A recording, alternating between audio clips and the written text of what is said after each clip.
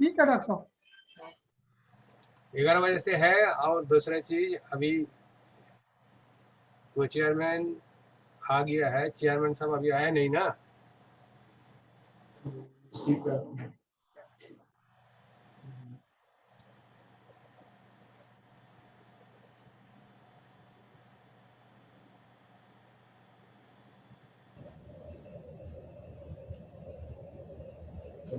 हाँ, good morning doctor साहब। Hello. हाँ, good morning. N K Dubey, professor N K Dubey, myself. हाँ, वेलकम सर। हाँ, yes, thank you. This is for mycotoxin session ना? Yes yes. Okay okay, then I am correct. Thank you. कर दो, move कर।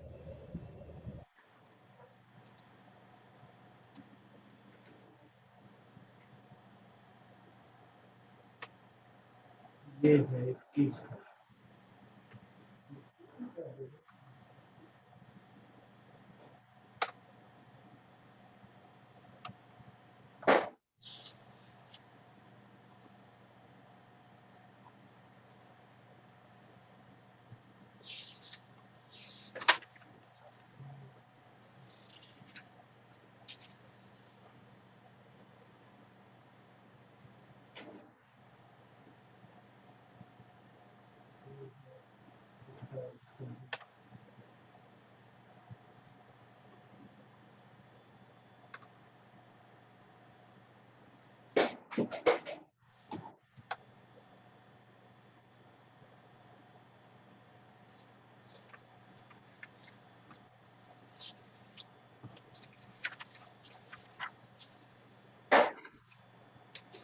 और एक और अभी आया है लेटेस्ट।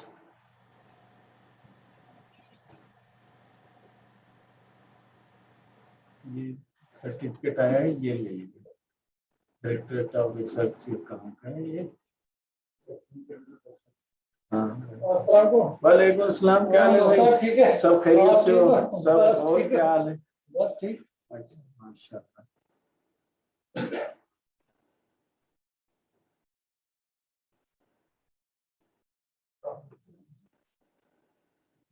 ये वाली इसकी कार्ड हटा के ब्लैक वाली नीचे पड़ी होगी ब्लैक, इसकी पैसे पड़ी हुई। अच्छा, इसमें अच्छा लगी हुई, ठीक लगी।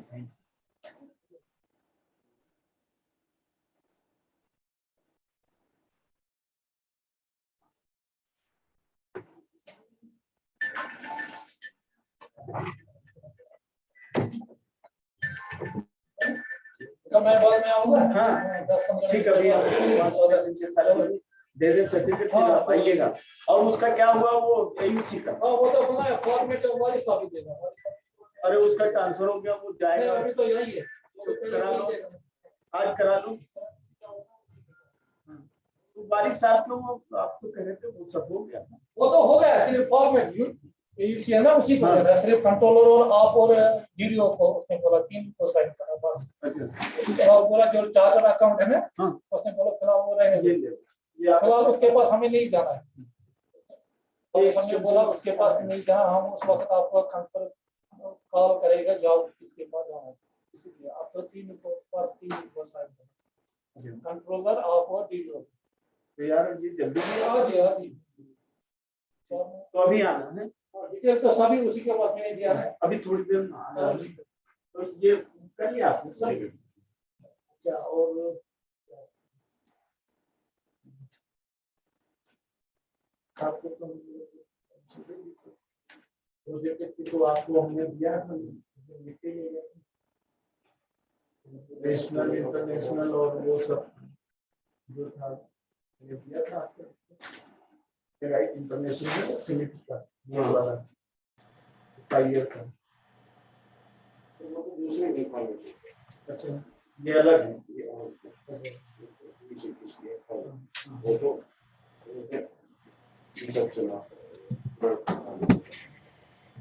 और यूनाइटेड लेक्चर लिख लो, यूनाइटेड लेक्चर की वो कॉपी आपको दे दें।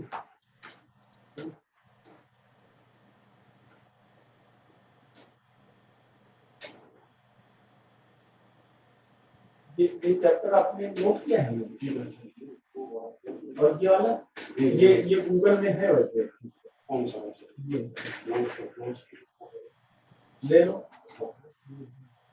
चैप्टर है गूगल में है वैसे वो वाला नहीं था गूगल स्कॉलर के अपडेट है सर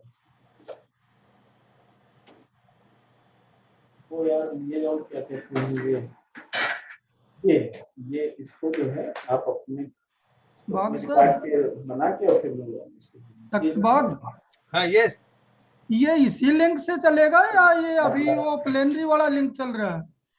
नहीं ये लिंक से हमको तो जो लिंक दिया है यही लिंक दिया है।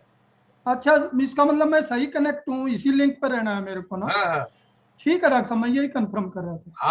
आप सही है कि नहीं आप तो देखो जो चेयरमैन को चेयरमैन उन लोग भी आ गया है उन लोग को भी ठीक लिखा है ठीक लिखा है। गुड नहीं, morning good morning sir, morning. Good morning.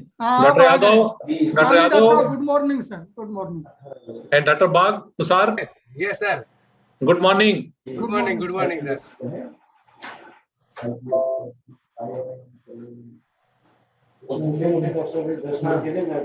Lecture हमारा है इफत का भी मेंशन और उनका भी mention participant poster presenter I think पूर्ण Yeah, Dr. Datta, good morning. Morning sir. Morning, sir. Yeah. I am seeing you after a very long time. Yes, sir. Yes, sir. आप कैसे हैं बोलिए sir? Fine, fine. Thank you. Since I have left the vegetables, so it is very difficult to see you. Huh? Yes, sir. Yes, sir. Yes, sir. आप note कर लीजिए doctor Datta, good morning. Good morning. Good morning. Good morning. Sir, I meet you in your lab at the time of our muscle workshop. Yes. BCKV, yes sir. Yes. For tomato, our tomato project relation. Yes. Nikra वाला Nikra. Yes sir, in Nikra connection, yes sir. और how are you sir? ठीक है sir. Quite fine sir. Yes, ये चल रहा है. Okay sir, खुश रहो हमेशा। चेंज कर दो क्या करूं वो भी आप एक्सपर्ट चेंज कर दो क्यों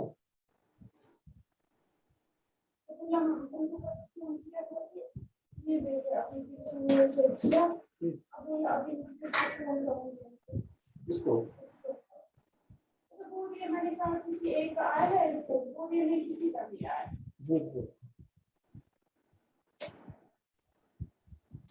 मेल किसके पास है कौन देखते हैं वो बताते नहीं वो ऐसे कहते हैं वो आपको बता ही नहीं सकते कि आगे 23 को है आज के आज 20 नहीं अब वो उनका सर्वर शुक्ला नहीं करेंगे तो अभी 23 कब है अच्छा आज ये जो कुछ करना है फाइनल आज ही करेंगे हाँ शाम तक भेज देंगे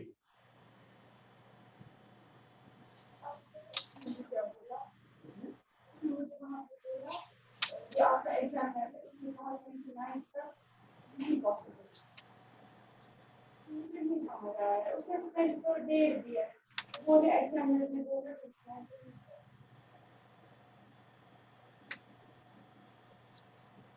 चेक कर 29 पे पॉसिबल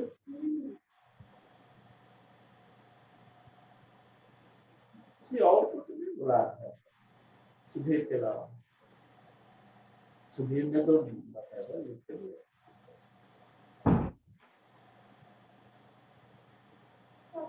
आपने भेजा है आपने भेजा है बस आप वो कुछ नहीं बोला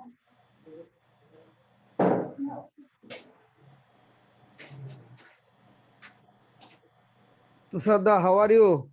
I am fine. I am fine. ये बोले चल रहा Should we start or little bit we shall wait because participants still not here.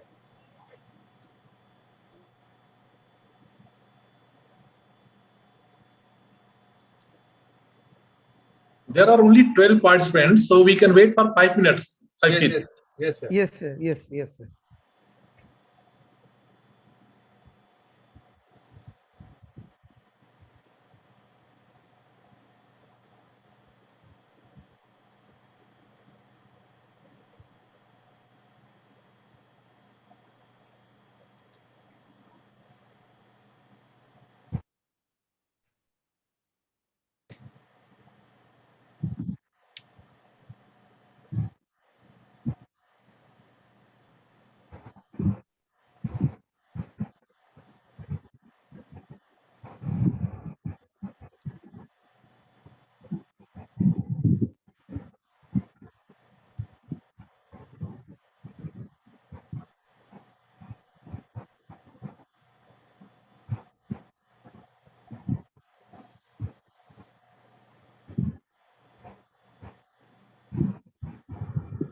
Sir good morning sir. Sir ये सेशन टेक्निकल सेशन 5 है ना सर? ये 4 है, लेकिन लिंक तो 5 का दिया हुआ है। ये कंबाइंड होगा ये 4 और 5, पहले 4 कंप्लीट होगा फिर 5 शुरू होगा।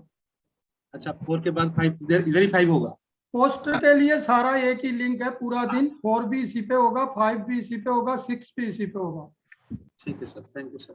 Common link for all poster presentation. Another thing, this is for poster session, for only Poster for session? This Yes, is sir, yes, only sir. for poster session. Only for poster session.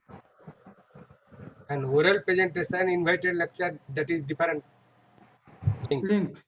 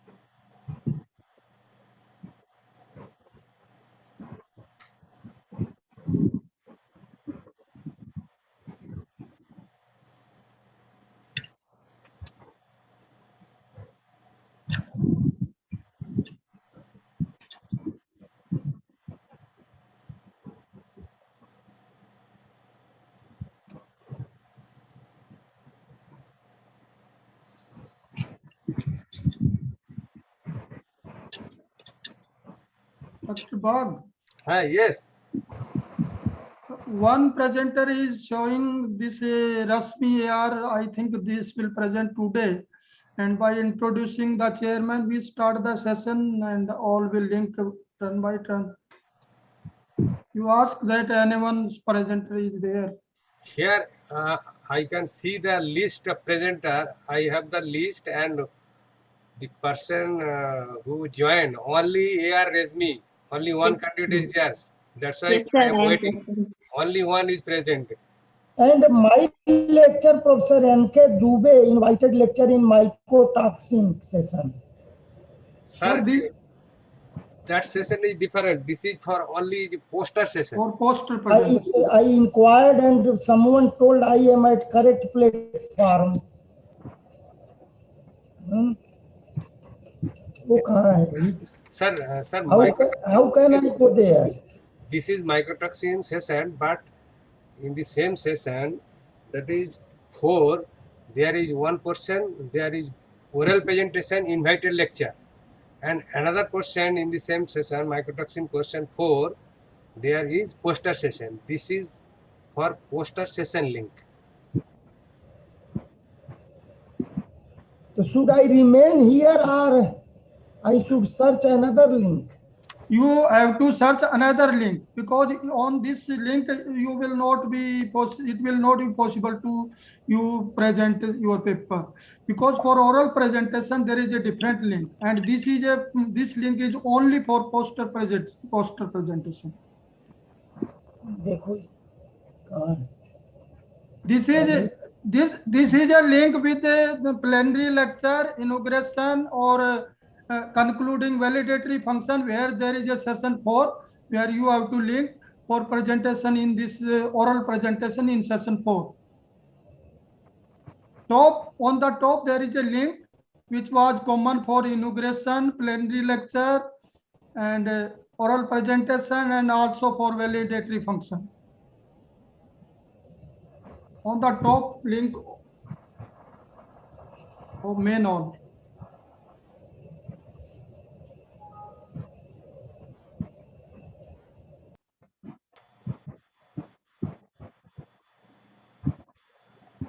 Sir, there is 4 link. First link, you can join first link. There is the technical session 4 for oral presentation. I think that sir has left or this link. Okay.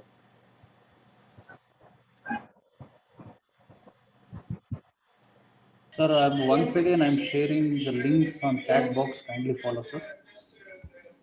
Yes, madam. Yes, madam.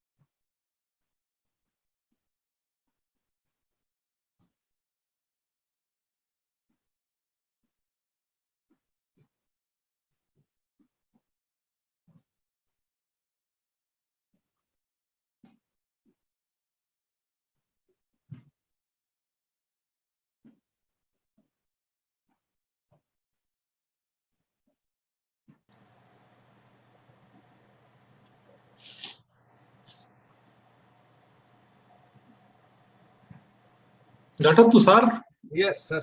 I am starting. we should start. Yes. Good morning, everybody, and welcome to this session for the mycotoxin and their impact on human and animal health. Let me introduce the chairperson of the session, Dr. R.P. Singh, presently professor in the Department of Plant Pathology, G.B. Pant University of Agriculture and Technology, Pantnagar. He is having about 28-year experience in research, teaching and extension. Initially, he was in the government of Rajasthan in 1993. Later also joined in ICR, Director of Onion and Garlic Research, Pune. Later joined G.B. Pant University. Now he is there. Dr. Tushar, you are not audible. आपकी आवाज नहीं आ रही है. Dr. Rajesh Pratap Singh is presently professor in the Department of Plant Pathology, G.B. Pant University of Agriculture and Technology. He is having about 27-year experience in research, teaching and extension, and initially he started his career in government of Rajasthan. Later he shifted to ICR Institute, Director of Onion and Garlic Research, Pune. Further, he joined in the Division of Plant Pathology, G.B. Pant University of Agriculture and Technology. At present, he is there. He is in different review committee of DST, DBT, DRDO, and he is fellow of Plant Protection Association of India, Hyderabad, and fellow Indian Society of Plant Pathologists, Ludhiana. He is basically doing work on fungal pathology, maize pathology, fungicide, ecology of soil and plant pathogen. So with this, I welcome Dr. Rajesh Pratap Singh to chair the session 4. Let me introduce the co-chairman of this session, Dr. Subrata Datta. He is at present in Bidanchandra Krishi Vishwavidyalaya, Mohanpur, Nadia. At present, he is associate professor in that department and presently doing on bacterial disease of croplands, and he is having number of papers, about 28 referred journal papers, 2 books and several popular articles, and he attended about 9 national seminar and 10 international seminar, and presently working on AICRP vegetable crops. He is there about more than 10 years and guided about 7 MSc student and 5 PhD student. So with this, I welcome Dr. Datta to co-chair this session with Dr. Rajesh Pratap Singh. Now I request all of you to chair the session and handle this session. Thank you, sir. Please, we start. Good morning, everybody. Dr. Datta, the co-chairman, Dr. Tushar and Dr. Yadav, the conveners of the session. At the outset, I would like to thank the organizers of the conference, particularly Dr. Dinesh Singh, our Organizing Secretary, who has given the opportunity to share this platform with you. I had worked on the vegetables for more than 20 years, and since 2012, I am coordinating the maize research program at Pantnagar. And fortunately or unfortunately, in both the commodities, fruits and vegetables and maize, the aflatoxin and mycotoxins are the major concern. And as we know that in recent years, the food habit has changed a lot, and the consumption of the fruit and vegetables in our diet, daily diet has increased manyfold, and the culture of the processed food has also gaining popularity. And in all the cases, the mycotoxins poses a serious threat to the human health. So without giving the much time on these formalities, Dr. Datta, do you have some initial comment, or should we proceed? Okay, we shall proceed, sir. Okay. So in this, as Dr. Tushar has already said, that basically we have to cover the two technical sessions. Technical session 4, that is on the mycotoxin and their impact on the human and animal health, and followed by the technical session 5, that is on the plant quarantine, biosafety and residue management.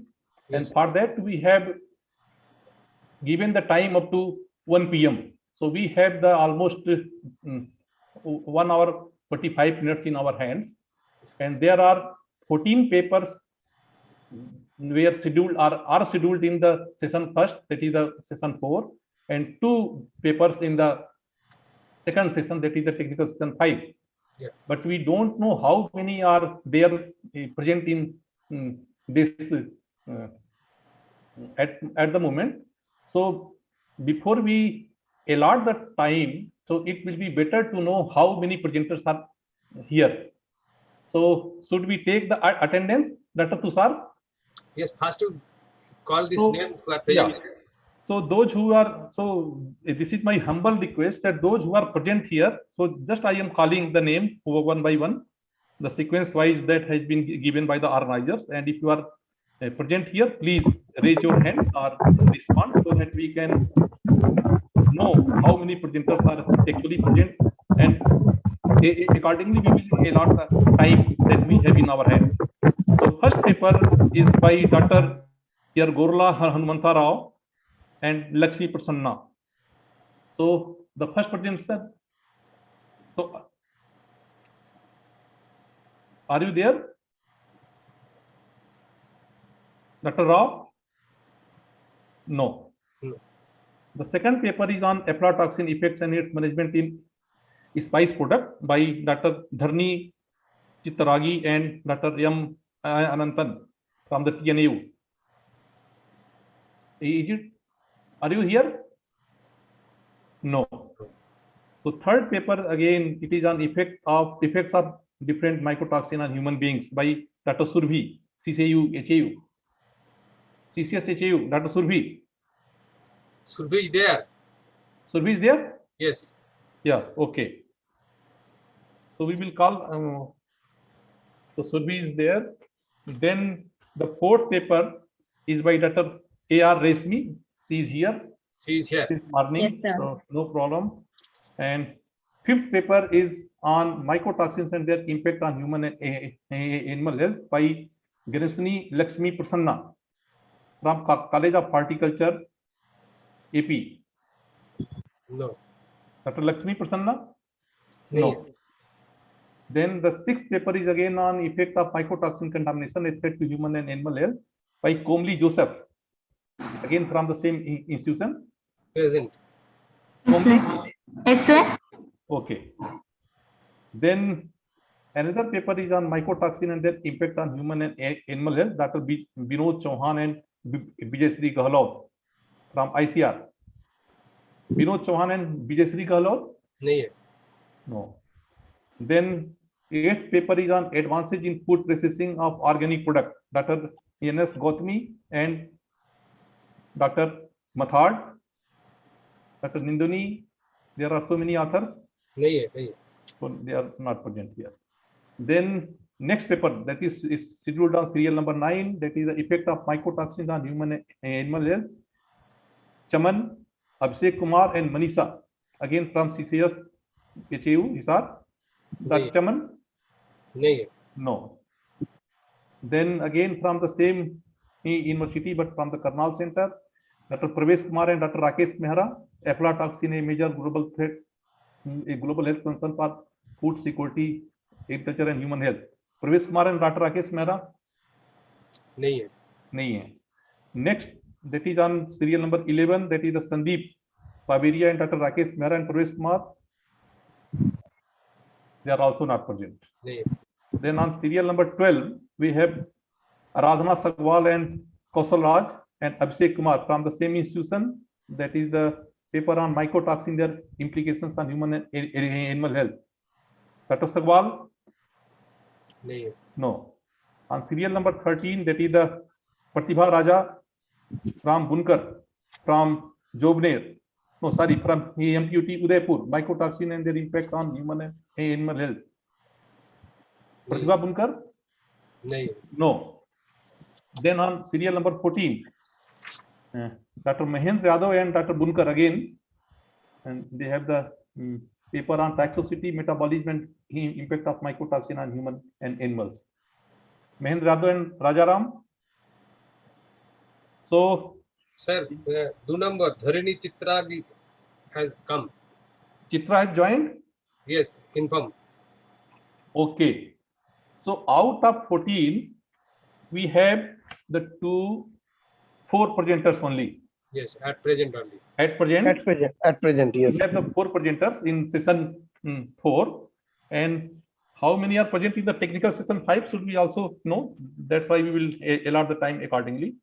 In technical session 5, again, there are only 2 papers, and they too on only on the aspect of the quarantine, and there is no paper scheduled on biosafety and the residue management. So both the paper on quarantine only. And the first paper is again from Dr. Mukesh Kumar Yadav and Mahendra Yadav, scenario of plant quarantine in India, from SKM Jobner. Dr. Mukesh and Mahendra Yadav? नहीं है sir. नहीं है. And the second paper is by Dr. P. Damodar Reddy and Lakshmi Prasanna from YSR Horticulture University, AP. That is on plant quarantine in management of insect pest and plant pathogens. So Dr. Reddy or Dr. Prasanna? No. No. No. So in the technical session 5, there is no presenter is available. So we have only 4 presenters in at present. So we have the sufficient time.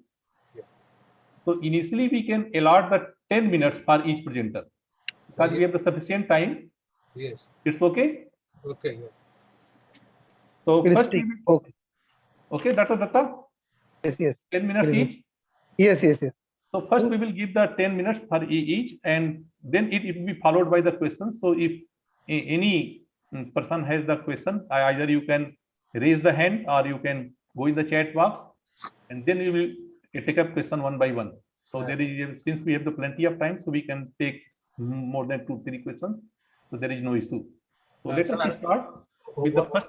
Sir, 1 minute. Organizer inform the candidate who will present poster. Okay. But them only 2 to 3 minutes. I think they are not ready for taking Yes. If they take, that is no problem. If they have sufficient material, they can take. We have no objection. Thank you. Yes. Otherwise, whatever they are having, they can present. Okay. So then standard time is 3 to 4 minutes, and if you wish to take more time, there is no time limitation. Yes. Okay. Yes. But maximum limit is 10 minutes. We are not going to be beyond 10 minutes. Okay. Yeah. Okay. Thank you, Dr. Tushar, for correcting me. So let us start. So first, a presentation is by Dr. Dharni Chitragi on topic aflatoxin effects and its management in spice products. You can share your screen and unmute yourself. Dr. Dharni. Yes, sir. Good morning, everyone.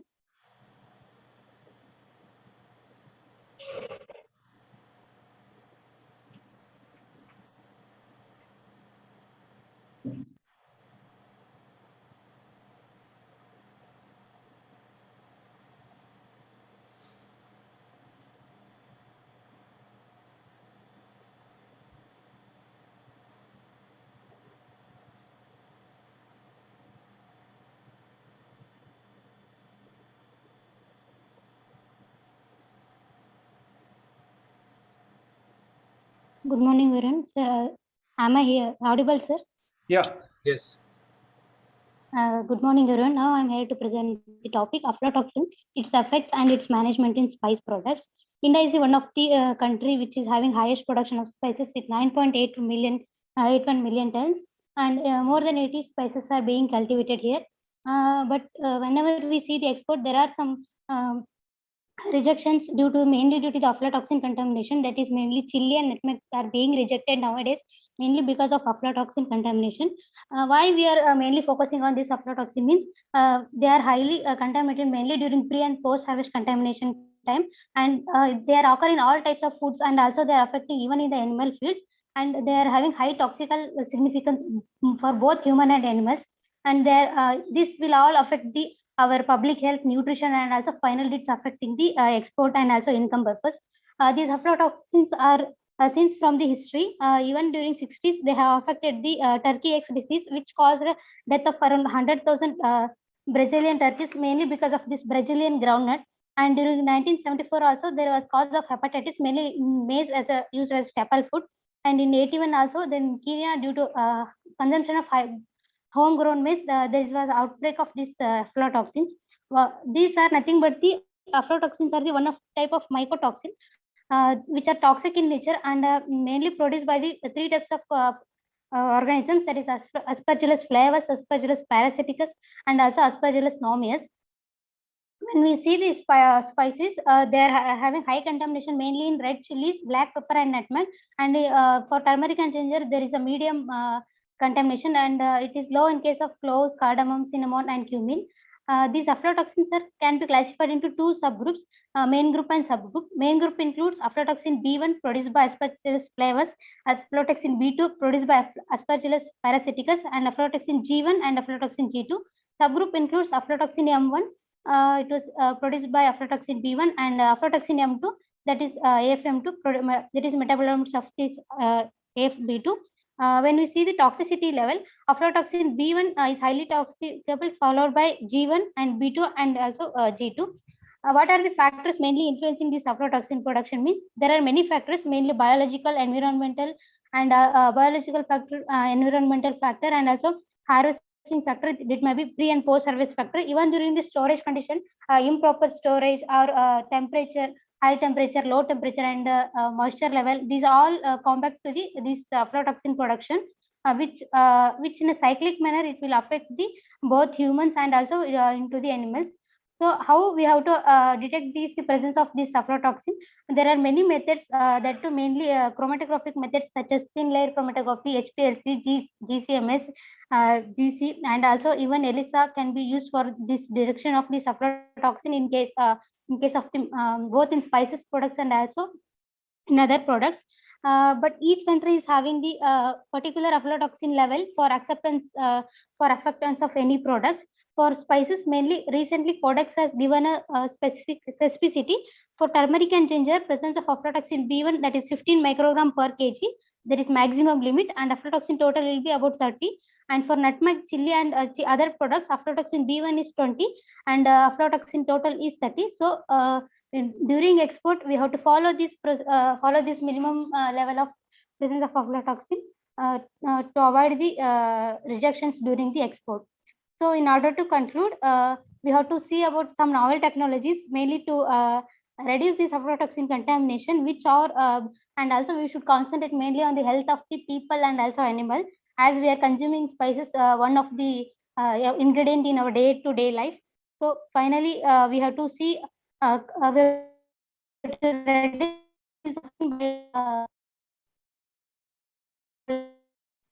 contamination overall. Thank you, one and all. So it's open for discussion. If any person has any question, we can take up.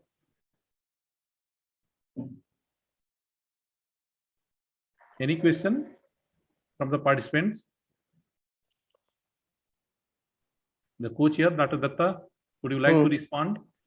Dharani, I think this is your review paper presentation. This is not your any own work. Hi. Yes, sir. No, sir. It is review, sir. can you tell me what will be the effect of aflatoxin on the climate change scenario? Have you got any information regarding this? Yes, sir. As temperature and also other factors influence this production of aflatoxin, climate change also one of the factor. Maybe temperature variation will there will be some temperature range for this aflatoxin. Maybe around 25 to 35 range. 25. So higher the temperature, maybe. Aspergillus flavus is highly tolerant to temperature, and Okay. also having a very tolerant to the drought also. Okay. And especially in Serbia, Yes, in sir. this country, there was no report of any mycotoxin effect, but from 2010 onwards, with the increasing drought, they have found the aflatoxin also increased in case of maize. They have very suffered from maize aflatoxin in Serbia and Hungary. Yes, sir. Okay, can you tell, besides your aflatoxins, which are other group of toxins that that also considered as mycotoxins? And besides your Aspergillus genus, which are the other genus that are also producing the aflatoxin?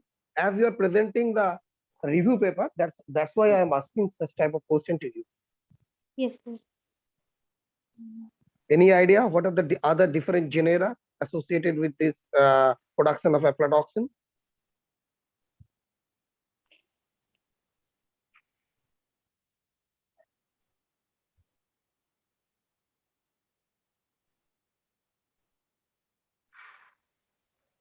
Okay. Okay. I'll Is refer there- and tell. Yes. Is there any other question from any other participant? From conveners, Dr. Tushar or Dr. Yadav?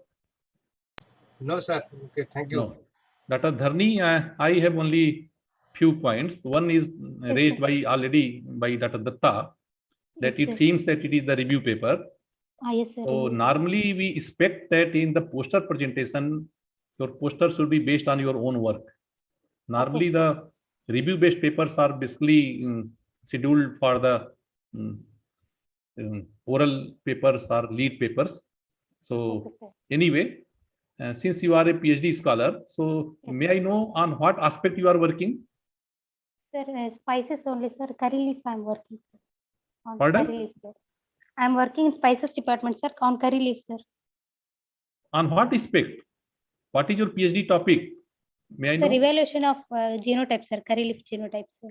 Curry leaf genotypes for what? For yield and quality, sir.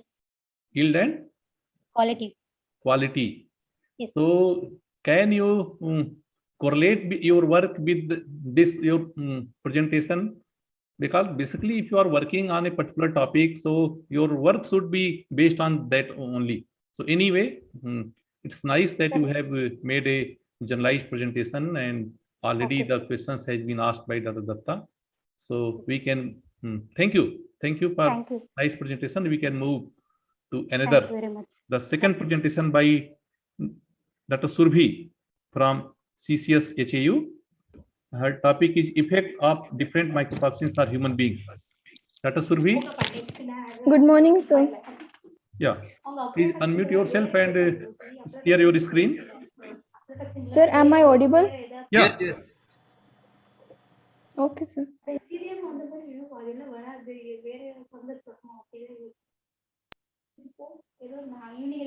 Sir, is the screen visible?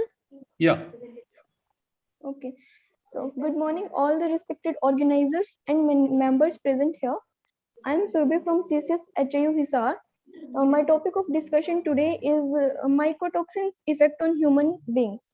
So, mycotoxins are created by fungus, but we can say that not all mycotoxins produced by fungus are mycotoxins. Some of the examples of mycotoxins are alpha toxins, ochratoxins, fumonizins, citrazins, and many more. alpha toxins are recognized as the dominant mycotoxins. They are also called hepatocarcinogens that also have a deleterious impact on the gastrointestinal system of the system, and that is by increasing lactose dehydrogenase and inhibiting cell development. So if we talk about different mycotoxins, then alpha toxins affect the gastrointestinal system, and ochratoxins have kidney as their main target site, and they affect and do their toxic action by DNA adduct formation and oxidative stress. They are the main mechanism of ochratoxin toxic mechanism. So if we talk about the relationship between mycotoxins and overall health effect of human beings, then there exists a bidirectional relationship between gut microorganisms present in humans and overall health effects of mycotoxins. So gut bacteria protects the human body from mycotoxins by working as a filters, but mycotoxins can alter the gut flora. The susceptibility of individuals to mycotoxins depend on the specific gene mutations which influence cytotoxicity.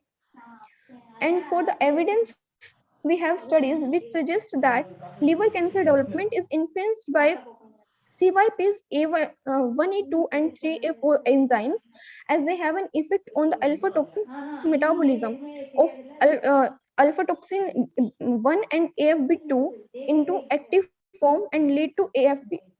So we can say that mycotoxins are a great threat to human life, and in the context of sweeping changes in population dynamics, agricultural production and climate, which are already disrupting the need of production balance, harmful mycotoxins may have a potential to exacerbate the situation due to their ability to withstand extreme temperatures and can cause problem in areas where they have not been previously reported.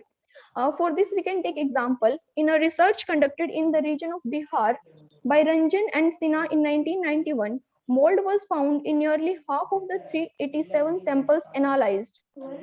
So immediate measures are needed to stem the effect of mycotoxins, and this can be done by adopting good agricultural practices like timely harvesting, proper storage, proper drying, biological methods like competitive exclusion, and proper legislation. Thank you all. Now it is open for discussion. So first we will take up the question from the audience. Any participant? Do you have any query?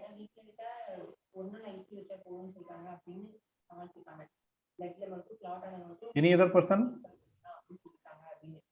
Conveners or Dr. Datta? Here also the same question. This is not any research output, I think. Yeah, again. Yes, sir. Surbi, are you Surbi, doing PhD there? No, sir, I'm not doing PhD. Then what you are doing at HAU? Sir, I just completed my graduate. So, sir, I was very interested in participating if I got such an opportunity. So I explored all the. Are you going to take up the higher studies? Yes, sir. Which department you will choose? Sir, plant pathology. Plant pathology. Yes, Had you applied in the ICR exam, or you will continue at the HAU itself? Sir, I will try to get admission in ICR itself, but if I was not lucky enough, then I will go for CSH definitely. Okay. So I am highly impressed that you are an undergraduate student and you are so good presenting, very good. To present a paper in a conference. So I welcome you, and I'm very happy with your temperament, that you have a research temperament. So we will welcome you in the plant pathology fraternity. So we will be very happy to receive in our fold. So should we? It will be a great pleasure for me, sir. So should we move forward? Yes, sir. Dr. Datta? Yes. Okay. So next speaker is Dr. A.R. Resmi. Her paper is on role of Alternaria toxin in inducing leaf blight disease of cucurbits. So Dr. Resmi? Please continue. Okay.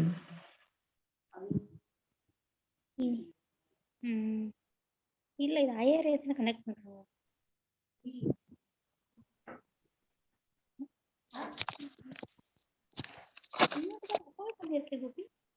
Yes, okay. My screen is visible, sir. Yes, yes. Yes, it is visible. Thank you, sir. அடி பாவி. Respected chairman, co-chairman, and all other participants, a very good morning to all. Myself, Reshmi. I'm here to present on the topic role of Alternaria toxins in inducing leaf blight disease of cucurbits. Cucurbits are important vegetable crops cultivated extensively in the tropics, a major crop of Kerala also. They play a vital role in the human diet. They are a valuable source of vitamins and minerals. As we all know, they are prone to many diseases. Among the various diseases, Alternaria blight is one of the serious diseases.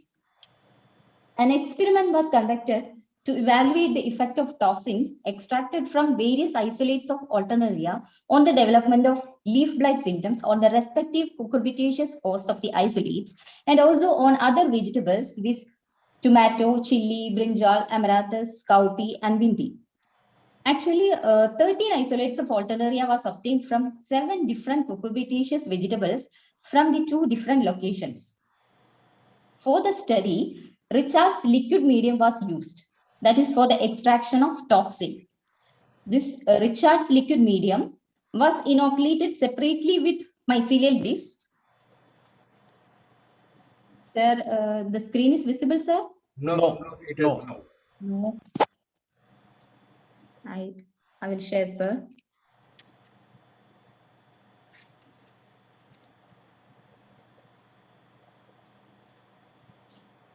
Is it okay, sir?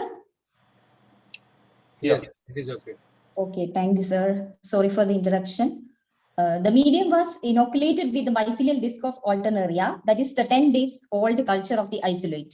These plants were incubated at room temperature till the fungal growth fully covered the surface of the broth. Then the broth was filtered through the sterile Wattsman #1 filter paper to extract the exotoxin. For the extraction of endotoxins, the mycelial mat was homogenized separately with 5 times sterilized water and this centrifuged for 1000 RPM for 15 minutes. The pellets were discarded and the supernatant solution was again centrifuged for the 15 minutes at same 1000 RPM. The supernatant after second centrifugation was taken as the endotoxin. For this toxin study, the cucurbitaceous vegetables were grown on poly bags. The matured leaves were spot inoculated separately with exotoxin and endotoxin extracted from the respective isolates on both surfaces of the leaves after giving an injury, that is the pin pricking. Cross inoculations of toxic metabolites on cucurbits and other vegetables were also done. The inoculated plants were covered with polythene cover to maintain the humidity and observed daily for the development of symptoms. The plants inoculated with sterile water served as the control. Coming to the results revealed a positive reaction on by all the crops inoculated with the toxic metabolites of various isolates of Alternaria. It was observed that exotoxins and endotoxins produced by different isolates of Alternaria produced symptom on all the cucurbitaceous vegetables and other vegetables tested. The initiation of symptom was first noticed on the leaves inoculated with exotoxin of Alternaria, and it took very short incubation period of 2 days for the symptom expression. The exotoxin inoculated leaves first showed yellowing on the inoculated area, then followed by the brown lesions after 5 days of inoculation. The leaves inoculated with endotoxin of isolates of Alternaria produced the characteristic yellowing on the leaf margin, and after a complete whitening of the leaves occurred. It took more incubation period of 4 days for the symptom expression. Characteristic marginal leaf blight symptoms were observed 6 days after the inoculation. From these observations, it was clear that various isolates of Alternaria isolated from cucurbitaceous vegetables produce the non-host specific exo and endotoxins, and these toxins also have an important role in the development of disease, both in the cucurbitaceous vegetables and other vegetables tested. Thank you all. So now it is open for discussion. Questions from audience? Any question from audience? Dr. Datta? Rashmi. It is your own field. Yes, sir. From vegetables. Yes, Though sir. you are a bacteriologist, but it is your own field. So we will prefer that Datta should start the discussion. Okay, Resmi, Yes, sir. you have isolated, you have inoculated the Richards medium with Yes. your Alternaria mycelial dish. Yes, sir. And for exotoxin, you are using the media itself, or you extract it to any organic solvent, and then you utilize it. Media only, sir. I have allowed to grow, incubate the media at room temperature for complete mycelial growth on the surface of the media. After that, I have extracted it by filtering through the Wattman number filter paper. Then I am asking you, hey, there the Alternaria spore also be present. Yes, sir. Then it is due to your extracted exotoxins, or it may be the Alternaria contaminations also there. Exotoxin, sir. Actually, you just filtered through Wattman filter. Wattman filter is proof, filter proof for your Alternaria spore. Yes, sir. No. Number two is you are inoculated in different leaves. What do you think? It is a host specific toxins or host non-specific toxins? I got non-host specific toxins, sir. Non-host specific toxins. All the isolates were in the when cross inoculations were done, the symptoms were produced. Okay, and not only your cucurbitaceous host, it also produces the Solanaceous host also. Yes, sir. I have isolated from cucurbitaceous vegetables that isolates shown symptom on all other solanaceous crops also. Okay. I got the symptom. Okay. Okay. Thank you, sir. Any other question? Any other question? Dr. Resmi, Yes, sir. Are you doing PhD? No, sir. Then what I'm you are going doing? to write the entrance, ICR entrance. I'm just going to write. Okay. So how you have done this work? Part of your Part master of thesis? Or? my MSc work. That was MSc? on variability of Alternaria isolates. Okay. One of the objective was the toxin study, sir. So my first question is that have you identified the species of the Alternaria? You said that you have isolated the 13 isolates. Okay. Yes, sir. Yes, sir. So have you identified? Yes, sir. Species? Yes, sir. So Yes, sir. It were Alternaria leaf blight. which species? Alternaria, alternata, artemisium. I have got 13 isolates from 7 crops, and it was identified as Alternaria alternata and Alternaria tenuissima. You are not audible.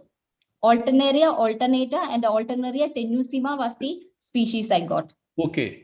So is there any difference between the behavior of these two species with respect to the selectivity which Dr.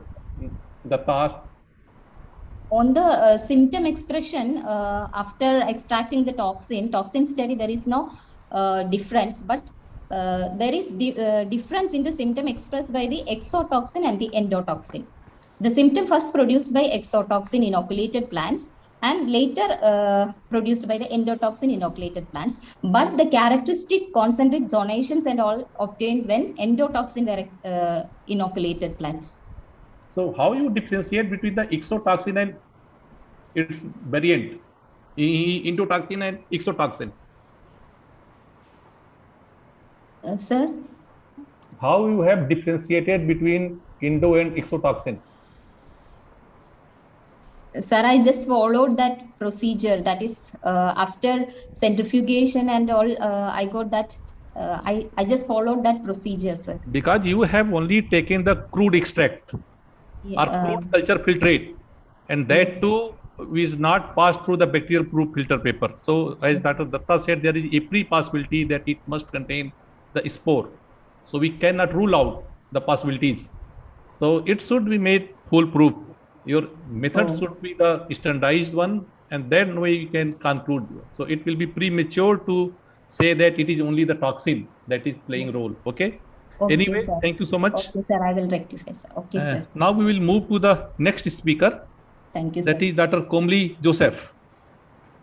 Dr. Komli Joseph from the YSR Horticulture University. Dr. Komli. Yes, sir. Yes, sir. I'm here.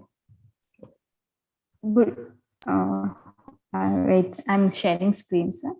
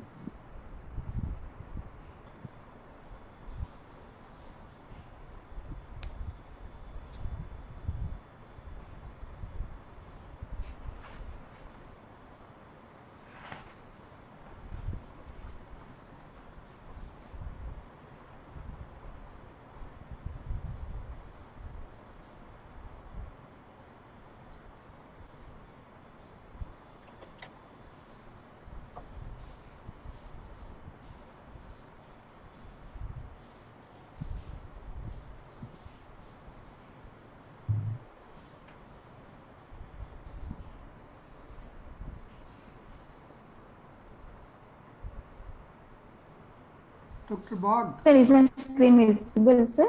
No. Your computer screen is visible.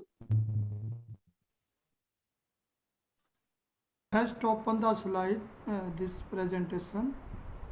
Click on that. Your desktop is visible.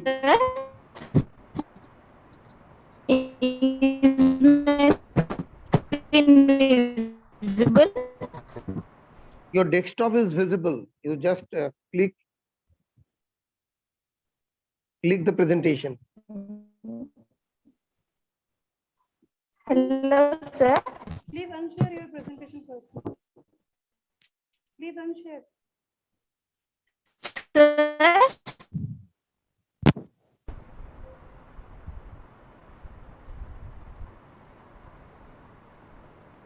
Yeah, now share again.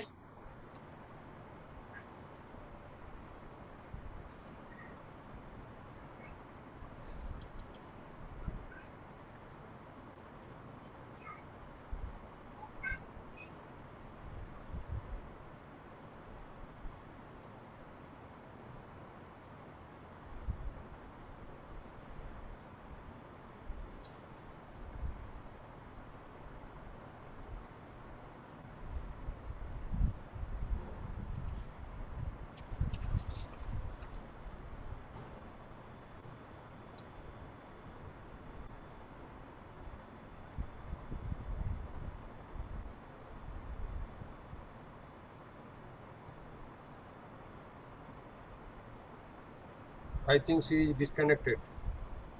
Link has gone.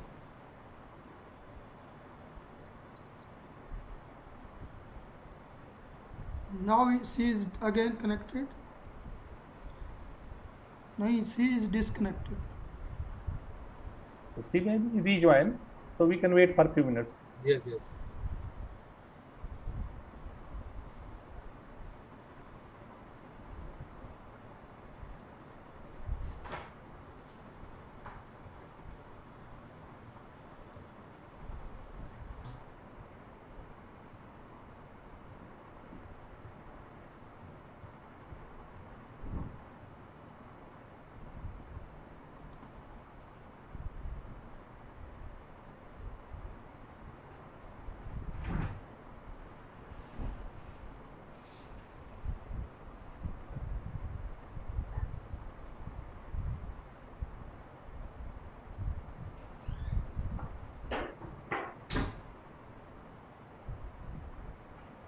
Dr. Komli, share your screen. She is just connecting. Yeah. Sir? Yeah. Share your Yes, screen. I'm so sorry. Again, you share.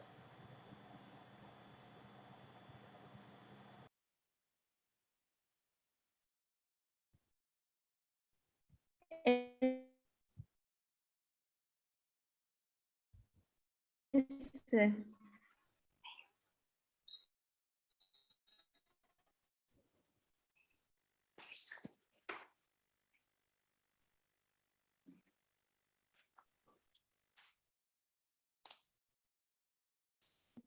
Excuse me, sir. Yeah. Is my screen? Sir, is my screen visible, sir?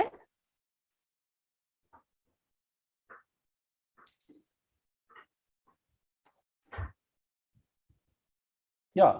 Now it is visible.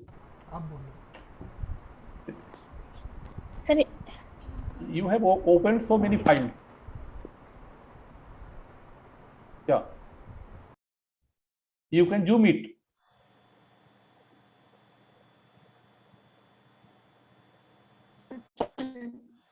Make it fully screen. okay, sir, sure, sir.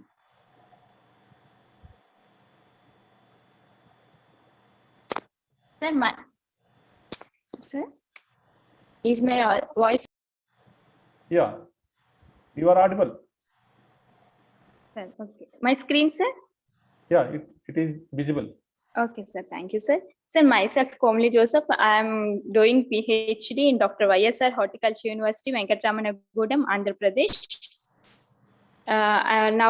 Good morning to all delegates here. I am presenting on effect of mycotoxin contamination, a threat to human and animal health. Definition of mycotoxin. Mycotoxins are secondary metabolites produced naturally by filamentous fungi, which are considered toxic substances when present in food for human and feed for animals. Mycotoxins are frequently found in products such as nuts, corn, rice, and several other cereals, which can be contaminated in the field during harvest or during storage. Mycotoxins occur more frequently in areas with a hot and humid climate favorable for the growth of molds. They can also be found in temperate zones. And there are different types of mycotoxins. There are aflatoxins, ochratoxins, zearalenone, trichotillins, fuminosins, moniliformin.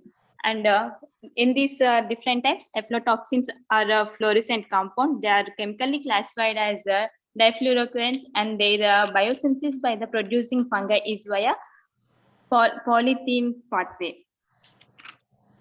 And these aflatoxins is associated with both toxicity and carcinogenicity in human and animal populations. The disease caused by aflatoxin consumption are loosely called aflatoxins, aflatoxicosis. And second one, ochratoxin. These are metabolites produced by certain species of the genera Aspergillus and Penicillium. And it is frequent natural contamination of many foodstuffs such as cocoa, beans, coffee beans, cassava flour, cereals, fish, etc.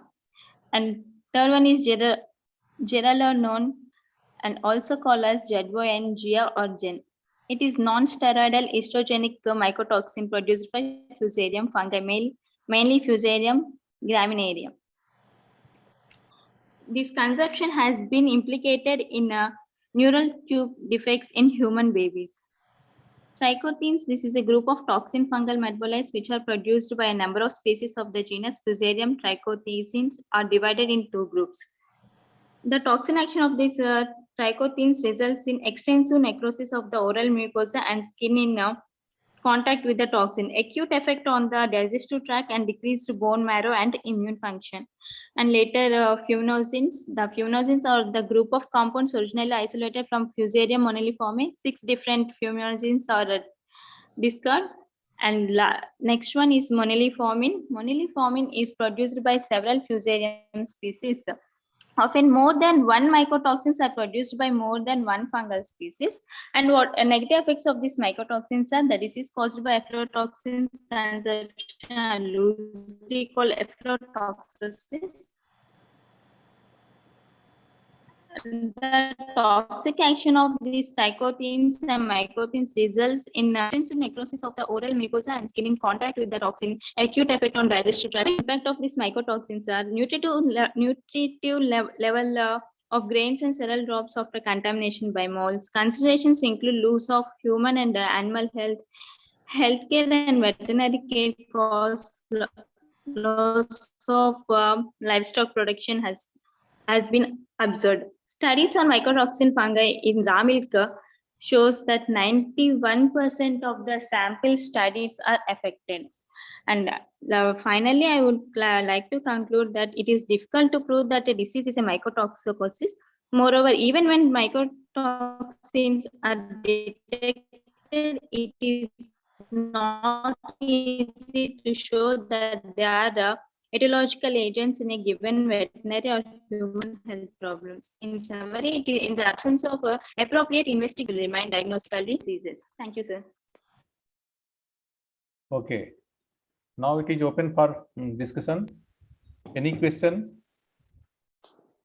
Any question from audience? Yeah, Dr. Datta.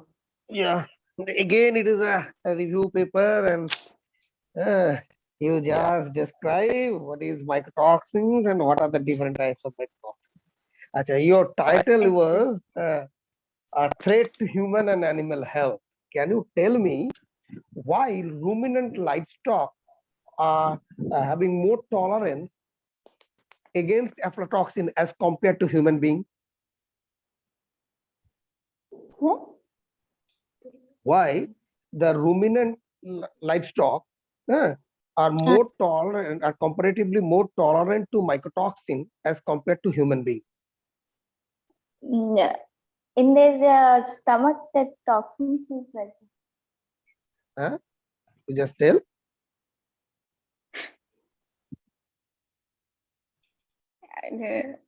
Yeah, you are on the right track. Yeah, you just tell. And I am giving you some hints of your previous, one of your previous presenter also in that pointed out in this point. Ruminants in ruminant stomach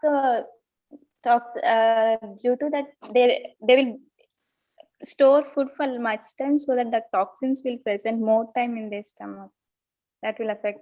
No. I am just telling you why the ruminant are more tolerant. Because the concentration which is effective in human being, that concentration is not effective against livestock, ruminant livestock.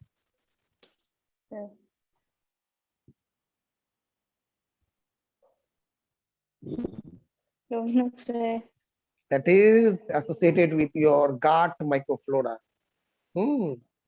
Actually, what happens, the gut microorganisms are generally detoxifiers and help the system.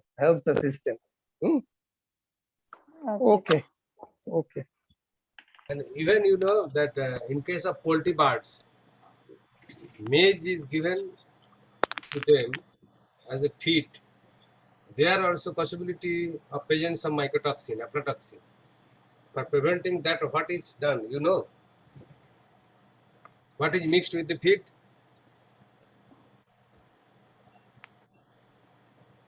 Some of diatomaceous earth material is mixed with the feed that binds with the mycotoxin binding site.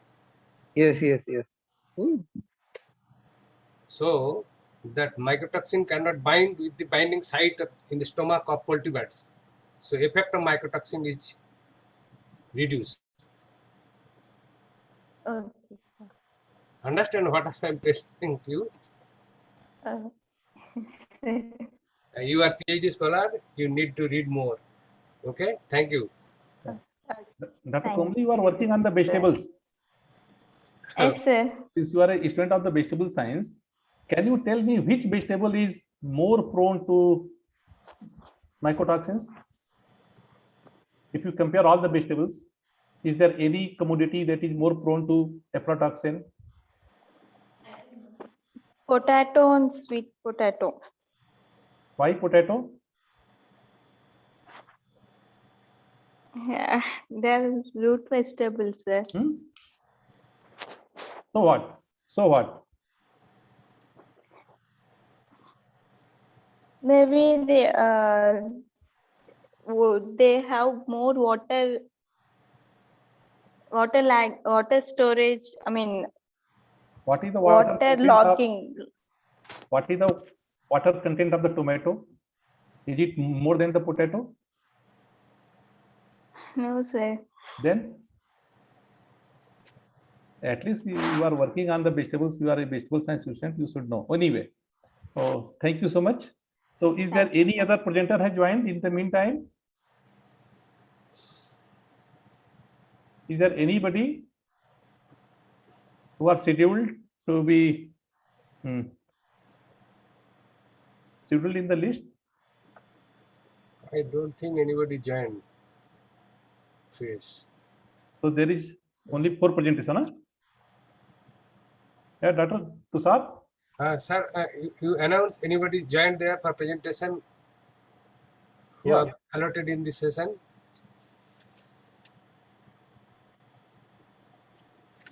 Is any scheduled presenter is left out of both the sessions, session 4 and session 5? If any presenter is left, please let us know so that we can take up the presentation.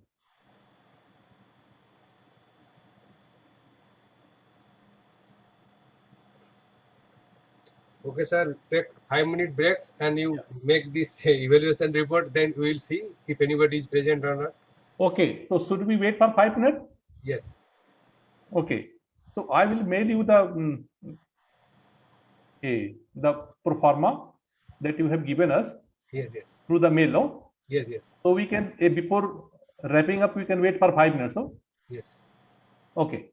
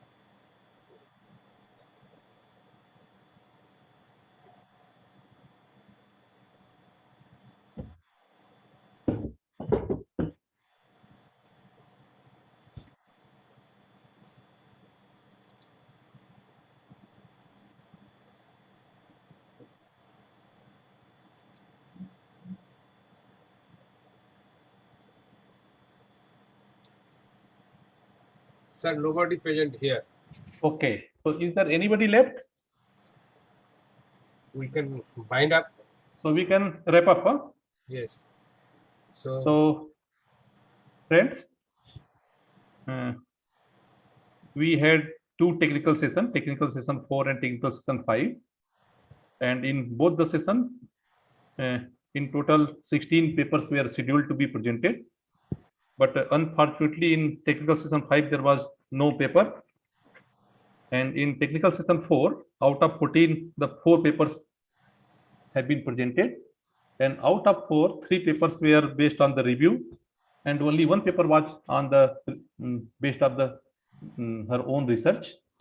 So I am little bit hopeless because at least in the virtual mode we were expecting the more presenter, though there is a trend that in any national conference or symposia we receive large number of abstracts, but when we come to the actual presentation, only few person present their paper in physical mode also, but in virtual mode we were expecting more. But anyway, there might be some reason.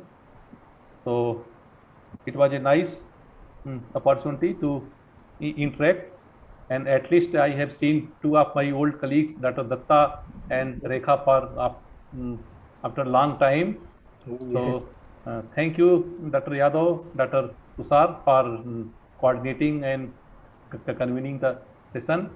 And once again, before wrapping that, I will request Dr. Datta if you have something to share. Okay, sir. Thank you, respected Chairman, sir, and one of my old associate and a very learned person in the field of plant pathology. I also duly acknowledge my senior, Dr. Tushar Kanti Bagh, and Dr. Jadov ji, and also the Secretary, Indian Phytopathological Society, for giving us the opportunity to lead the session. Though there is only already the Chairman sir correctly pointed out that out of 16 presenters, only 4 presenters are giving their presentation. That is only 25% are present in virtual mode, which is very easy to access from their home places. But from hopeless to hope, that we are having the 4 presenters that are that are the budding scientists. Someone are having did their undergraduate from undergraduate level. They are thinking for their research aspect. This is a very good sign. I hope we will get such type of hope in other fields also. And because the mycotoxin field is very critical field of research, and that research was started from 1960s and onwards. Thank you so much for presenting this. And naturally, the majority of the presentation was review mode. Okay, that's all. And I invite our convener, Dr. Bagh, to highlight something. And also to inform Dr. Bagh, I have also sent the evaluation report in your mail. Thank you, sir. And now I request Dr. Jadhav to give the vote of thanks to the chair. Respected Chairman, Dr. S. Datta, Dr. Tushar Kanti Bagh, and all our organizer side, Dr. Rekha Balodi, and all the participants. Sir, Dr. R.P. Singh, sir. Dr. Jadhav, Dr. R.P. Singh is chairman of the session. Yes. Respected Chairman, Dr. R.P. Singh and Dr. S. Datta and all the participants. We are highly thankful to you for organizing this session in such a nice way. And there was a more discussion. Although there was less participant, but discussion was very healthy, and all the young scientists were advised for their future course of work. And this session was organized in a very well organized, and we are once again highly thankful to Chairman Dr. R.P. Singh and Dr. S. Datta and our convener Dr. Tushar Kanti. Thank you very much all. Okay, thank you, sir. Dr. Rajesh Pratap Singh and Dr. S. Datta. I am thankful that you spend your valuable time and this chairing this session, and you have helped us a lot for conducting this international e-commerce. Thank you, sir. Thank you. Thank you, everybody. Thank you so much. Namaste, Dr. Singh ji. Namaste. Namaste, sir. Dr. R.P. Singh, we have visited. Yes. Okay, sir. Then, Dr. Tushar, we will close this session here.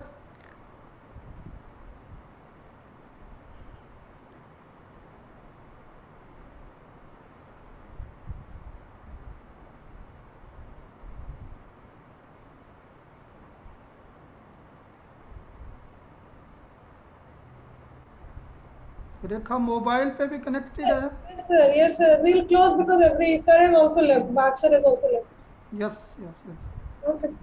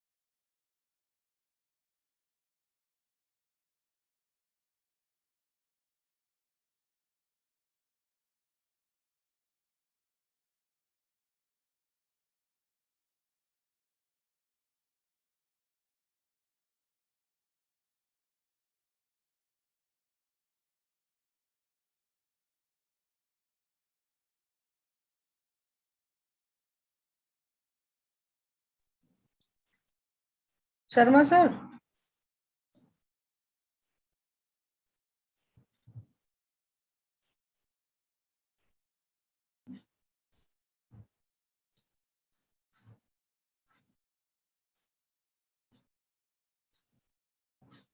Sharma sir.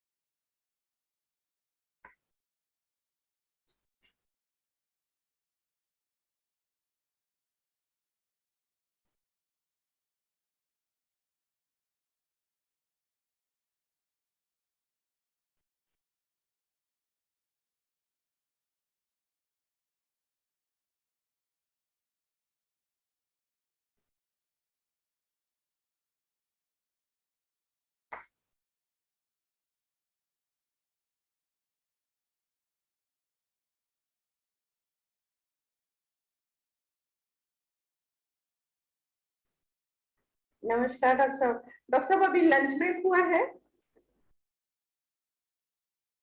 नहीं, यहाँ तो बस display हो रहा है श्रुति सेठी, बस और कुछ तो आ नहीं रहा। खुल हाँ, वही मैं पूछ रही थी कि क्या अभी अभी कुछ ब्रेक लिया हुआ है, क्योंकि हाँ हाँ कोई नहीं, मैं तो ज्वाइन कर लिया है। मैं जस्ट मुझे था कि मेरे यहाँ आज छुट्टी है ना, तो कोई कंप्यूटर इशू तो नहीं है, इसलिए पूछ रही थी। अच्छा ठीक ठीक ठीक ठीक, ओके थैंक यू।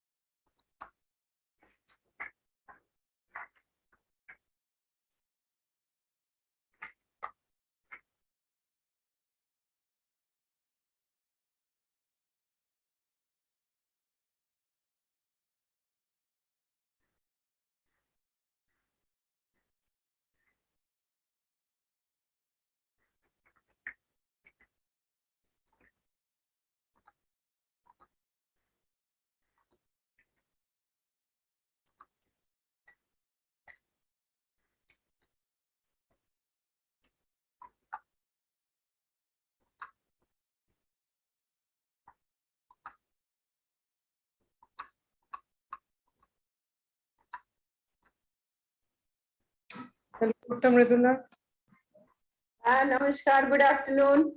कैसे हैं मैडम? बढ़िया, फाइन।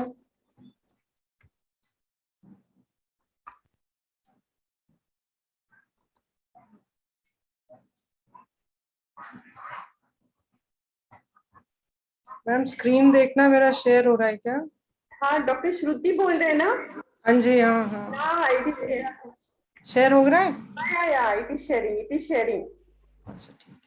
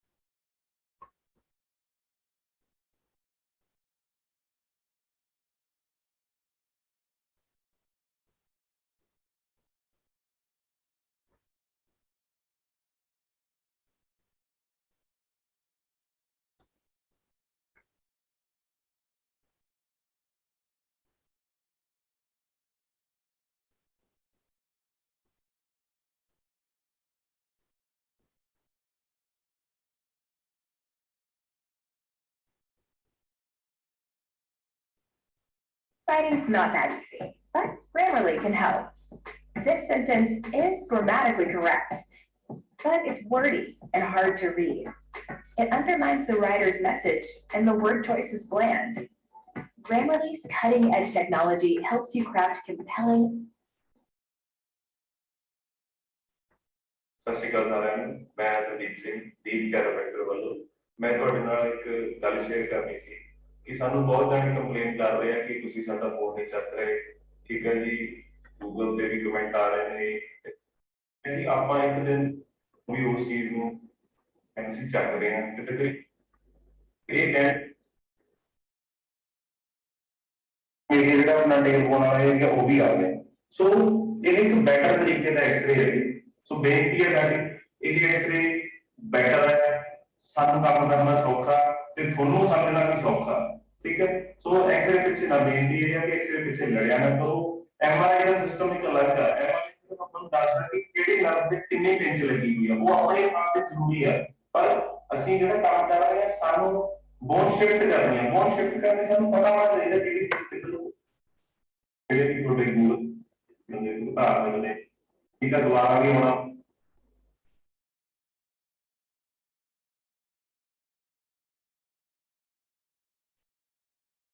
पहली एक्सरसाइज के लिए आपको ऐसे सीधे खड़े होना है, दोनों हाथों को जोड़ लें और धीरे धीरे ऊपर ले जाएं। ये एक्सरसाइज करने के लिए make sure your fingers are interlocked like this and slowly you have to pull your body upwards. जब आप ये कर रहे हैं तो ਸਤਿ ਸ਼੍ਰੀ ਅਕਾਲ ਸਾਰਿਆਂ ਨੂੰ, ਮੈਂ ਸੰਦੀਪ ਸਿੰਘ ਦੀਪ ਕੈਰੋਵੈਕਟਰ ਵੱਲੋਂ ਮੈਂ ਤੁਹਾਡੇ ਨਾਲ ਇੱਕ ਗੱਲ ਸ਼ੇਅਰ ਕਰਨੀ ਸੀ ਕਿ ਸਾਨੂੰ ਬਹੁਤ ਜਾਣੇ ਕੰਪਲੇਨ ਕਰ ਰਹੇ ਆ ਕਿ ਤੁਸੀਂ ਸਾਡਾ ਫੋਨ ਨਹੀਂ ਚੱਕ ਰਹੇ। ਠੀਕ ਹੈ ਜੀ, ਗੂਗਲ ਤੇ ਵੀ ਕਮੈਂਟ ਆ ਰਹੇ ਨੇ, ਇੰਸਟਾਗ੍ਰਾਮ ਤੇ, ਫੇਸਬੁੱਕ ਤੇ। ਤਾਂ ਹੱਥ ਜੋੜ ਕੇ ਬੇਨਤੀ ਹੈ ਜੀ, ਰੋਜ਼ ਦੇ ਇੰਨੇ ਫੋਨ ਆ ਰਹੇ ਨੇ, ਅਸੀਂ ਸਾਰੇ ਫੋਨ ਨਹੀਂ ਚੱਕ ਸਕਦੇ। ਜਿਹੜਾ ਬੰਦਾ ਇਸ ਕੰਮ ਲਈ ਸਪੈਸ਼ਲ ਰੱਖਿਆ ਹੋਇਆ ਜੀ ਫੋਨ ਚੱਕਣ ਲਈ, ਉਹ ਵੀ ਥੱਕ ਚੁੱਕਿਆ ਜੀ ਬਹੁਤ ਜ਼ਿਆਦਾ ਫੋਨ ਕਰਕੇ। ਗੱਲ ਇਹ ਹੈ ਕਿ ਆਪਾਂ ਇੱਕ ਦਿਨ ਦੇ ਵਿੱਚ ਇੰਨੇ ਜਾਣਿਆਂ ਨੂੰ ਪਹਿਲੀ ਗੱਲ ਅਟੈਂਡ ਨਹੀਂ ਕਰ ਸਕਦੇ ਹਨ, ਕਿਉਂਕਿ ਜਦ ਵੀ ਤੁਸੀਂ ਵੀ ਜਦ ਇੱਥੇ ਪਹੁੰਚੋਗੇ, ਠੀਕ ਹੈ, ਤੁਹਾਨੂੰ ਵੀ ਹਾਲਾਤ ਸਮਝ ਆਉਣਗੇ, ਤੁਹਾਨੂੰ ਫਿਰ ਪਤਾ ਲੱਗੂਗਾ ਵੀ ਅਸੀਂ ਕਿੰਨੇ ਕਿਸ ਤਰੀਕੇ ਦੇ ਨਾਲ ਮੈਨੇਜ ਕਰ ਰਹੇ ਹਾਂ ਇੱਥੇ। ਠੀਕ ਹੈ ਜੀ, ਕਿਉਂਕਿ ਜਦ ਤੁਸੀਂ ਇੱਥੇ ਬੈਠੇ ਹੋ, ਤੁਹਾਡਾ ਇਲਾਜ ਚੱਲ ਰਿਹਾ ਹੈ, ਫਿਰ ਤੁਸੀਂ ਫੋਨ ਚੱਕੀ ਜਾਵਾਂਗੇ, ਤੁਹਾਨੂੰ ਵੀ ਉਸ ਚੀਜ਼ ਨੂੰ ਲੈ ਕੇ ਇਤਰਾਜ਼ ਹੋਊਗਾ ਵੀ ਅਸੀਂ ਆਏ ਹਾਂ, ਸਾਡੀ ਵਾਰੀ ਹੈ, ਸਾਡੀ ਨਹੀਂ ਸੁਣੀ ਜਾ ਰਹੀ, ਫੋਨ ਅਟੈਂਡ ਹੋ ਰਹੇ ਨੇ। ਠੀਕ ਹੈ ਜੀ, ਹੁਣ ਡਾਕਟਰ ਨਾਲ ਸਾਡੀ ਗੱਲ ਕਰਾ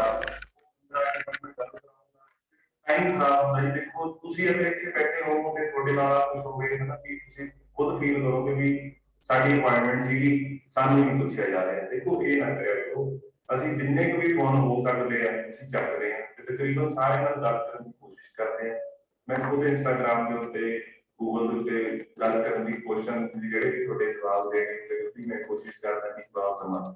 ਤੇ ਇੱਕ ਮੈਂ ਬੇਨਤੀ ਇਹ ਕਰਨੀ ਸੀ ਕਿ ਜਿਹੜਾ ਵੀ ਆਉਂਦਾ ਜੀ ਉਹ ਪਲੀਜ਼ ਐਕਸਰੇ ਲੈ ਕੇ ਆਵੇ ਜੀ ਇੱਥੇ, ਹਨਾ। ਬਿਨਾਂ ਐਕਸਰੇ ਤੋਂ ਸਾਨੂੰ ਨਹੀਂ ਪਤਾ ਲੱਗਣਾ ਕੀ ਆ, ਫਿਰ ਉਹੀ ਗੱਲ ਹੋ ਜਾਂਦੀ ਹੈ ਕਿ ਆਪਾਂ ਅੱਖਾਂ ਮੀਚ ਕੇ ਚੱਲਣ ਵਾਲਾ ਕੰਮ ਆ, ਹਨਾ। ਸੋ ਬੈਟਰ ਇਹ ਹੈ ਕਿ ਐਕਸਰੇ ਹੋਊਗਾ ਤੇ ਐਕਸਰੇ ਦੇ ਹਿਸਾਬ ਨਾਲ ਆਪਾਂ ਕੰਮ ਕਰੀਏ।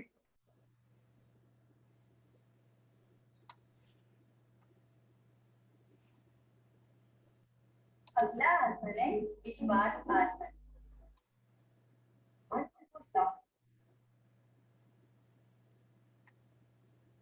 ਸਤਿ ਸ਼੍ਰੀ ਅਕਾਲ ਜੀ, ਮੈਂ ਸੰਦੀਪ। ਤੋਂ ਪਹਿਲਾਂ ਆਪਾਂ ਨੈਕ ਤੋਂ ਸ਼ੁਰੂ ਕਰਾਂਗੇ। ਨੈਕ ਦੀ ਆਪਾਂ ਐਕਸਰਸਾਈਜ਼ ਕਰਦੇ ਹਾਂ। 2 3 4 5 6 7 8 9। From where this sound is coming?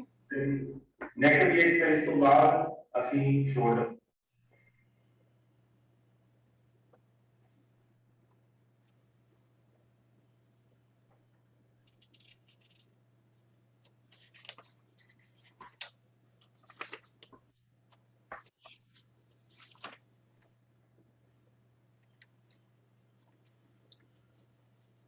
Dr. Jadhav, are you here? Good afternoon, Dr. Chaudhary and Dr. Midula. Good afternoon, Dr. Good afternoon. Madam. Good afternoon.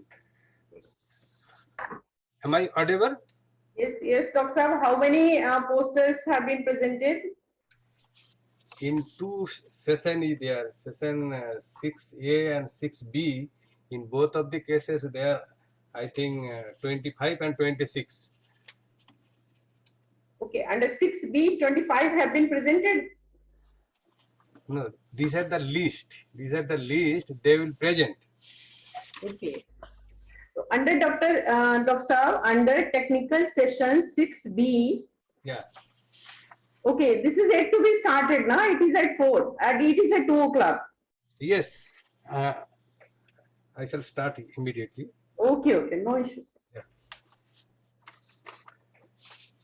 Things is that our last 3-day experience, so many participants in the list, but actually they are presenting only, I do not know, here is 25 in the list, but very few are here only. Only 18 are, online. 18 Online. participants are online, including us. Yes, including us. But here, I have the list having 34 posters under this technical session 6B. Yes. 6B, I also having. Yes. 33, yes.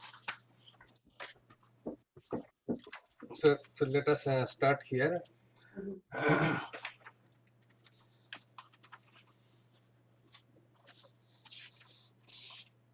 Namaskar, Dr. Apurva Chaudhary ji. Namaskar. Namaskar. I'm from myself, Dr. Mridula from ICRC at Ludhiana. Yeah, I know your name, but today I have just seen your photo. So Okay. it's, okay. Dr. You're from? I'm from Uttar Banga Krishi Vishwavidyalaya, West Bengal. Uttar Banga. Okay. ठीक है. So let me start now. So here is two sessions. Dr. Apurva Chaudhary and Dr. Mridula D. They will be chairing. Dr. Apurva Chaudhary will chair as a chairperson, and Dr. Mridula D will chair as co-chairperson. Let me introduce them in the session. Their session 6A is post-harvest quality, value addition, export, and entrepreneurship.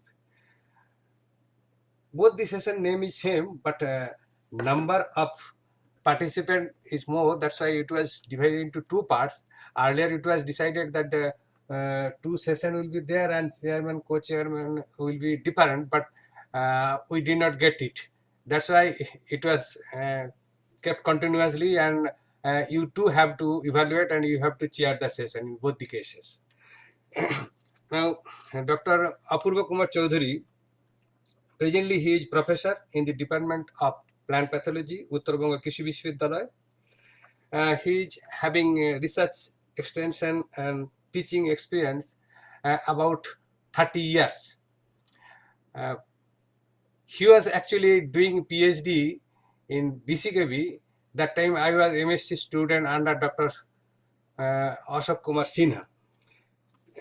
He is actually there first joined in the DVT in 1990, and very short time he was there. After that he joined as assistant professor in BCKV, and from there Dr. Chaudhary shifted to Uttar Banga Krishi Vishwavidyalaya when this new university initiated, and from there he is continuously there, and he become head of the division, later registrar, and further dean, faculty of agriculture, Uttar Banga Krishi Vishwavidyalaya. And at PhD, I think he got Jawaharlal Nehru Award in PhD thesis, and he guided several students, MSc and PhD. And later he published about 75 research papers in national and international journal. And at present he is working in a big project with the government of Australia in conservation agriculture. With this introduction, I welcome Dr. Chaudhary in this session to chair as a chairperson. And let me introduce Dr. Mridula D. Madam actually doing work from since long in Sipet, Ludhiana, and he is very famous in different fortified food. And actually, he was working as a principal scientist since long in food and nutrition in the division of food grains and oilseed processing. And she is famous there, and she has 23 years of research experience in the area of food processing and value addition, and so far contributed in more than 22 research projects. During this period in CPET, she has developed more than 20 process protocol and contributed in development of 4 processing machine, published 80 research papers in national and international journal, 8 books and 7 technical bulletin, 16 book chapter. And she has been Mukhya of Sampadak of CPET Rajbhasha Patrika, and 15 issue of this Patrika she edited and published. She is the recipient of ICAR Team Award in Agriculture and Allied Science, Engineering and Technology for the biennium 2005-2006, and Young Scientist Award from Biovid Research Society, Allahabad, and Young Scientist 2008 from ICAR CPET, Ludhiana, and Fellowship Award 2013 from Biovid Research Society, Allahabad.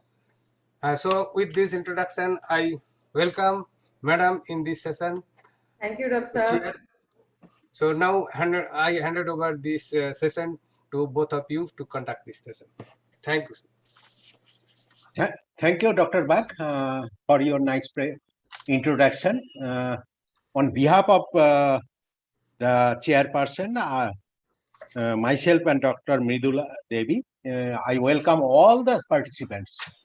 And first, I am grateful to the Indian Phytopathological Society for giving me this an opportunity to chair this session. And we know that there is a considerable amount of fruits and vegetables in India, not only in India, throughout the world is lost due to the improper post-harvest operations. As a result, there is a considerable gap between the gross production and net availability. If we see the loss, we'll find that the loss occurred in the farmer's field up to the marketing. So we have seen that several factors are responsible for loss, including marketing, mechanical, even the parasitic diseases, physiological deterioration, lack of market demand, etc., etc. So this is an important issue, and particularly if we add some value and we can develop the entrepreneurship, then we will be much forward, as there is a huge potential of the different fruits, vegetables, and other crops, including the mushrooms. So with this, I request my Dr. Mridula Devi, to say something and start the proceeding. Good afternoon, everybody, and welcome to all the. I also would like to extend a very warm welcome to the participants. First of all, I would like to thank to the organizer for giving me this such a nice opportunity. Though my expertise is in the area of food grain and oilseed processing, but no doubt I also worked under some of the project, on fruits and vegetables. Presently, also I am working on byproduct utilization from citrus for bioactive compounds. And in that, if you see the total production of food grain in the country, it is more than 315 million tons. But the commercial processing so far is not more than 2%. At the same time, the losses are also very high. It is, ranging from 5 to 15.9%, or we can say to 16%. Though this figure seems little bit, less as per the ICAR CPET study conducted during 2015. But if in the quantitative terms, this percentage is quite high, and I think it is the post-harvest processing and value addition is the only way to reduce the losses and also enhance the farmers' income, which is one of the agenda of our major agenda of the government as well as all of the stakeholders in the field of agriculture. So that way, I think this conference is a very timely conference, and this session is very important. And the title, the post-harvest quality and value addition, export and entrepreneurship. All these, if you see the title, all the four key words are very, very important. If you process, if it doesn't possess the quality, then it will be like a product without nutrients. So that way, I think this session will deliver, or the posters or presenter will focus on the quality in detail, though the time would be quite limited, and definitely the farmers and entrepreneurs connected or with this session or in this conference definitely will be benefited. So I think Dr. Abba, now we can if nothing is there, then we can formally start this session.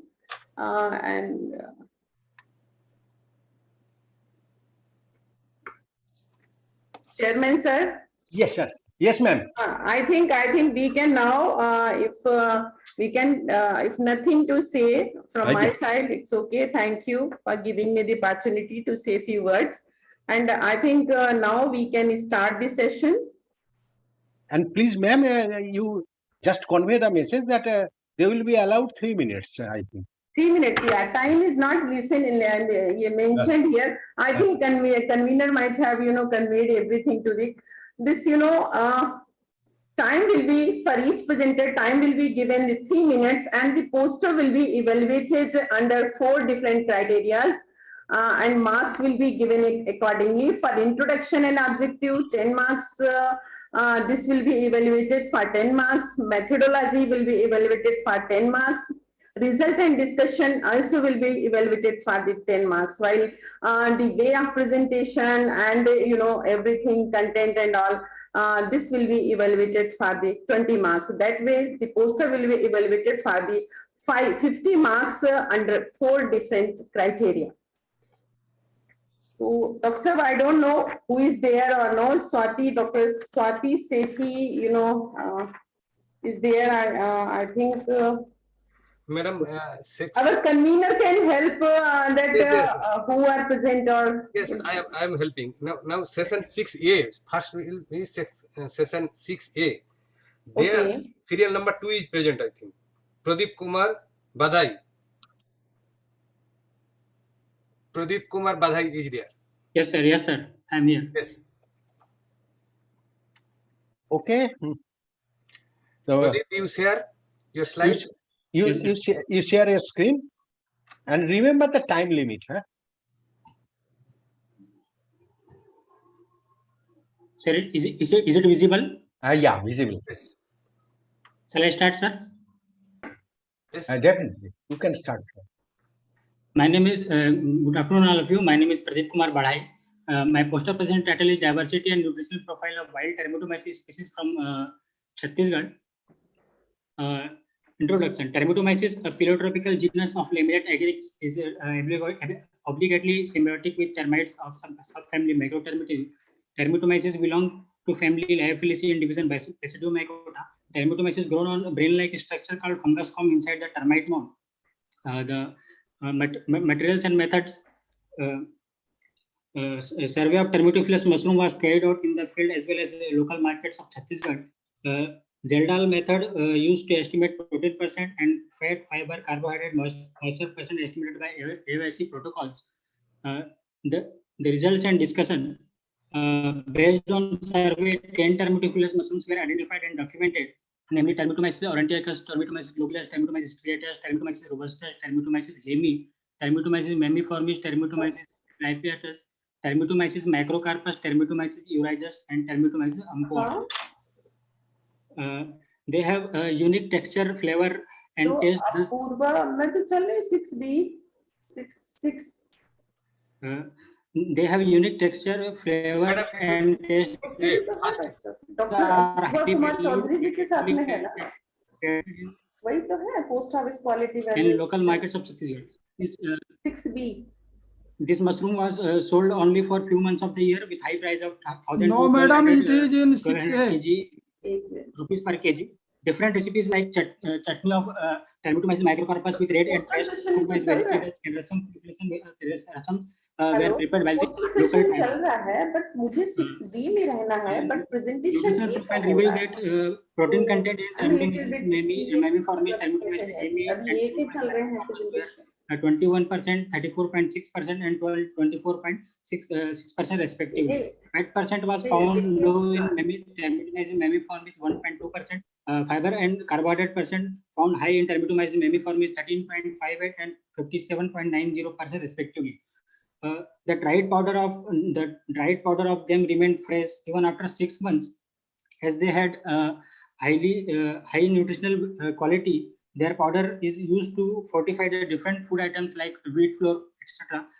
The conclusion: 10 Termitomyces species had been identified based on macromorphological characters. Information regarding recipes of wild Termitomyces mushrooms had been collected. Nutrient composition of Termitomyces hemi, Termitomyces mammaliformis, and Termitomyces microcarpus were analyzed. Thank you. Thank you, sir.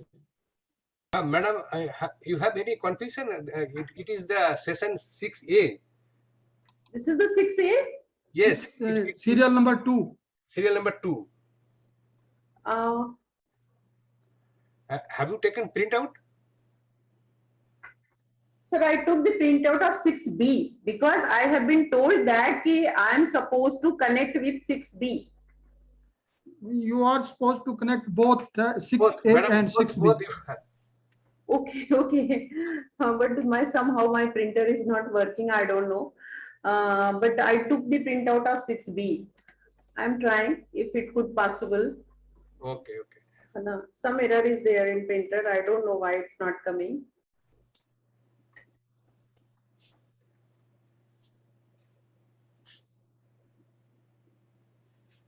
Something went wrong, doctor. It's not coming. Printout is not coming. But I have the soft copy. Okay, and I will help you. And Dr. Chaudhary there, I think he has taken printout. Okay.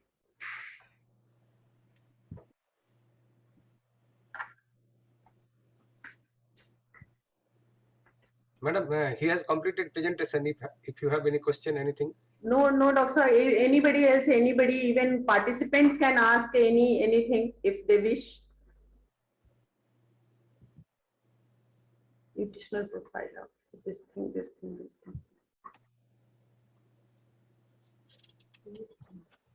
Doctor, what is one question? What is your recommendation for this? For Chhattisgarh?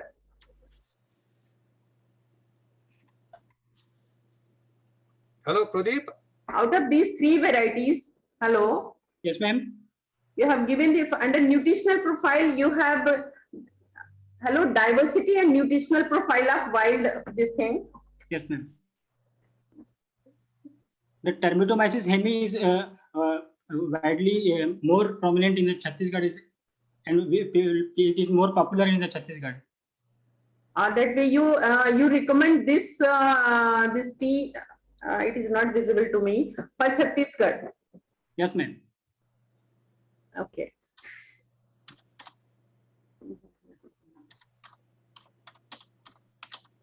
You have not developed any product from, or it is also there in the photograph? It is there traditionally. It is. No, ma'am. It is already present traditionally. Not prepared any something. Okay. Thank you. No question from me. Thank you. Okay, Mr. Pradeep, regarding the different species of the Teleomyces, which one is more important, particularly for the entrepreneurship development, and why? Sir, because I think Termitomyces hemi is more prominent because it is available in more numbers in the Chhattisgarh in the local markets, and that's why I think Termitomyces species is more for the nutritional quality as well, also is there. Suppose you want to export it in other countries, is there any potential? Not for the other countries, but sir, it is transported from the other states like Odisha and Andhra Pradesh. It is transported from the Bastar district, Bastar division from the Chhattisgarh. No. My purpose is that is there any demand of this species in abroad? Yes, sir. It is found in African countries mainly, like Tanzania and African countries. More it is available. Yeah, that is available. But what is the market potential of this mushroom, of this type of mushroom in European countries or United States? Not much, sir, because of these are found only in wild habitat, and it is not culturable and not until now. It cannot be culturable. No, not culturable, not cultivable. It is So wild. then how the productivity can be enhanced or improved? What is your suggestion? My suggestion is that only because it is available in local area, so that tribal people are earn money from that mainly. It is only found in rainy seasons in the wild habitat. So tribal people of the Chhattisgarh, they have sold in the market and profited from this. Yeah, we understand. But as a scientist, you should focus on the scientific development. Yes, sir. But it is not reported anywhere in cultivable form. So that. Okay. Thank you, Mr. Pradeep. Can I ask one question? Yeah, sure. Generalize it is actually the Termitomyces. This is growing on the heap of termite infected woods or the places where termite heap is there. Yeah. So its nutritional requirement is very complex. It is not still standardized, and the growing condition not standardized. That's why it is not cultivable. It is only available in nature where there is heap of termite is there. When rain falling on the termite heap, from there it is coming. That some of the nutritional factor which is coming from the termite that enhance the growth near the heap of the termite. That's why its name is Termitomyces. But the thing is that there is no standard protocol for growing artificially. Okay, am I right, Pradeep? Yes, sir. Yes, sir. Okay, thank you. Thank you. Thank you. You know, unshare your screen. And now is 8. Number 8 is present. I saw it in the name list. 8. Abhimanyu Thakur. Abhimanyu Thakur. Yes, sir. You can share your slide. Okay, sir.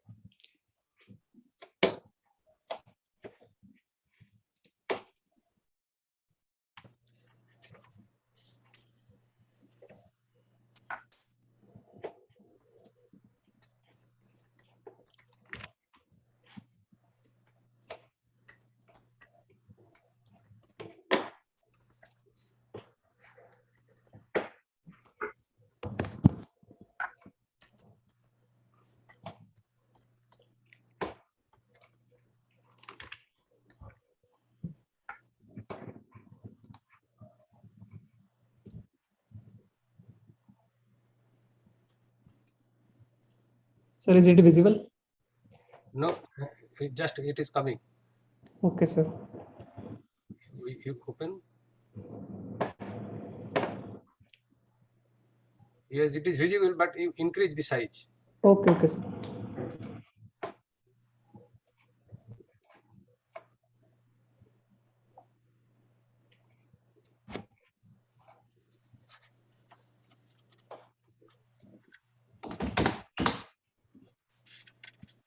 Should I start, sir? Yes, yes, you start. Okay, sir. Good afternoon, everyone.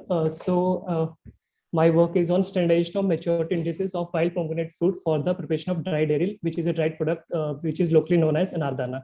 So wild pomegranate, it is having resemblance to the cultivated pomegranate, but the main point of difference is that it is a little bit acidic in nature, and that acidic nature is utilized for the preparation of the product that is called as anardana, which is a dried product, and it is used in various culinary purposes. So maturity indices are one of the important parameters for any crop, but we are considering the maturity indices for the production of processed product. So in this experiment, we have taken 4 locations, and in each of the 4 locations, we have taken 5 maturity dates. So it was at 7 days interval, commencing from 14 days before the maturity and 14 days after the normal harvesting period of the local farmers. So we had taken 5 maturity dates. So in different locations, the dates were different. And for example, we have conducted the study for 2 years. And in 2 years, we had collected the fruits 5 times from each location. And then we have prepared the anardana in cabinet dryer, which was dried at 60 degrees Celsius. So while talking about the results, during each successive interval, there was an increase in various quality characteristics like color, titratable acidity, TSS, anthocyanin, and we have also studied the various sensitive characteristics like color, texture, and flavor. As these, all the characteristics are very important for the preparation of anardana. So if you talk about acidity, so acidity was increased up to 4th level in case of your first location, that was Narag location. So 4 locations were Narag, Karsog, Sanpur, Dalaghat. These are 4 locations within Himachal Pradesh, within the height of 1113 to 1350 meters over mean sea level. So in 2 locations, that is our first is Narag and second is our Basantpur, the maximum increase was recorded up to 3rd harvesting date, and it was observed 127 to 30 days and 134 to 136 days. This variation is due to because we have pooled the data of 2 years. So it is, similarly for 2 other locations, one is Karsog and one is Dalaghat, which is in district Mandi and district Solan of Himachal Pradesh. The maximum increase was found up to 3rd harvesting date. And after 3rd harvesting date, there was slight increase, but that increase was non-significant. So depending upon these quality characteristics like TSS, titratable acidity, anthocyanin, and other sensitive characteristics like color, texture, flavor, it was reported that for preparation of best quality anardana, the harvesting dates were finalized. So our recommendation is that for best quality anardana, we have to harvest the anardana within the range of 134 to 139 days after full bloom. So within location, it was recorded approximately 134 to 137 days. In other location, 136 to 140 days. In 3rd location, 134 to 136 days. And in last location, it was 137 to 139 days. So by following these harvesting dates, we can have the best quality anardana, which is used for various culinary purposes, and it is also used for export purpose also. So this was the conclusion of my study.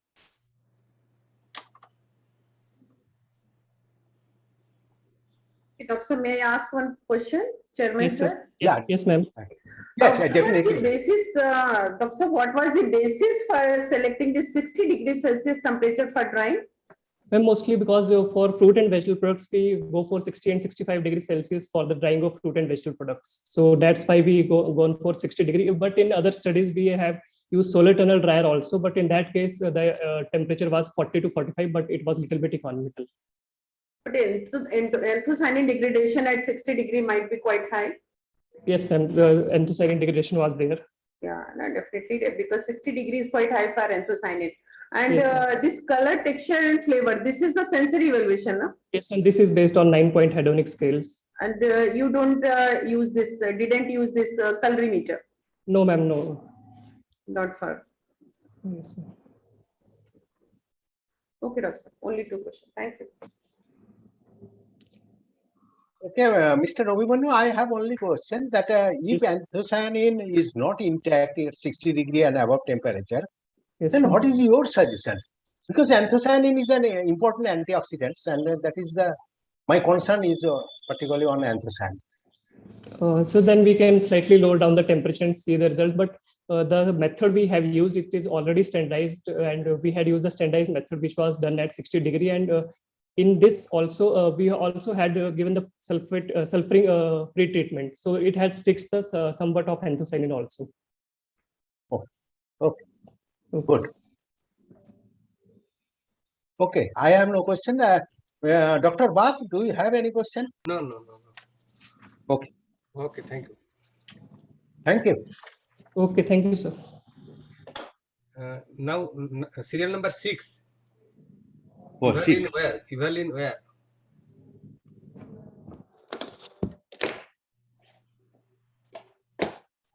Evaluate where? Are you ready?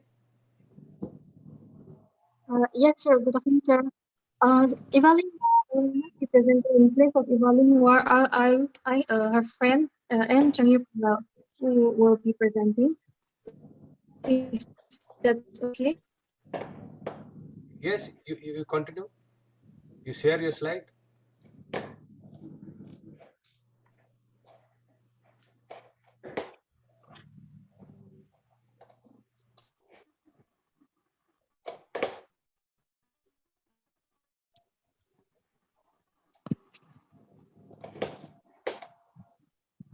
It is visible, sir. Hello. You increase a little bit increase. Yes, now it is visible, but if you increase more. Good afternoon to all. I Pardon? Should I present like this?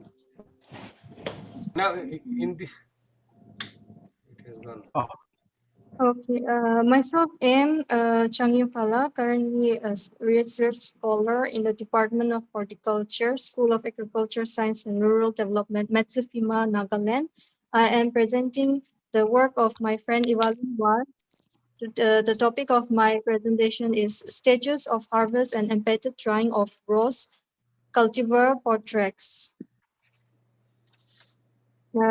Dry flower industry is the most promising area in floriculture. Floriculture industry have been it has been hit a lot by the current pandemic, but I take this privilege for presenting a work done by my friend.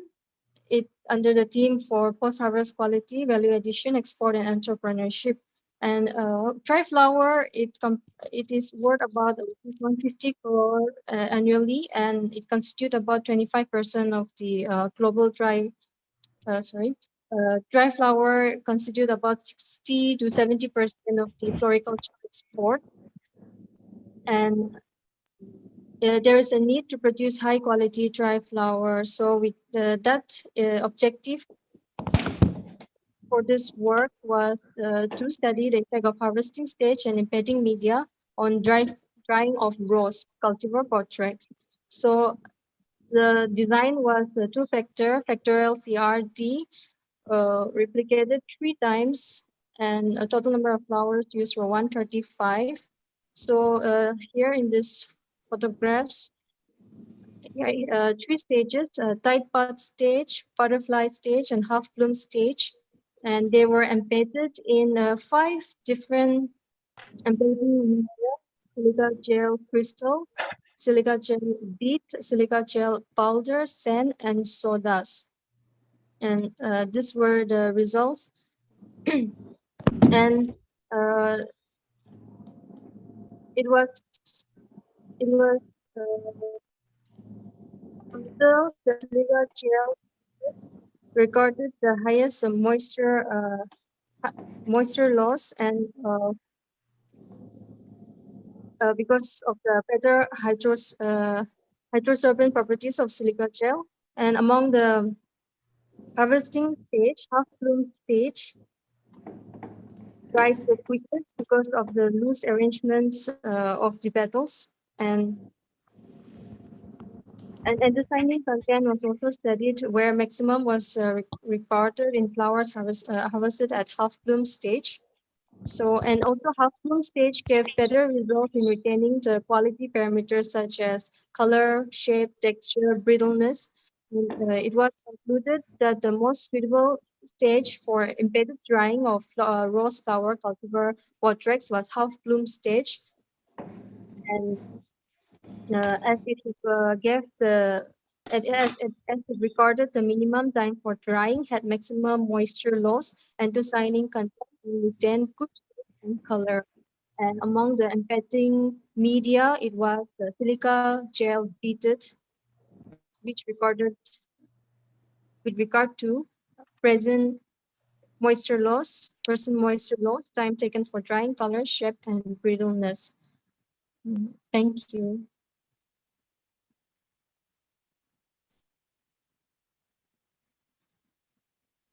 I have one question. What is the purpose of drying rose? Sir, for value-added products, it can be used for making potpourris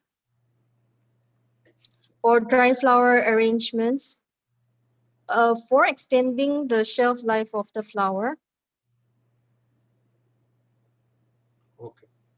How you dried, ma'am? It was dried by impeding techniques, which is by using filling the silica gel and the other impeding medias into a container, and you take the flower head, place it there, and again covering it by another layer of the impeding media, and placing them in hot air oven at 40 degrees Celsius. And it was recorded that silica gel bead. How much time it is time taken? How much time? Fastest was recorded in silica gel bead. It is there in table. It is there in 9.1 table, but not able to see properly. Oh, sorry, ma'am. Here, 9.1 hours. 9.1. 9 hours, yeah, about. Among the different techniques, which one is the most effective one, and what is the cost of the treatment per unit The most production? effective one was silica gel. Silica gel. We Silica understand, gel but to- and what will be the cost?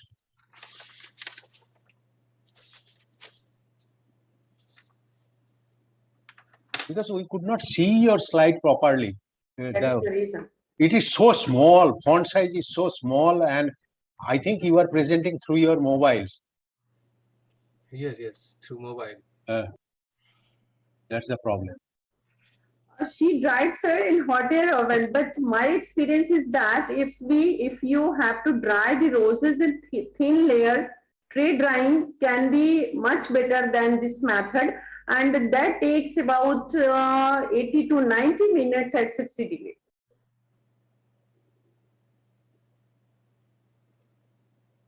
Because 9 hours is too high, in the hot air oven, and it's better to use low temperature and shorter the period, and that way we should optimize this time and temperature combination for this thing. The commodity is having antioxidant in significant quantity.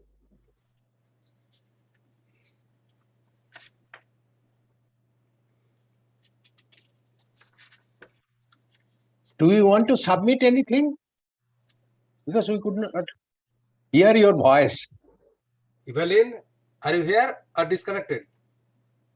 I think she is disconnected. Oh, that's the problem. Sir, next is serial number 12. Dr. Bal, what was the serial number of this previous one? The proposal just presented? Just paper is 6. Serial number 6. 6 of 6A. 6A. 6 is serial number 6. Poster number 6. Okay. Now I think Nidhi Singhan is present. Nidhi is present here? Yes, sir. Good afternoon, sir. Good afternoon. Yes, you share your slide. Yes.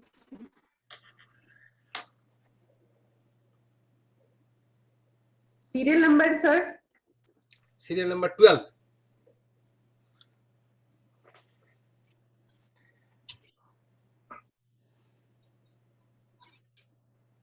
This is again through mobile.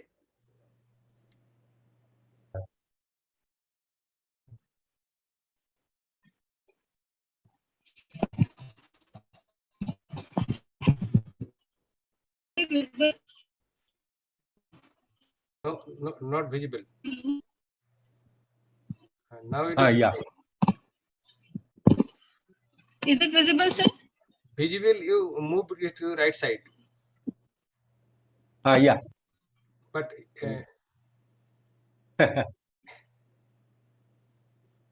you made it.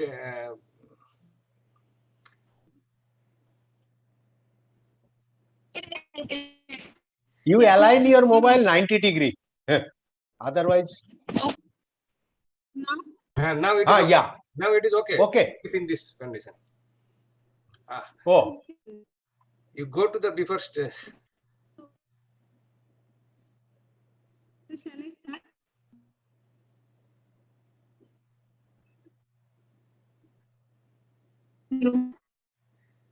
Before that, it was better. Why you are in portrait form?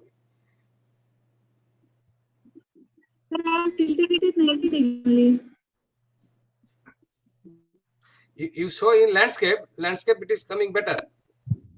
Okay, sir. Now is it fine? You rotate it. Yes, sir. Yes. Yeah. Now it is okay. It is okay. Extremely okay. You keep it. Okay, sir. Okay, sir. Shall I start, sir? Yes, start. Okay. So, good afternoon, everyone. Today, I'm going to present a poster presentation on the topic Post-Harvest Disease Management and Value Addition of Medicinal Plants. I am Nidhi Singh, pursuing my master's from Department of Plant Pathology, Dr. Rajendra Prasad, Central Agricultural University, Pusa, Samastipur. So, starting with the introduction of medicinal plants, India, being a warehouse of medicinal plants, is gifted with around 45,000 species, amongst which 500 appeared in the indigenous system.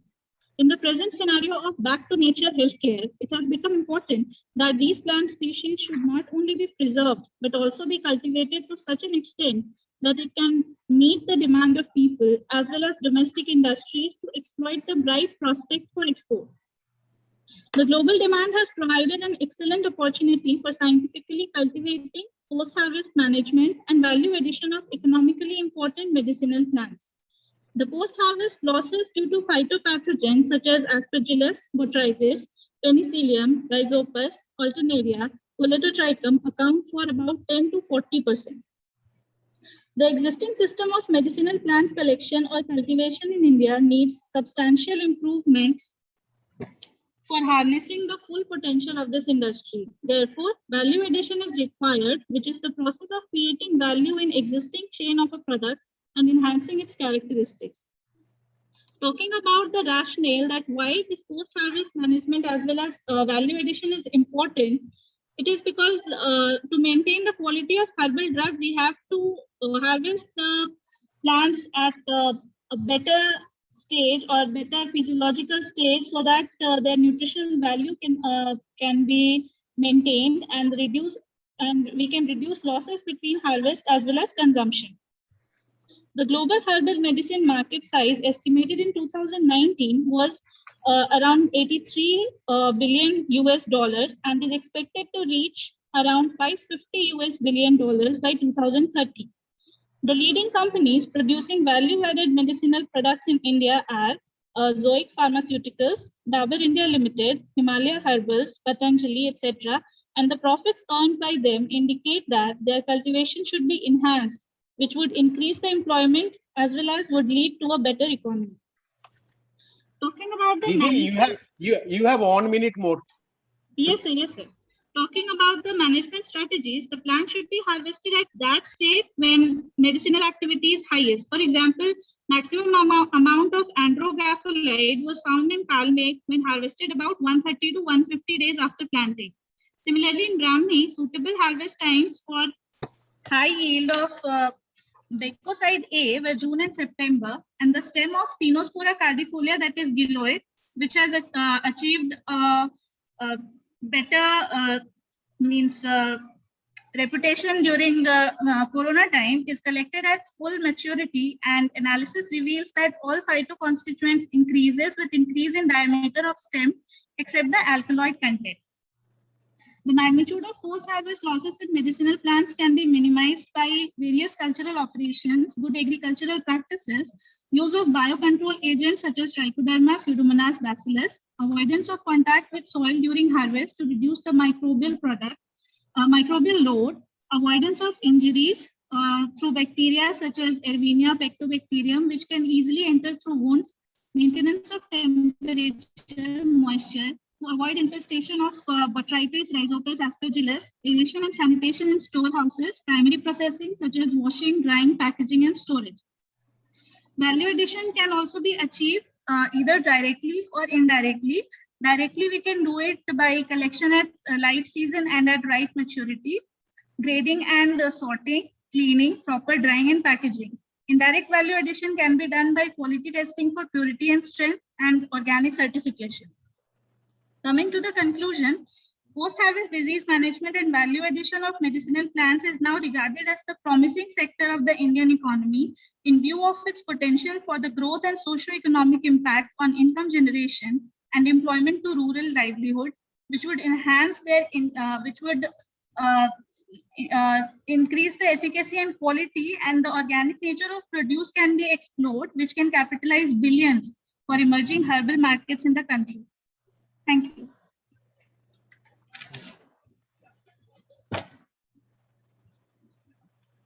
Ma'am, I have one question. What is semi-processing?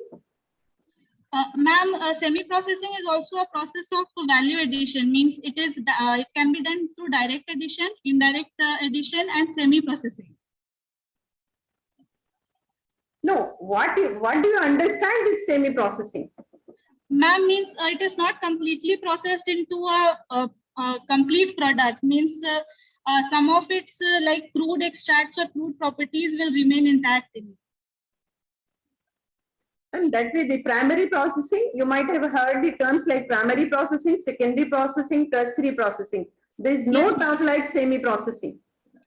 Because any activity, all the activities come under the processing. Yes, okay, yes, whatever activity we perform after harvest of the produce, that definitely value addition is basically the goal of processing, right? But there's nothing like cleaning means cleaning, you have to fully clean, you are not supposed to semi-clean. Yes, ma'am. So there is no term like semi-processing. Okay, ma'am? No question. No okay, other ma'am. question. Okay. Okay, Nidhi, I have one question that you have used several biocontrol agents. Yes, sir. In your poster, you have not mentioned any methodology, how you have used this biocontrol agent or other. Sir, actually, sir, I have not done any research based on this. I have just. Oh, you have not done any research? So no, this sir. is a kind of review. Sir, this is a kind of review. I haven't done any research on this post-harvest disease management. Then okay. Okay. Then I have no question. Okay, sir. Okay, you answer. Thank you, sir. Sir, now question number 21. Sandeep Kumar Pani. Yes, sir, I am present. Yeah, you share your slide. Okay, sir.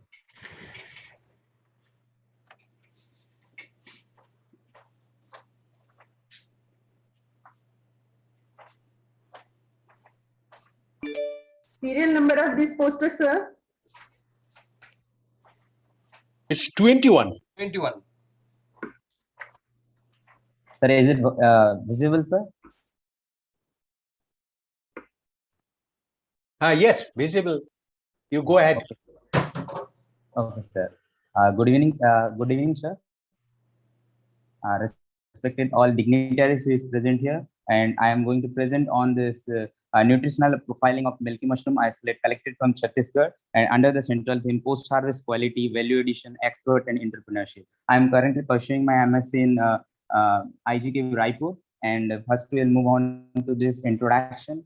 Introduction in point of view, the Psilocybe indica, the milky mushroom that have been first discovered by Purvasthan Chandra in 1974, and that they found out from West Bengal. That's why they named it as common Dudh Chattu. Then it's coming under division Basidiomycetes and class Agaricomycetes and order Agaricales and family Liphaceae and Psilocybe indica. Then it is gaining more momentum. Why? Because it is having robust nature, alluring white color, and long shelf life. It is having. That's why it is gaining more momentum. And it is also exceedingly rich in source of protein, lipid, fiber, minerals, and essential amino acids. Now we will move on to this material methods part. So milky mushroom diversity I have collected from by doing an extensive survey. So in this different district of Chhattisgarh. Then after that, nutritional profiling have been carried out.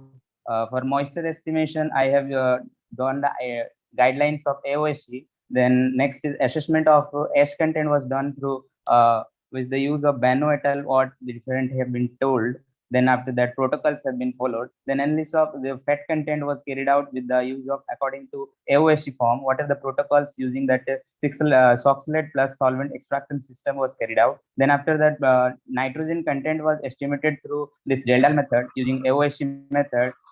Then was converted, multiplied into 6.25 factor, and the protein content was found out from this one. So this is currently the result discussion part. So in this, the diversity of different mushroom isolates from Chhattisgarh have been depicted here. The 5 different isolate I have collected, then that I have submitted to DMRX. Then the accession number have been found out, that is 1947, 48, 49, 50, and 51. Based on different locations, whatever I collected, that have been depicted here, and accession number have been provided by DMRX Solan. Then now move on to this different nutritional profiling of 6 different, 5 I have collected. Then another one was used as a check, because last year one was they have collected, so that I have included in a check form. So the different moisture and ash, fat, protein, all this content was carried out. In this, we found that in moisture content there is a significant variation have been noted, and ash it remained the same. There is no significant difference have been found out. And in fact, we can see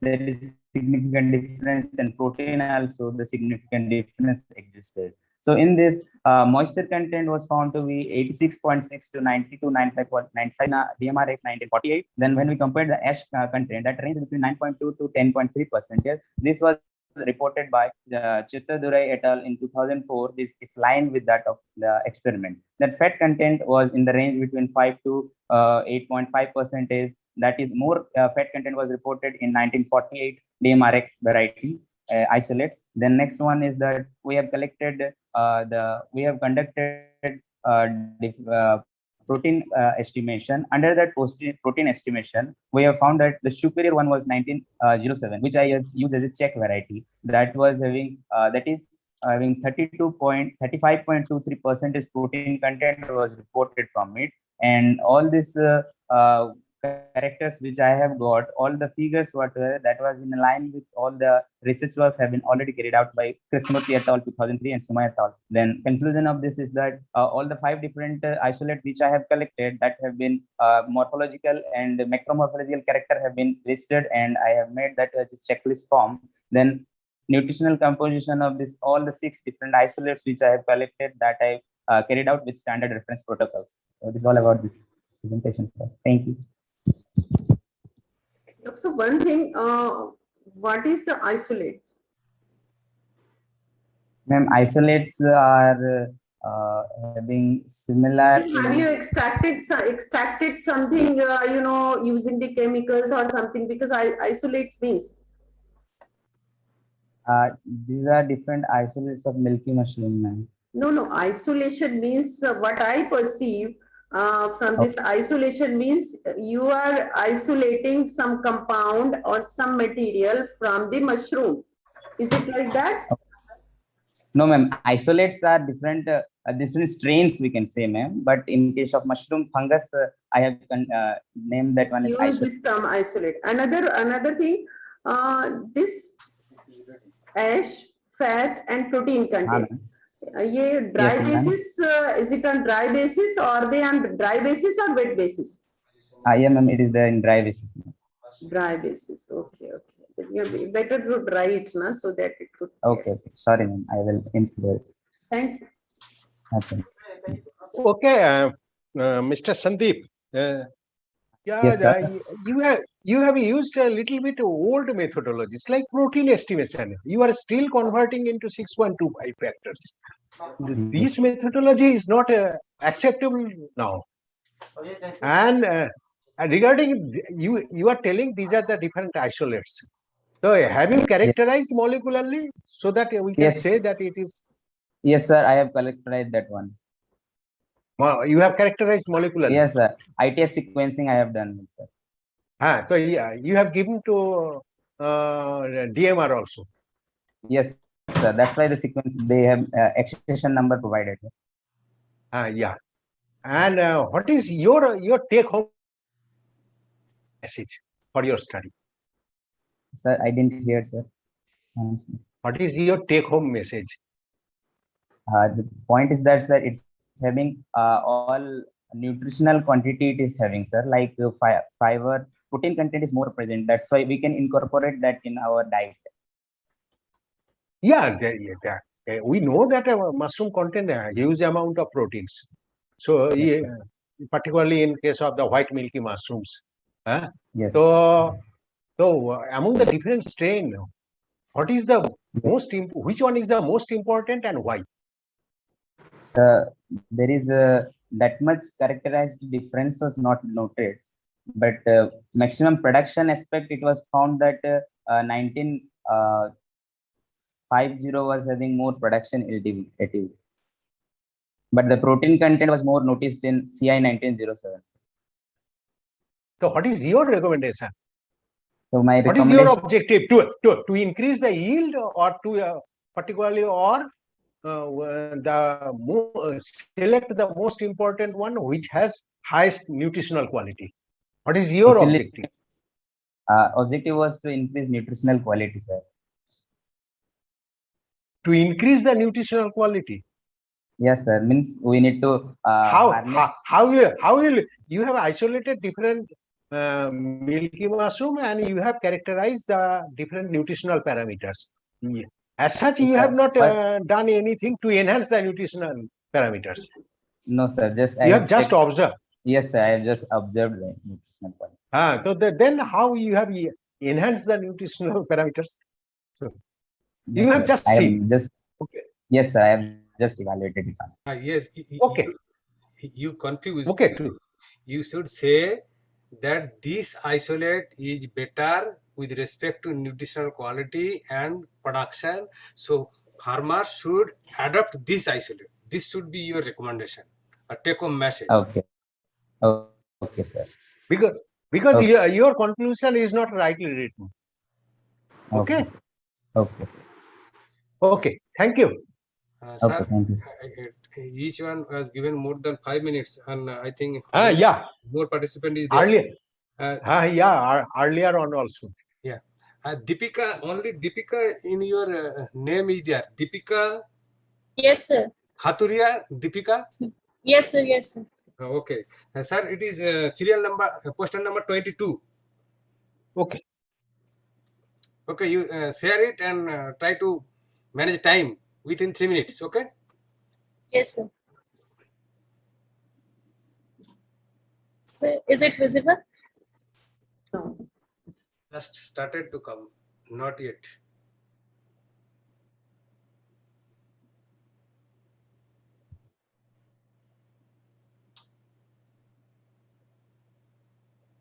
Now is it visible?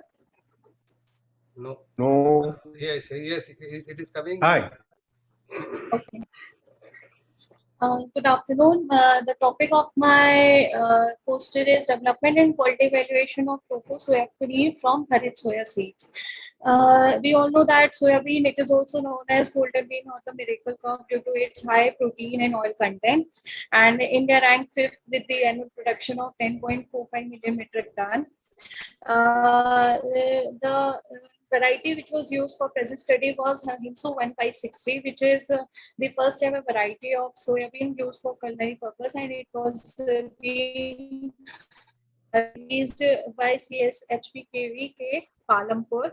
As no work has been documented related to this regarding the quality evaluation or the product development, so method was standardized for the development of the tofu from this variety. In this, first of all, the standardized process was followed for the development of milk, in which to remove the beanie flavor, seeds were soaked in 0.5 5 NaHCO3 solution for 16 hours, followed by dehulling and grinding in hot water in the ratio 1:9, and then that milk was used for the preparation of tofu using two different coagulants, citric acid and calcium chloride at different concentration level from 1 to 2.5.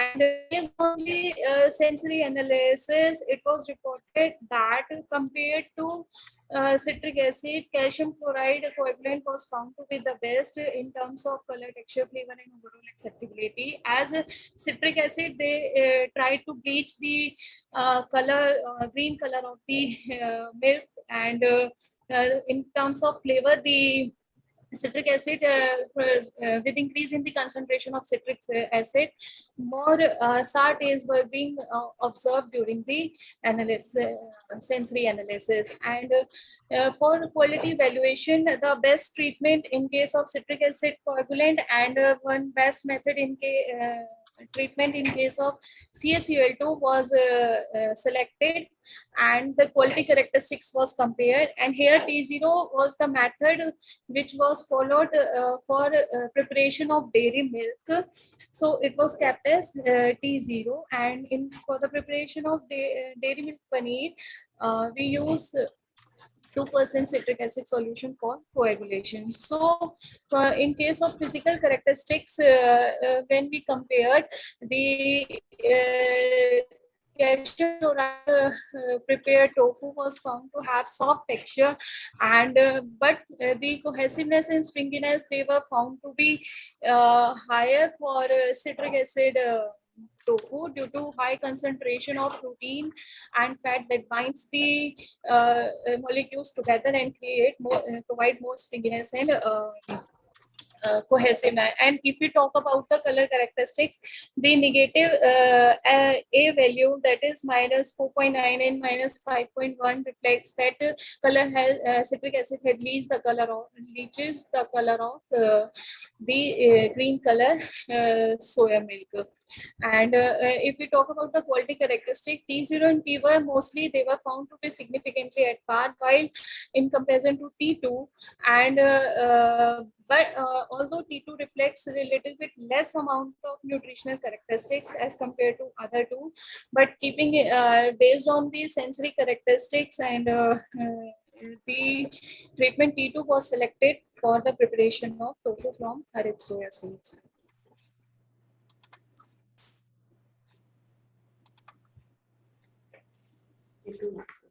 I completed now. Okay, thank you, madam. Madam, what is the 1:9 in your methodology? Ma'am, this is seeds to water ratio for the preparation of soya milk. Then you have to write now. Yeah. 1:9. And how your process is different from the process used for preparation of soya milk from commercially available soybean grain? What difference you observe? During introduction, you told that no process has been available or standardized for preparation of this tofu from Harit soya. How your process is different? What difference you observed, and what is the recommendation as far process is concerned? Ma'am, I not said for process, I said it for the variety, because this variety has not been documented anywhere related to product development and fine. My question is what difference you observed for processing, not to say processing under the different parameter. It is the, you are using 1:9, it is the soybean and water ratio or temperature or anything. What difference you observed in both the processes? You have not carried out that thing. No, ma'am, actually the process which I mentioned here is also being standardized before. You're not getting the question. Anyway. Yeah. Okay. I have only one question. You have added calcium chloride. Yes, sir. Do you think it is safe? Yes, sir. For human consumption? Yes, sir. Yes, sir. We can use salts. Yes, sir. The concentration you have used, that is safe for human. Yes, sir. Okay. Okay. I have no question. Okay. Answer. Okay. Thank you. Sir, now 25. Dharini Chittaragi. Hello. Dharini Chittaragi.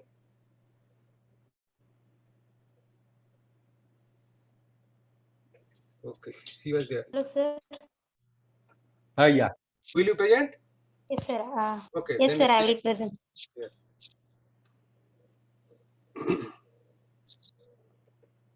Go. You share your screen? Yes, sir. Sharing.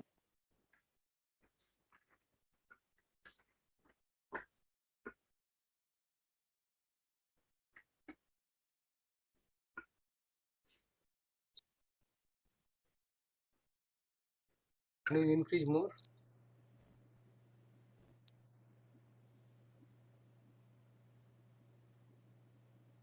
Good afternoon, everyone. Now I'll be presenting post-harvest quality assessment of tomato under different storage conditions. Tomato is one of the important vegetable crop belonging to the family Solanaceae. Since 21st century is an era of increasing population and there is a food demand is also more. But when we see the post-harvest losses, every year about 35 to 40% of horticulture produce is being wasted, lack of storage condition and also many other problems. So in order to avoid this, an experiment was conducted at HC and at ANU Coimbatore, mainly to assess the quality parameters of tomato under different storage conditions. Experimental details contain there are 3 different treatments, that is ambient condition, plastic cover and also refrigerated condition. Sample size is 100 gram and storage period for 7 days. Observations recorded were fruit firmness, total soluble solids, citric acid, malic acid, lycopene and also beta carotene content. Coming to the results, among the 3 different storage conditions, the fruit firmness, TSS, citric acid, malic acid, lycopene, and beta carotene were found maximum in the fruit stored under refrigerated condition. So this is mainly because on storage, fruit firmness goes on decreases. This is mainly because of softening of the tissues as the pectin breakdown occurs during the storage. And also that Your screen has gone.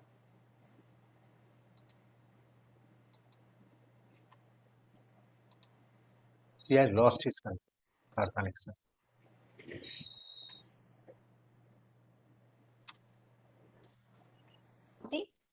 respiration purpose for the plant respiration purpose. And when you see the lycopene and beta carotene content, they all go on increases on the storage as the ripening process advances. Lycopene content will be higher.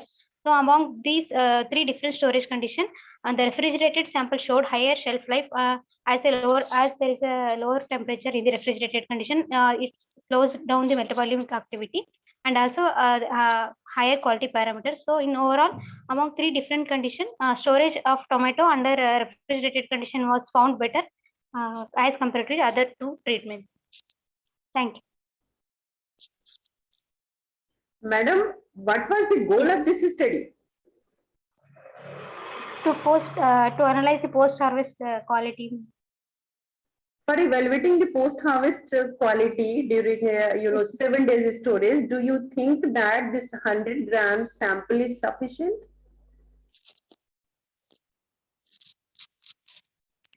We have taken notes 100 grams. Basic work, ma'am. This is a basic research. Yeah. Ma'am, this you could find from the so many papers they are there. You could find to get this much of information. You can get many papers on this aspect instead of conducting this study. Okay. Okay. And this from where you got this data? Post-harvest losses about 40% in tomato. Means whatever we are producing, we are losing the 40%. Can you tell what is the production of tomato in the country?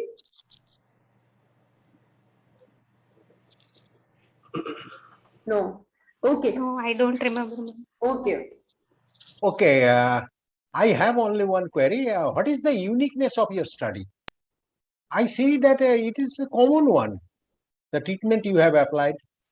What is the uniqueness of your study? So just we want to study some basic research. Since we are from No, other this is not, department, this is not the basic research. This is the preliminary research. yes, sir. This is not the preliminary. Okay. very preliminary research. Okay. Okay. Okay, thank you. Chairman, sir. Yeah. Hello, Chairman, sir. Myself, Dr. M.S. Yadav. Hello.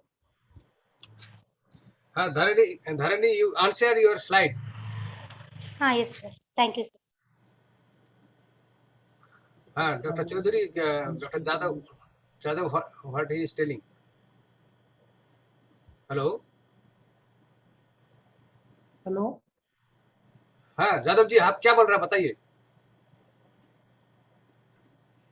Jadav ji Sir, आप क्या before taking such type of discussion, we have to. Hello, I am audible. Yes.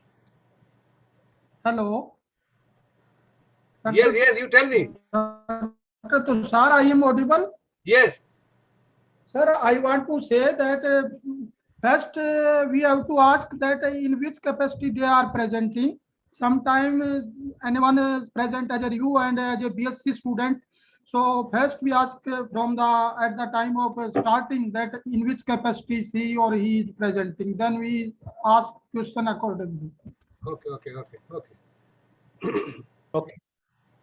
Okay, sir. Now 27, Bhuvana.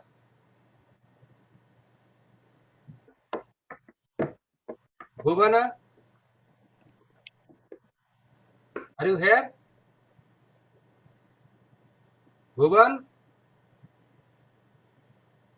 No. Yes, sir. So, Hello? Yes. Yes, sir. Yes, sir. She has responded. Next is Vidya. Vidya, you get ready. No, we were. No. After that, but Okay. just I am announcing the name.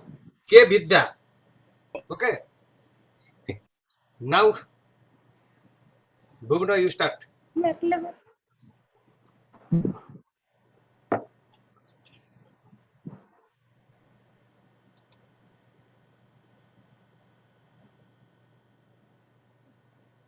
Are you sharing?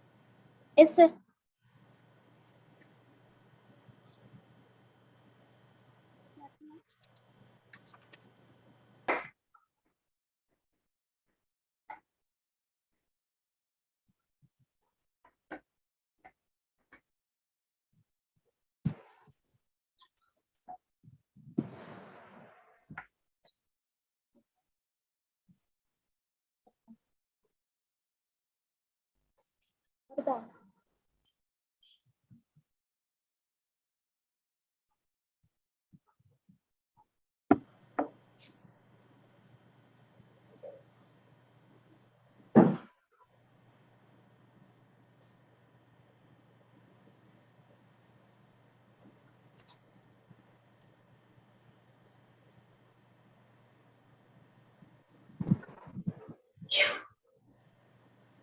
What happened? Are you not getting link?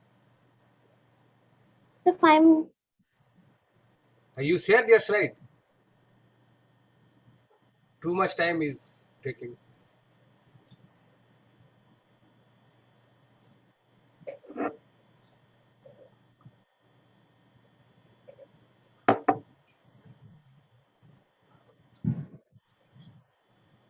If you don't get, we are moving to next one. You get ready.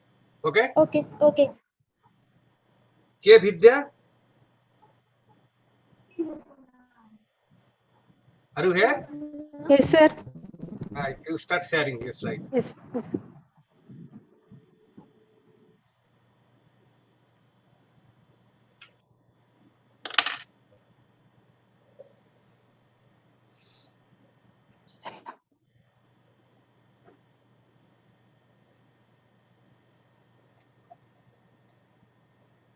Hello. Sir, is this visible? It is visible. You increase the size a little bit. Increase the size. And first introduce yourself. Good afternoon, everyone. Myself Vidya, doing third PhD in the Department of Spices and Plantation Crops at TNAU Coimbatore. Now I am going to present about effect of hexanol and boric acid on physiological parameters and shelf life of Nerium flowers. Nerium is an emerging commercial loose flower among the flowers. It belongs to the Apocynaceae family.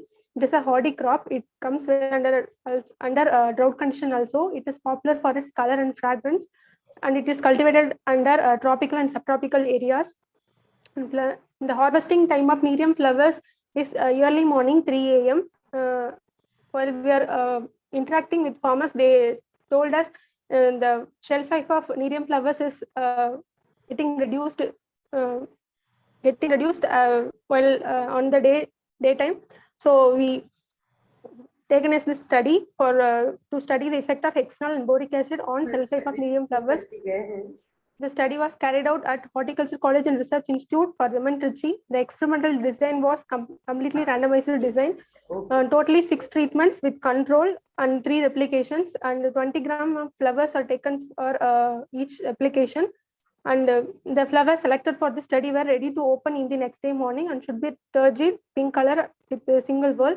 The treatment details were T0 is control, T1 is hexanol flowers treated with hexanol 600 ppm, T2 is hexanol treated with flowers treated with 800 ppm of hexanol, and T3 is flowers treated with 900 ppm of hexanol.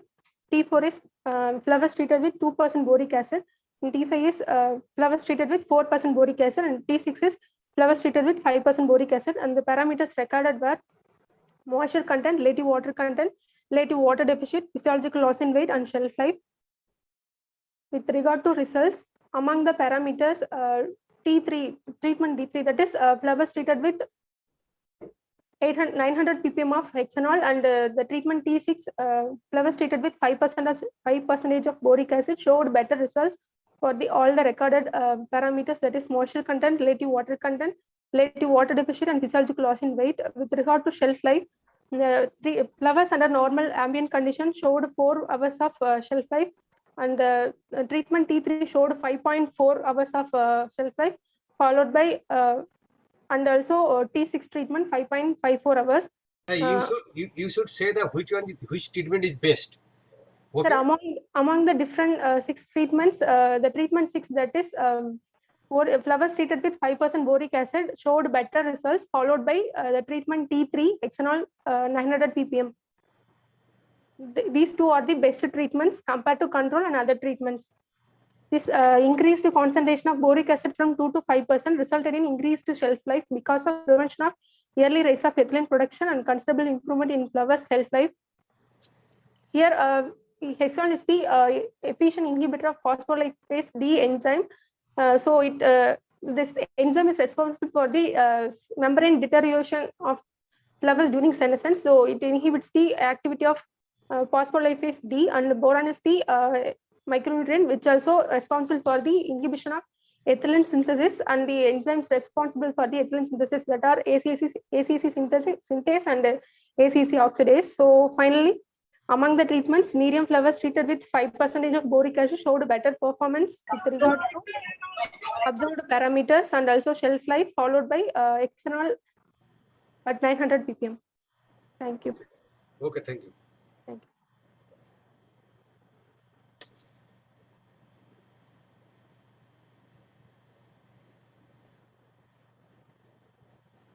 you. Madam, any question? No question, sir, from my side. I have no question.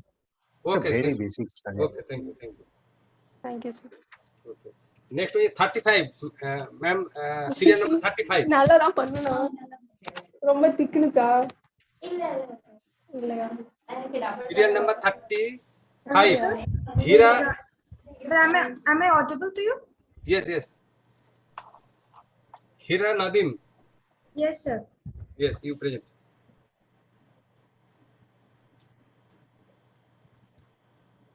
I think you are waiting from morning. Yes, sir. Yes, sir. Good afternoon, everyone. My name is Hira Nadeem. I'm a research scholar from Aligarh Muslim University, and I'm presenting on the topic in vitro evaluation on the antagonistic activity of bacterial derived surfactant with sonicated seed cake extract against Melodyne javanica. Keeping in mind the biocontrol efficiency of PGPRs and oil cakes, the current study was planned to evaluate the ovicidal and larvicidal efficacy of Bacillus subtilis and sonicated mustard oil cake extract against Melodyne javanica. Melodyne genus are worldwide in distribution and are the cause of the major crop losses worldwide. However, synthetic nematicides are harmful for our natural environment and are particularly more harmful to non-target organism of the host. Both mustard oil cake and bacillus are able to produce bioactive compounds having nematicidal activity and are environmental friendly and thus ideal for biocontrol agent. For method for Melodyne species identification, we took roots highly contaminated with root knot nematode infestation. Perennial pattern was used as a basis for species identification. Scanning electron microscope was used for better visualization of perennial pattern. The eggs and J2s obtained from the roots are used for hatching and mortality test. For hatching and mortality test, we took 3 treatments. One is oil cake extract, the second is lipopeptide, and third is the combination of both. For the oil cake extract, we took aqueous extract of mustard oil cake with the help of using the ultrasonicator, and the solution obtained were used as treatment for hatching and mortality. For lipopeptide extraction, we took a colony of Bacillus subtilis and inoculated in urea birthing broth. And through acidic precipitation and solvent extraction, lipopeptides are extracted. The obtained lipopeptide are used for MALDI and FTI analysis, and the same are used for hatching and mortality test. For the result, the SEM images of perennial pattern shows the prominent lateral lines which confirm it's as Melodyne javanica. The MALDI-TOF spectra of lipopeptide shows an intense peak at MYZ1058, which is sodium adduct of surfactant molecule. This confirms the presence of surfactant, which is in an antimicrobial compound. For hatching test, we analyze the percent hatching inhibition test after 48 hours. And after 48 hours of exposure of egg mass to different concentration, that is 500 ppm, 1000 ppm, 1500 ppm, 2000 ppm, while the distilled water is served as control. Highest percent hatching inhibition, that is 92.2%, was recorded in 2000 ppm of surfactant plus mustard oil cake extract, followed by 1500 ppm of the same treatment. For mortality test, highest mortality with 80.5 dead J2s were recorded as surfactant plus mustard oil cake treatment at 2000 ppm after 48 hours of exposure.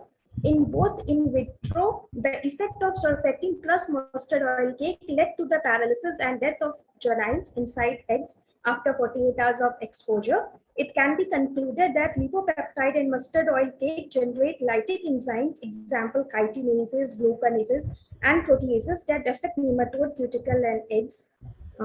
We can conclude that surfactant could be an important source for production of anti-nematode product with novel nematicidal activity, and while we have used ultrasonication, which has increases the extraction efficiency of secondary metabolites of mustard oil cake. Okay, thank you.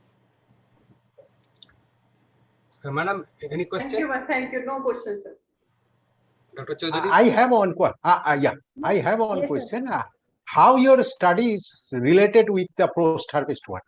So it was not related. I have submitted this my abstract on chemical and non-chemical method for disease management. Yeah. But it is somehow incorporated in this session. I don't know the reason. But you have done good job. Yeah. Yes, Thank you, sir. Yeah. Thank you, good sir. job. But it was placed in misplaced Yes, sir. actually. Yeah, Misplaced. it was actually mismade. I have submitted in the technical section of chemical and non-chemical method Yes, for yes. disease management. Yeah. It is not your fault. Okay, thank you. Okay. And now, Dharini, are you ready? Dharini?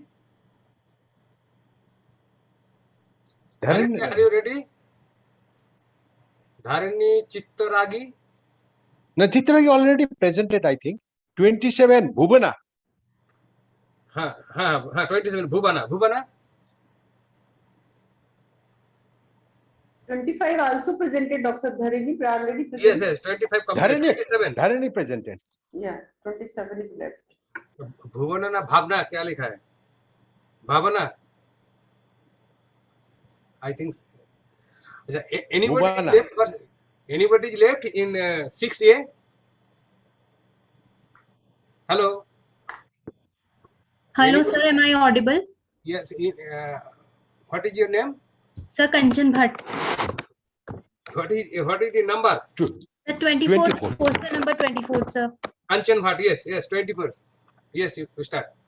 Madam, it is serial number 24 6A. Yes, sir. Yes, you start.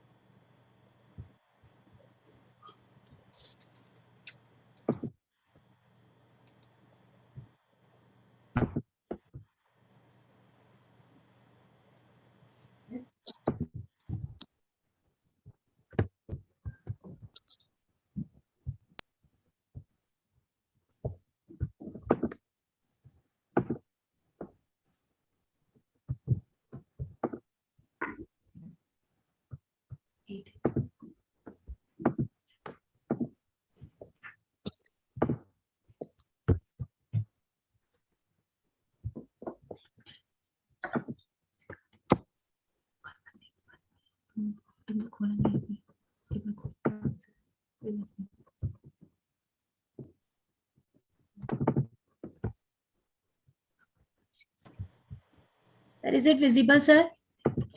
No.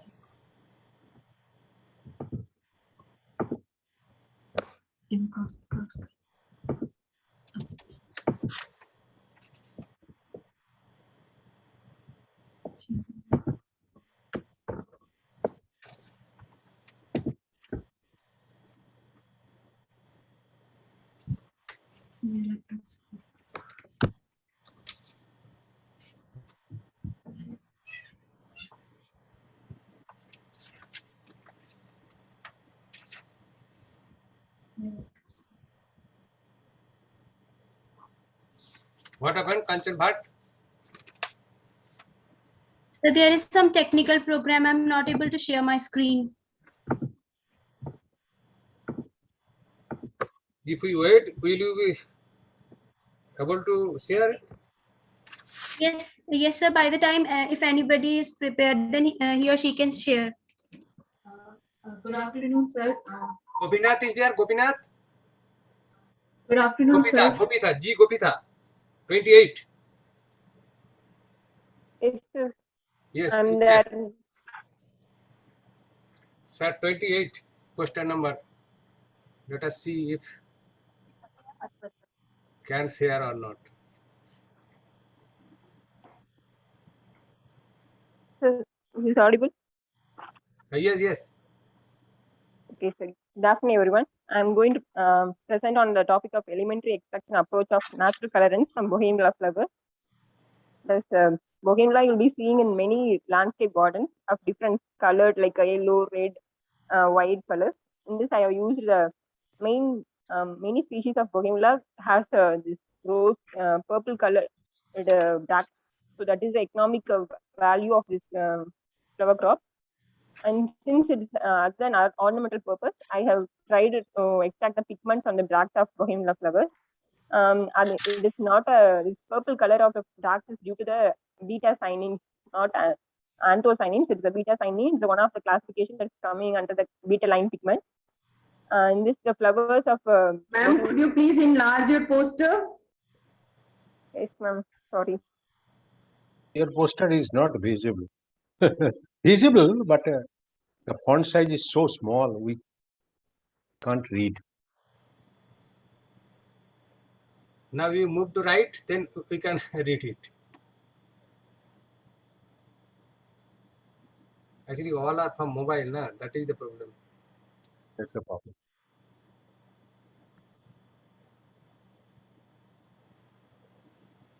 Yes, you tell. Okay, so it is I will try Bougainvillea flowers from garden, and it is of two types of samples, that is freeze-dried samples and fresh samples were used for extraction. And the solvent was water, methanol, and ethanol were used to extract the beta-cyanins from the flower bracts, and it was stoichiometrically analyzed. And you can find that solvent water yielded a best extraction efficiency than compared to methanol and ethanol. And since the fresh flower bract contains more amount of water molecules in it, freeze-dried samples gave a better beta-cyanin extraction. So this is a thing. It is in accordance with many research articles. They have used this aqueous extraction proved best compared to the ethanol and methanol solvent. And what is the value I'm coming to say is beta-cyanins are a very natural alternative to instead of a synthetic dyes. So this is environmental friendly and can utilize this flower bract for a natural food as a natural food colorant rather than going for synthetic dyes. And this is also in a pH. It can be used in a food compounds of high acidic content also. It is stable under the pH level of 3 to 7. This beta-cyanin, and it is also in thermal stability. It has like as well as like anthocyanins. It is also thermal stable. So this is the thing I'm suggesting, and many authors have extracted this beta-cyanins from beetroots, Beta vulgaris. So this is a new attempt to try from Bougainvillea flowers. This can be added to we can be using this colorant, and we can do some food products as a food colorant. Thank you. Okay, thank you. Ma'am, have any question? I couldn't see the data, and there is some voice is also not clear to me. What was the beta-cyanin content, ma'am? Beta-cyanin is not. Have only measured this OD value of under which solvent it is recorded. You have not calculated. I have not amount. I have not calculated. Not calculated. And under your methodology, you have written. And could you please move towards methodology?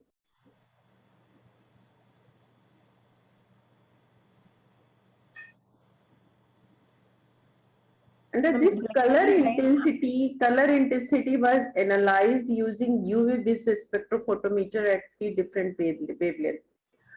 This is for color, ma'am, or for beta-cyanin? I have followed a method of extraction using like a beta-cyanin. So, but you have not calculated beta-cyanin. You are presenting only OD, right? And for color, then color determination of liquid items and a tintometer we are using. If our purpose is to to find out the color values. Usually for tintometer we use to for like a food product or some material. If we use it in some other product, we use a tintometer in that case. For liquid food, no? For clear liquid food or extract, we use tintometer. And for solid food, we use Hunter colorimeter for color purposes. And here you are writing the color, and under result and discussion part, there you are writing beta-cyanin. Okay, ma'am. Thank you. Okay, I have no question. Yes, I also Dr. don't have any please. question. Yes. Sir, this was 28, no? Yeah, this is 28. Now, I think 26, Usha is present here, no? Question Not number yet. 26, Usha, yes? Present, sir. You are Usha, yes, here in the poster, Usha, yes? Yes, sir, present, sir. Will you present? Sure, sir. Yes. Sir, this is poster number 26.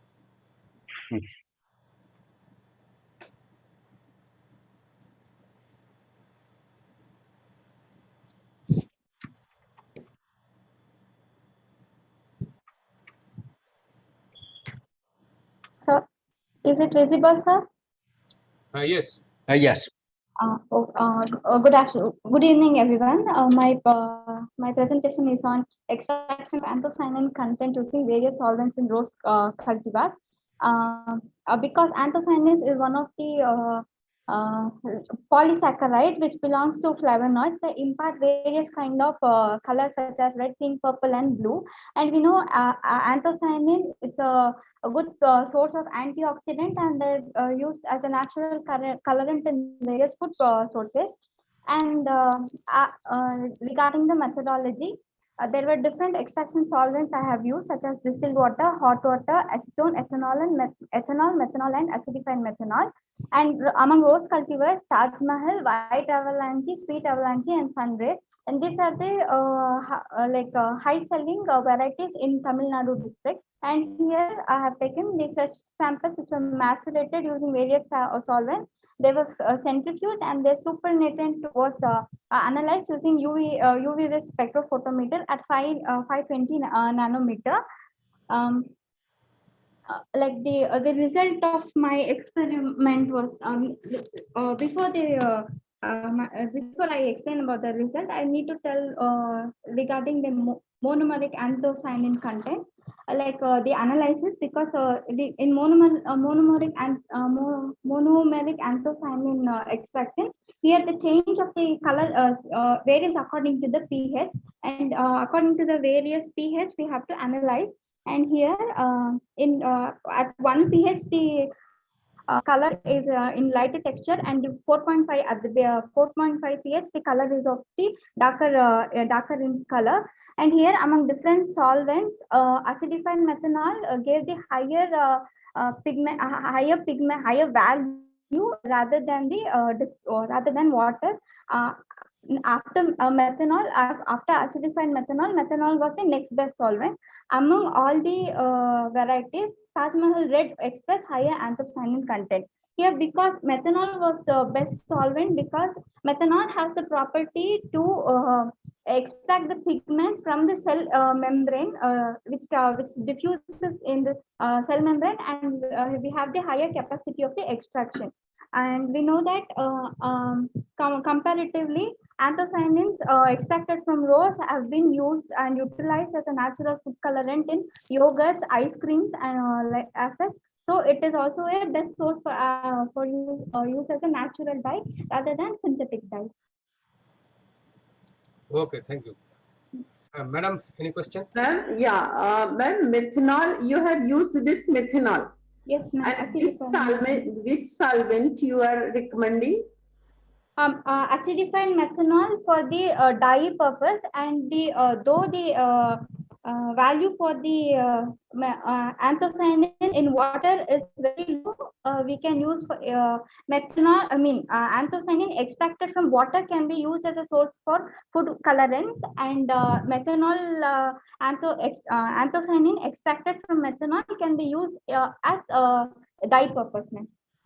For dye purpose, yeah, because methanol can't be used for food purpose. Yes, Is there any solvent, any green solvent, any solvent that can be, considered for food purposes? This extraction of anthocyanin for food purposes, any solvent other than water? Most of them are used as alcohols and the water, ma'am. Acetone also variably for food purposes, ma'am. Food purposes, best is the water only, ma'am. Water only. Yes, ma'am. Okay, and you are presenting this anthocyanin per liter extract. Yes, not drying, and you are not recommending any drying or something? No, ma'am. I have taken the fresh sample extract, ma'am. It will be made available in this form, in this liquid form only. Yes, ma'am. Okay, ma'am. Thank you. Thank you, ma'am. Okay, I don't have any question. Kanchan Bhatt, are you available? Will you try once again? Yes, sir. Kanchan Bhatt. Yes, sir. No, Usha, Thank you, sir. You answer your question. So Kanchan Bhatt was not successful to present. No. Hello. So shall I present now? Yes. Are you ready? Yes, sir. Yes, you share. So is it visible? Nubin Chandra, what is the poster number? The 24th. You are Okay, sharing from different place. Okay. First author is Kanchan Bhatt. Okay. 24 Kanchan Bhatt. Okay. Okay. You do. Is it visible now? Yes. Visible. Good afternoon to all dignitaries and participants. Thank you for this opportunity. I am Kanchan Bhatt, PhD scholar from Dr. Y.S. Parmar University of Horticulture and Forestry, Nauni Solan. And here I'm presenting the poster entitled Standardization of Recipe for the Preparation of Wine and its quality evaluation during storage. As we all know, jamun is very important crop. It is a minor crop though, but it has many medicinal benefits because it has jamboline, which is very beneficial for diabetic patients, as well as it is very useful for the patients patients suffering from cancer. And on the other hand, appetizer is a drink which stimulates appetite. So now fresh fruits of jamun were taken from local markets of Himachal Pradesh, and they were stored at -18 degrees Celsius before resuming the work. Later on, the juice was extracted with the help of different physical and enzymatic methods. And in the physical methods, heat was applied, and in enzymatic methods, we used pectinase as well as viscozyme to increase the yield. After that, for the preparation of appetizers, 2 TSS levels were chosen: 40-degree Brix and 45-degree Brix, and the juice ranges were varied from 25 to 40%. And however, the acidity was kept constant, that was 1.20%. Now, the treatment which was selected best was A7 treatment, which has 35% juice and 45-degree Brix TSS, and this was selected on the basis of physicochemical and organoleptic characteristics.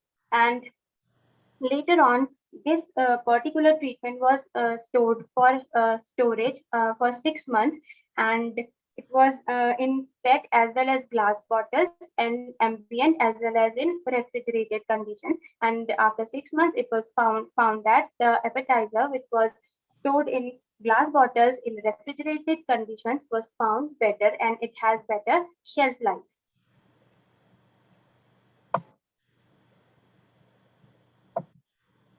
Ma'am, your title indicated that standardization of recipe for preparation of wild jamun appetizer. Yes, ma'am. What recipe you suggest?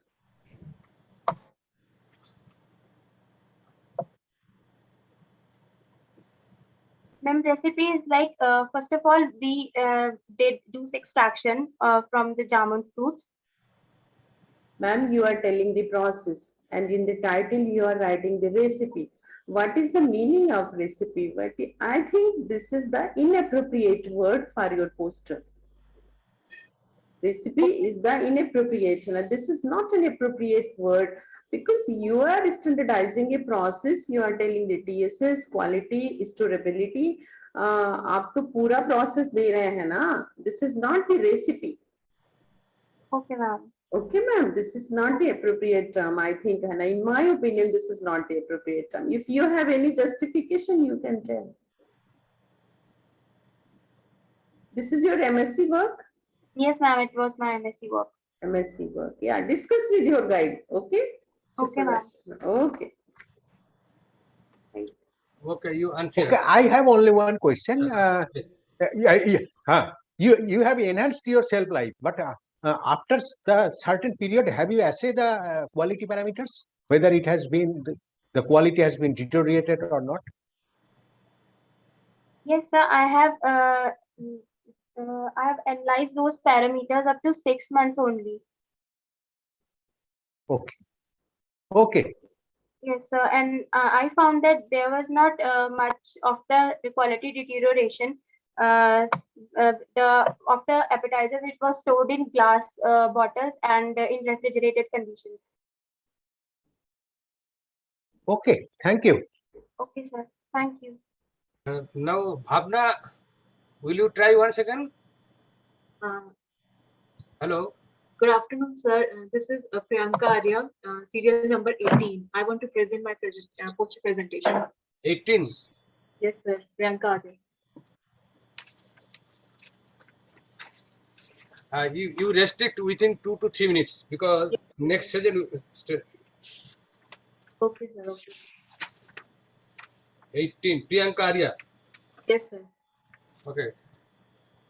Chairman, sir, this is Okay. question number 18. 18. Okay. Am I audible or visible, sir? Yes, visible. Yeah. Yes.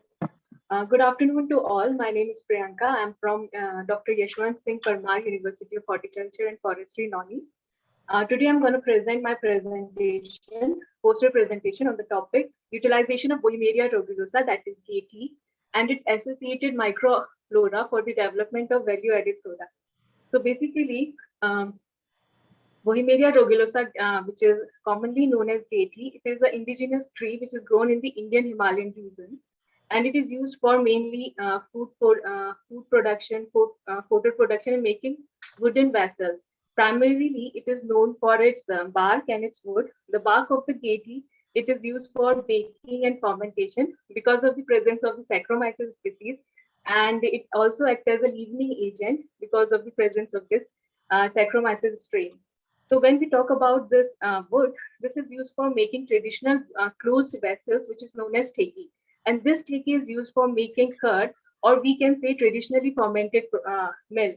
This curd is formed from the raw milk at an ambient temperature without using with the absence of backsloping. So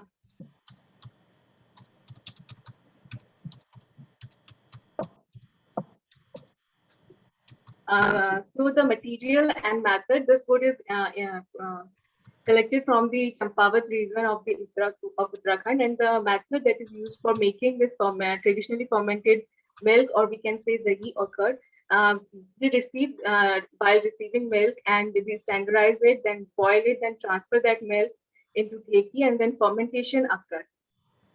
So the milk that we got having the consistency of curd, and it is used with it is manufactured without with the absence of backsloping. So here are some of the FARP and BPH and the antioxidant ability of the wood that we can isolate or extract it from the petroleum ether, acetone, or water. So then after that, we isolate the lactic acid bacteria from the curd that we has manufactured from this teki itself. We isolated these lactic acid bacteria from the sample while using the serial dilutions or the spray slide method on the MRS media, and we incubated 37 degrees centigrade, and we get these isolated colonies 10 to the power -1 to 10 to the power -7. And after that, we isolate these bacteria with the help of gram staining kit, and we see this its magnification in the compound microscope, and we see these are the gram negative bacteria. These are the gram positive bacteria, aerotolerant, anaerobics, rod shaped, and these are the non-forming. Different biochemical tests are performed, that is MR test, then VP test, and family citrate test. MR test showed the positive result, and Voges-Proskauer test shows the negative result or no traces of pink color, and citrate utilization test showed the negative color. So I concluded this. In this study, it showed the concept and scientific rationale behind the traditional utilization of this wood for the preparation of traditionally fermented milk, and various morphological, physiological, and biochemical tests are performed for the confirmation of this. The curd that we have obtained contain lactic acid bacteria. So, and it having the various functional properties, also having the antioxidant activity because of the wood that is present. Thank you. Thank you, ma'am. Chairman, co-chairman, madam. Ma'am, how this dahi is different? Okay. Yes, ma'am. Go on. Sir, okay. You have, ma'am, extracted this lactic acid bacteria and inoculated, and I used this for dahi. Okay. No, ma'am. The dahi is prepared within the vessel that is the wooden vessel of Bohemia rugulosa, without the incorporation or inoculation of microflora that we call the absence of backsloping. So the dahi is prepared in this because this vessel having the unique property. Because this wood having the unique property and it contains various microflora that it provides the beneficial properties. How many times we can use this vessel, ma'am? Because it's a wood, we can use it for 1 to 2 years or many more years, because traditionally people are using it because this the process of weathering doesn't occur much earlier in this wood, and the wood don't deteriorate in the presence of air. So that is why this is the best thing to use. Okay, thank you. I have one query. Have you identified that bacteria? What is the genus? Yes, sir. That the I only perform the biochemical testing or the morphological, but the genetic No. I didn't perform. No. I'm asking the simple one. What is the name of that bacteria? Saccharomyces cerevisiae. Is it bacteria? Sir, Is it? Saccharomyces cerevisiae, it is not If sir, if you do not identify, then please tell that no, I have not done this. But don't give such type of answer. Okay? Yes. Okay. Thank you. And now 27, question number 27. Are you able to share? You see. Hello? Hello, question number 27. Bhavna.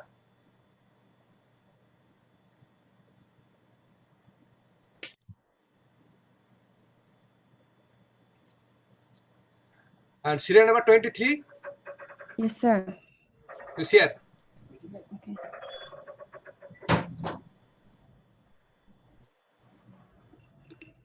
So the previous participant hasn't unshared the screen. Yes, you answer. Yeah. Earlier has not unshared. You see, initially nobody is here. Now everybody is coming. You see, the next session.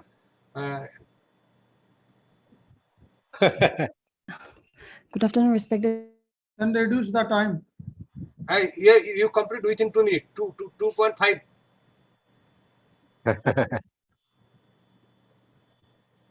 So today, my name is Alamla Inchen, and I'm presenting on the work of my.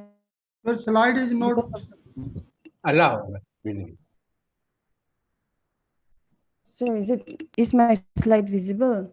Yes, it is visible. Okay. The topic of my poster is effect of coating and packaging materials on quality and shelf life of the giant Q. Pineapple is is an important crop, especially here in Northeast India and especially in the state of Nagaland, where most of the pineapples grown are organic. So today we have studied the effect of coating and packaging on dehydrated pineapple slices. So fully matured pineapples were collected from farmers from the field in Molvan village, which is 5 kilometers away from the campus. So and on the same day of harvest, after keeping it to remove field heat, it was peeled, sliced into circular discs of 5 millimeter, cord, dried, coated, and packaged. The sliced pineapples were dried at 60 degrees Celsius in hot air oven, and the final moisture was 15%. And the design used was factorial, completely randomized design with factors, 3 coatings, that is starch, sugar syrup, aloe vera gel, and 5 packaging, that is control, no packaging, aluminum laminated pouches, polyethylene terephthalate box, high density polyethylene, and brown paper. So the analysis biochemistry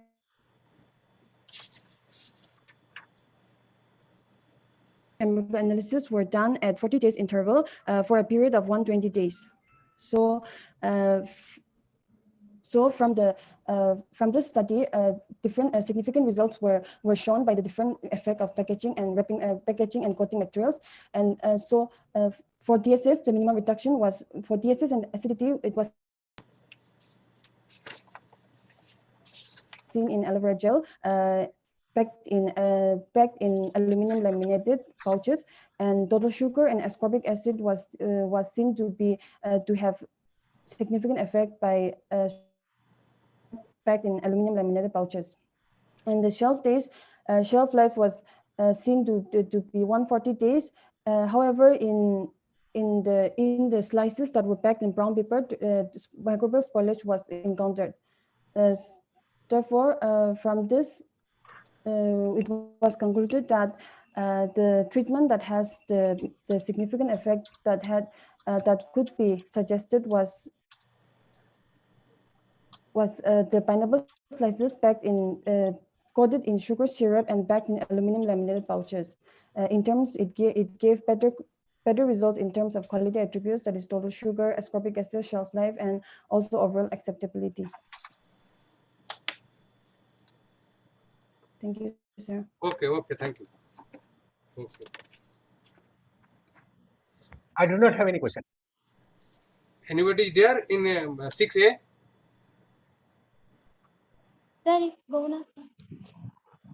Hello? Who is present? 6A?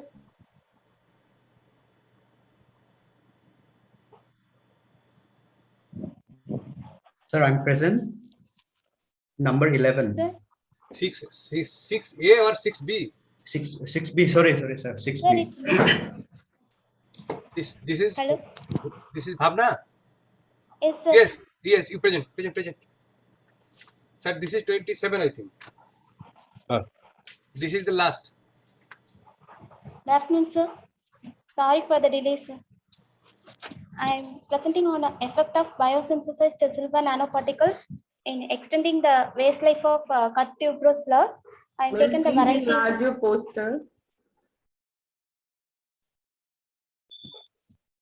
बड़ा कर लो, थोड़ा enlarge.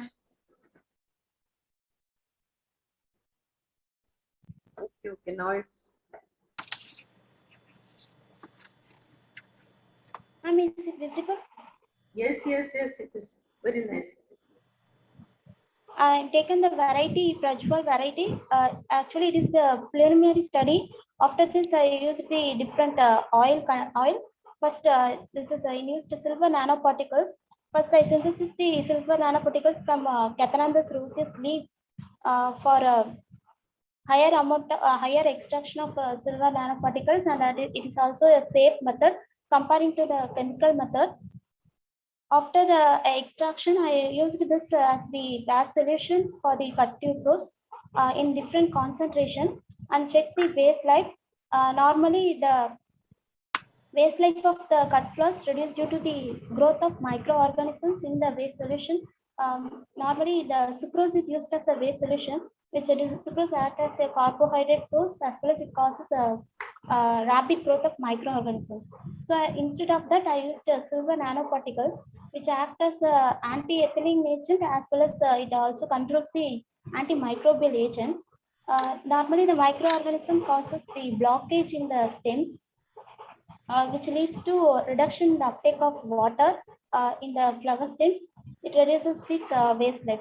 While using a silver nanoparticles, it controls the growth of bacteria, controls the path of bacteria, and also improves the waste life. Among the different concentrations, the T3, the 100 milligram per liter, improved its waste life. While going for higher concentration, it causes decay in the stems, cut-in stems of the cut floss.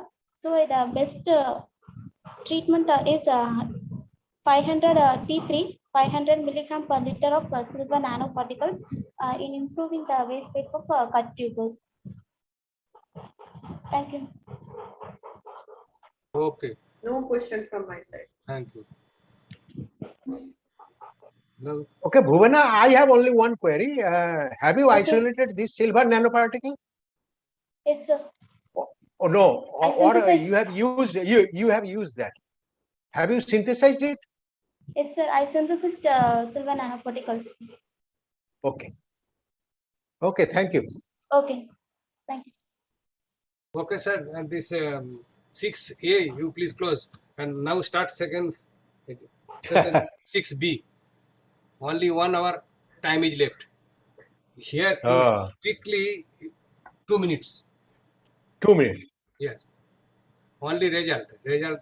And if treatment is there or result.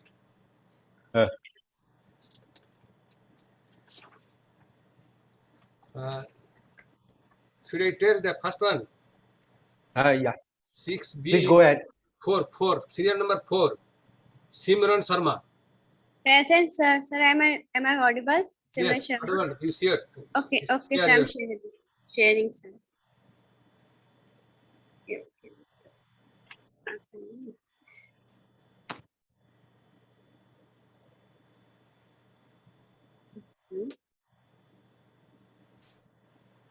Yes. Listen.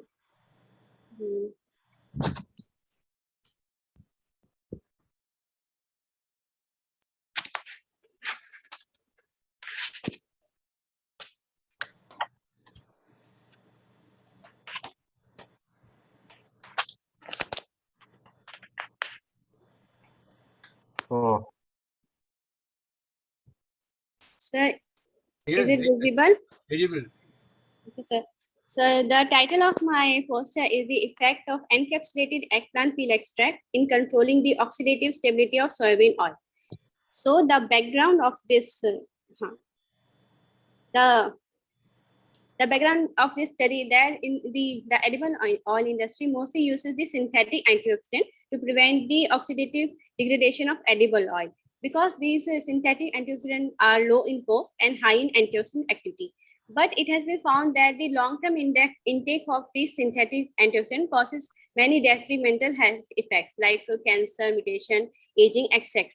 So the researchers are now focusing on the plant-based natural antioxidant as an alternative to these synthetic antioxidants because these plant-derived natural antioxidants are high in antioxidant activity and they are safe in nature and may have potential health benefits. So, but many plant-based these natural antioxidants are hydrophilic in nature. So, to make this hydrophilic natural antioxidant more soluble in the edible oil, there is an emerging technology known as emulsion-based encapsulation, which helps in the improving the solubility of this hydrophilic natural antioxidant in edible oil. Also, it improves the stability of these antioxidants. So, in my study, I have used the eggplant peel, which is a valuable byproduct, and it is also known for its high anthocyanin content and high antioxidant activity. So this eggplant peel extract is hydrophilic in nature. That's why I have taken this eggplant peel. So the objective of my study is the preparation of a water in oil emulsion of eggplant peel extract. Then second is the comparative evaluation of the oxidative stability of this WOEP emulsion with the blank soybean oil, which doesn't contain any added antioxidant, which I purchased from industry. And next is the commercial soybean oil, which I've taken from the market, and it contains the synthetic antioxidant, that is TBHQ, at the permissible limit of FSSAI. So the methodology for this is the preparation of the EP. For the preparation of EP emulsion, in that we have taken the oil phase, that is our soybean oil. In the figure you can see. Then we add the emulsifier. The emulsifier for that is the CR310 emulsifier, that is food grade emulsifier. After mixing the emulsifier with oil, we add our eggplant peel extract, that is our aqueous phase, that is our water phase, dropwise to this oil emulsifier mixture.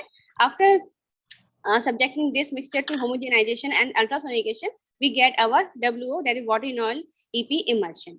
So for the oxidative stability determination, I have used the Ransimet test. Ransimet is an instrument which is used for determining the oxidative stability. The sample for this test is our blank soybean oil, our commercial soybean oil, our soybean oil plus emulsifier only, that is our control, and our free emulsion with different concentration of eggplant peel extract, that is 3000, 6000, 9000 ppm ET. So the result suggested that we also determined the antioxidant activity of this eggplant peel extract, which was found to be 1.82 millimole Tolux equivalent, which is quite good in amount. So here you can see in the figure 2, that after mixing the soybean oil with the emulsifier, it's a yellowish in color. Then we added our EPE, that is our eggplant peel extract, that is dark purple in color. After stirring, we got a dark purplish color mixture. So then when we subjected this mixture to homogenization and ultrasonation, we get a clear transparent emulsion, and it is little dark in color because of the presence of the eggplant peel extract. So in the next is the figure. In figure 3, you can see the Ransomate result of these samples. So Ransomate results are measured in the Ransomate induction period. The induction period, that is in time, that is in hours. So more the induction time means the more the oxidative stability of these samples. So here you can see in first is the SO, that is blank soybean oil. Its induction time is is around 7 induction period, that is 7 hours. Then our commercial soybean oil, which has induction time more than 10 or 12 because of the presence of the TBHQ, synthetic antioxidant. Next is our SCR sample, that is our soybean oil plus emulsifier only. So you can see that it has similar oxidative stability like the SO. And in the next 3 is our emulsion, that is SC3, SC6, SC9. So you can see that when we increase the concentration of eggplant peel extract, the oxidative stability of this emulsion improves. So the emulsion with 9,000 ppm eggplant peel extract show oxidative stability similar to the commercial soybean oil. So from this, we can conclude that our WOEP emulsion was more oxidatively stable than the blank soybean oil and commercial soybean oil. Also, we found that the WOEP emulsion showed an increase in oxidative stability with an increasing concentration of EPE.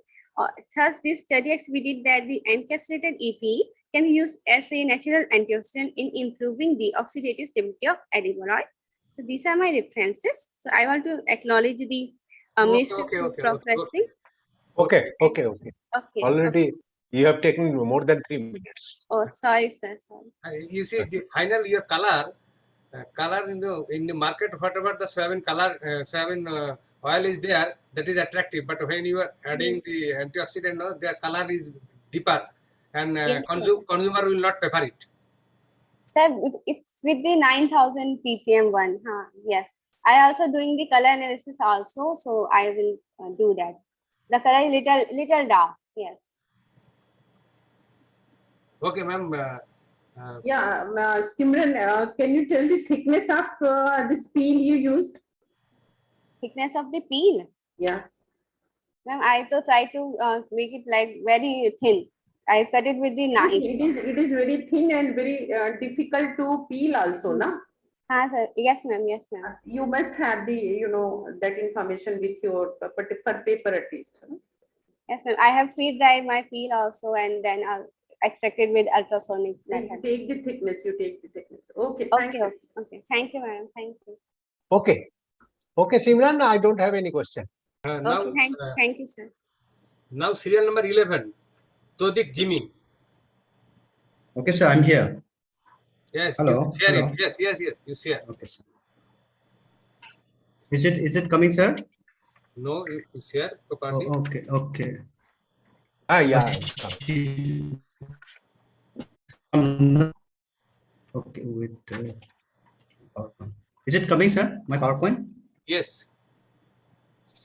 Yeah. Good afternoon to organizers and all the participants. Please enlarge. Hello. Please enlarge a little bit. Okay, I have prepared. Okay, ma'am. I have prepared a PowerPoint. Yes, I shall be using the PowerPoint to explain. Yeah. Okay. I'm going to the slides to explain. I go to the introduction.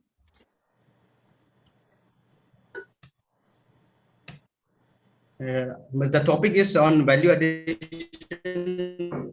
It's a survey based done in Garo Hills on value addition and utilization pattern of jackfruit in Garo Hills.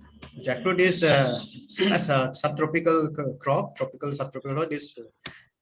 It is one of the popular crops in Garo Hills. It is known as tebrong in local language, and it's available in plenty.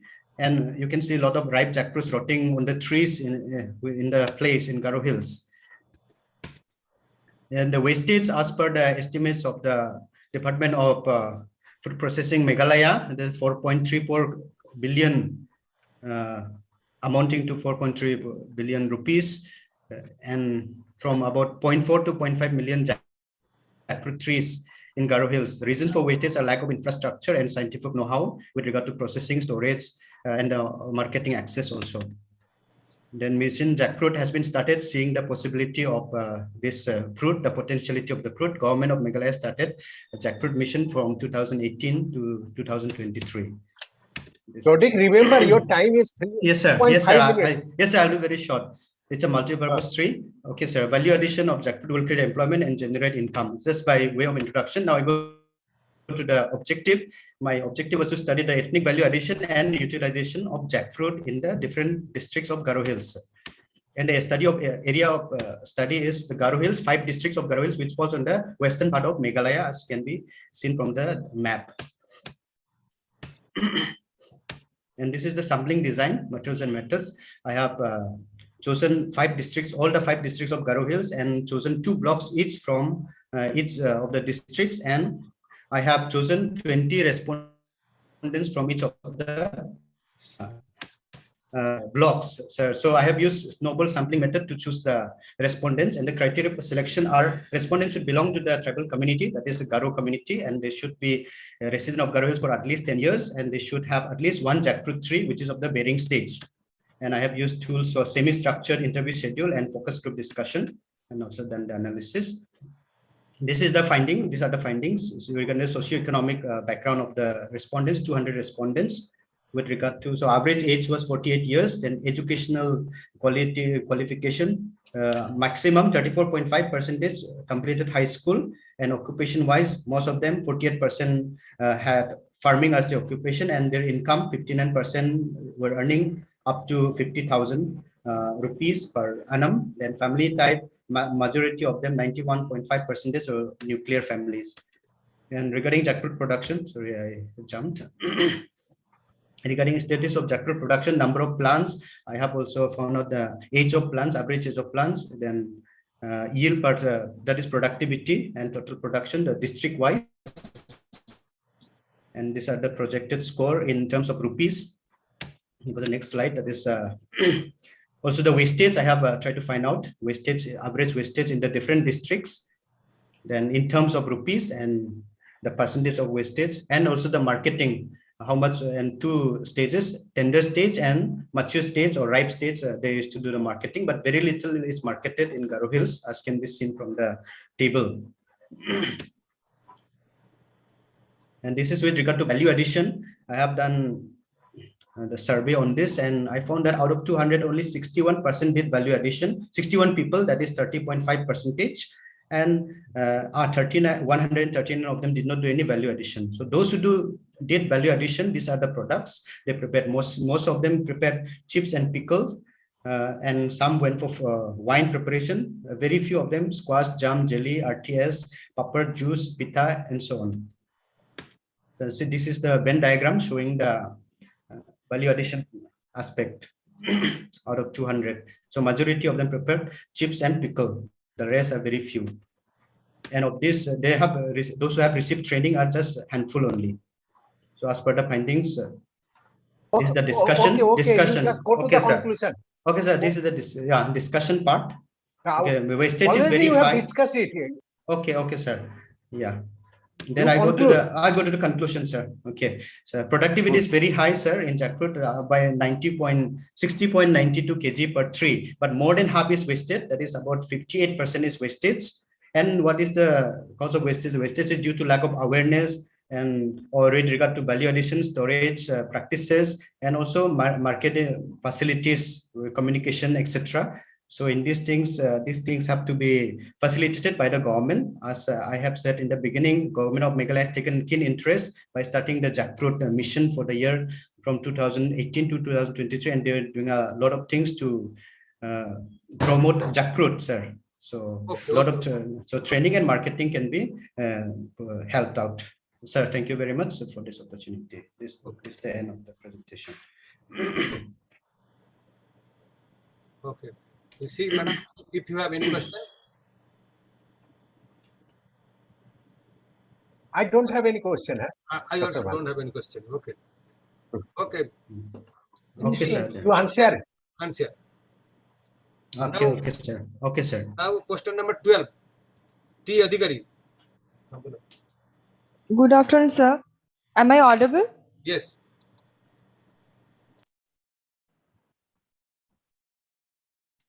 So, only 10.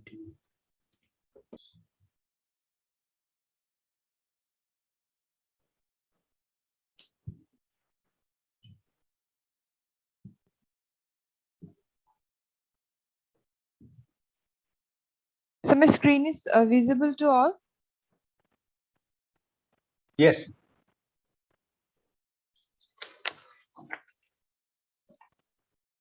Good afternoon, respected dignitaries. I'm Dr. Trina Adhikari. Today I'm going to present and review article on non-destructive quality monitoring of fruit. As we all know, the post-harvest fruit quality is determined by the how much the fruit is longer for the consumer acceptance. So the quality is a term which is degree of excellence of a particular crop. So it ultimately matters the standard or value of the crop, and ultimately this quality determine the grading of the different fruits. And there are so many destructive methods which is already present in market, but that is ultimately harmful because this ultimately decreases the productivity, and ultimately this is that is ultimately the loss. So here the this thing non-destructive methods is coming in this era, so that this is very much effective than the traditional conventional methods, as non-destructive methods are mainly based on physical properties which correlate with certain kind of quality factors of fruits. And this is ultimately mechanization and automation in the food industries, which has the less harmful for the human being also. So there are so many various kind of non-destructive methods for the determination of the quality.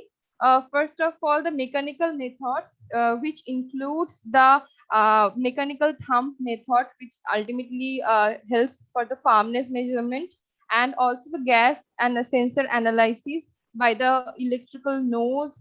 And this ultimately fetches the quality of the foods, and by the computerized, there are so many formulas generated, and we can easily quantify, and we can determine the quality of the ultimately the food. And there is some optical methods like visible near infrared spectromography.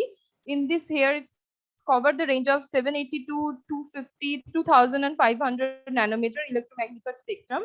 And here some of the images that can be captured, and this near infrared spectrophotography ultimately captures some of the absorbance. This is based on the transmission, reflection, and interaction of this photographs. You can see here light, which is the molecule present over that, and ultimately we can find over the different kind of quality materials, like determination of the maturity. Is there any kind of peat present over that? Is there any kind of disease infestation over that? Is there any kind of morphological defects over the foods?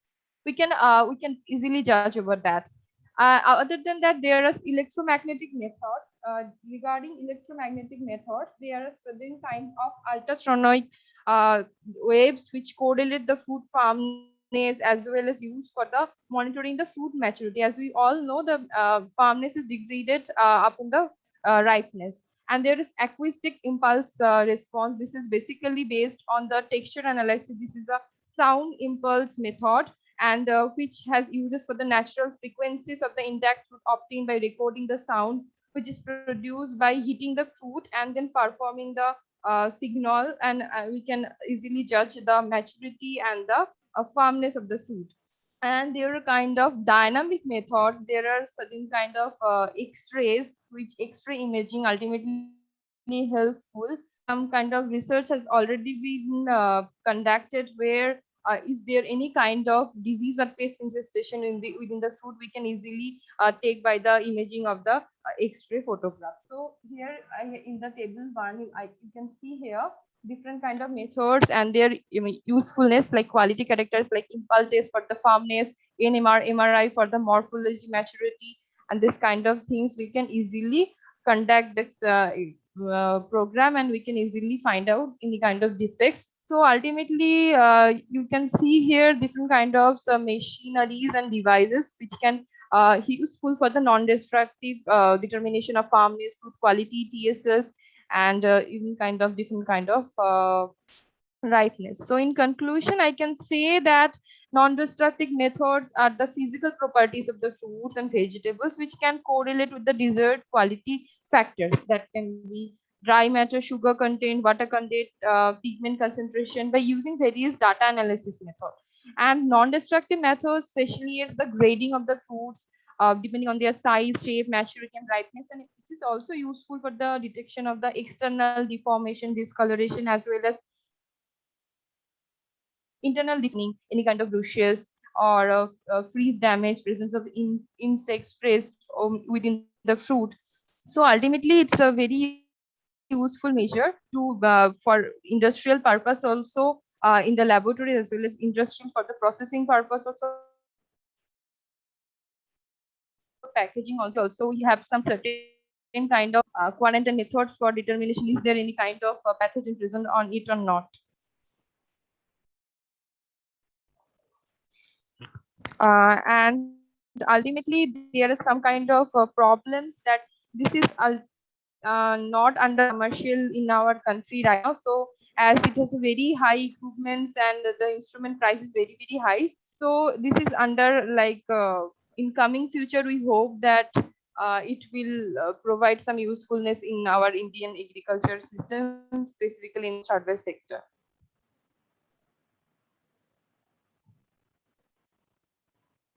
Thank you, sir. You completed?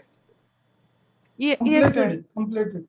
Do you think the Indian farmer can use all this procedure? No, sir. Indian farmers may not use, but the industrialist can be used for the processing purpose. We can start. Export-oriented crops. Export-oriented farmers. Yes. Yes. Because yes, in foreign countries they need the good quality food. Yes, because mango fruits are basically rejected because of the presence of the fruit flies. But in the X-ray imaging, it can be easily detected. Okay, thank you. But here Yes, nothing is your research. It is only review paper. No, sir. In future I'm planning to do this kind of research. So this is very my initial work for this. I'm just surveying these things. Okay, thank you.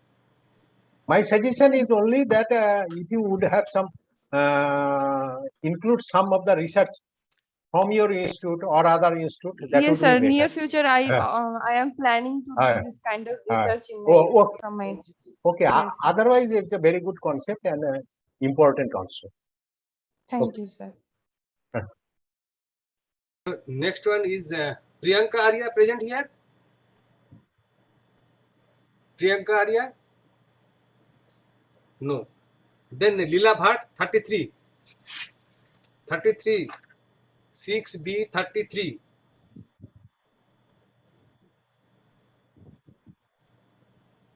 Yes, sir.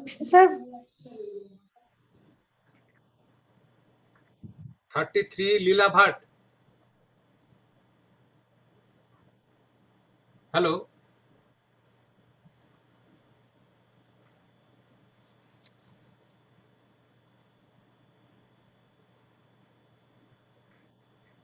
Who was speaking? Yes, sir. Hello. Hello.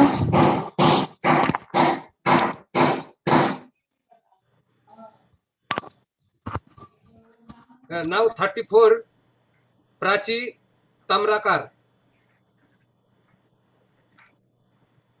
Hello. Prachi. Your name is here.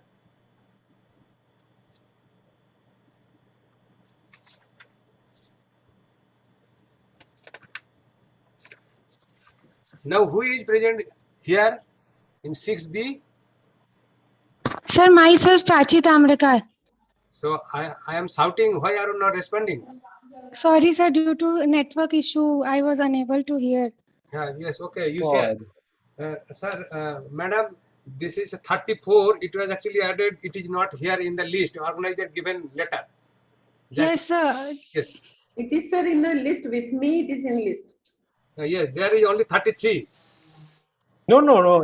You have circulated the one that includes 34. Prachi Tamrakar is Yes, there. sir. It is Yes, there. sir. One, sir. Yeah, Yes, then okay. best recipe for rose petal jam. Yes. Sir. Uh, Yes, sir.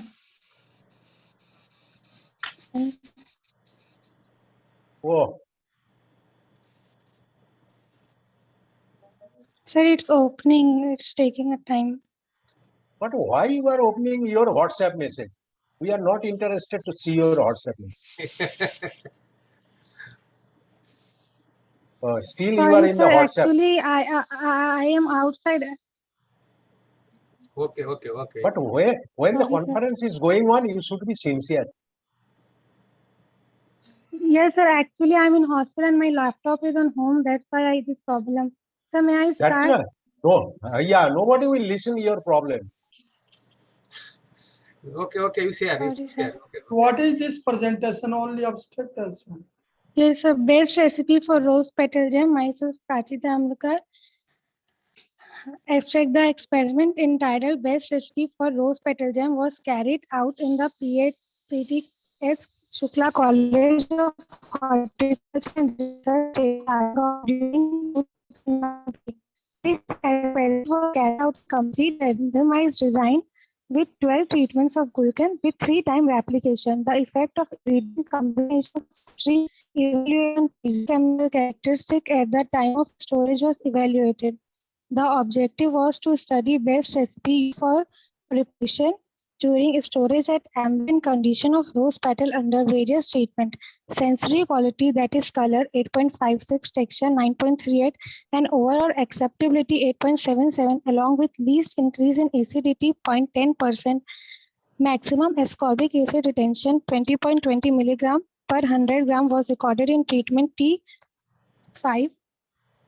3 rose petal plus sugar, that is 1:0.5 weight by weight, while highest flavor 8.78 in T2 rose petal plus sugar, that is 1:0.75 weight by weight, whereas taste 8.93 and pH, that is 5.23 in T3 rose petal plus sugar, that is 1:1 weight by weight, as compared to other treatments under study under observation.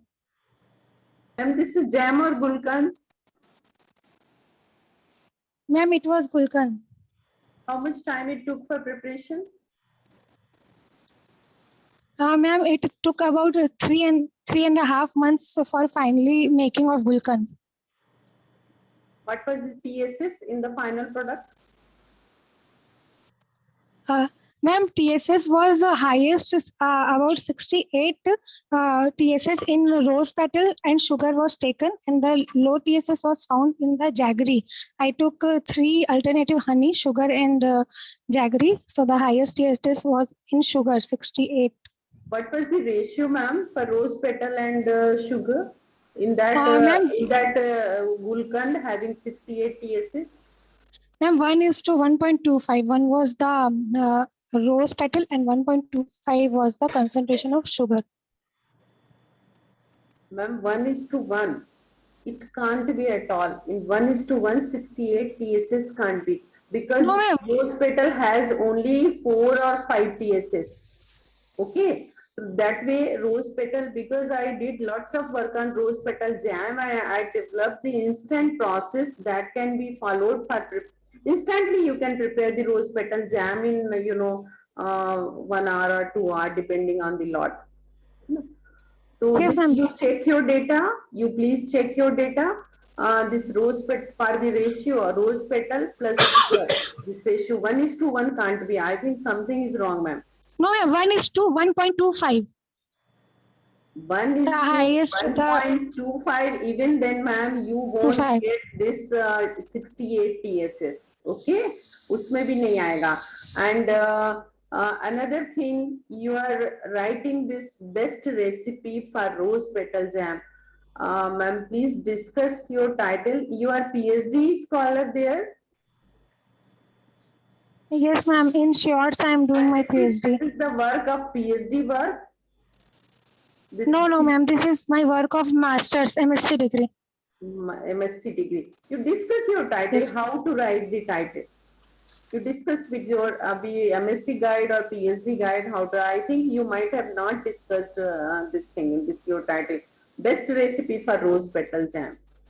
What is the recipe? Ma'am, You are my standardizing the MS. process.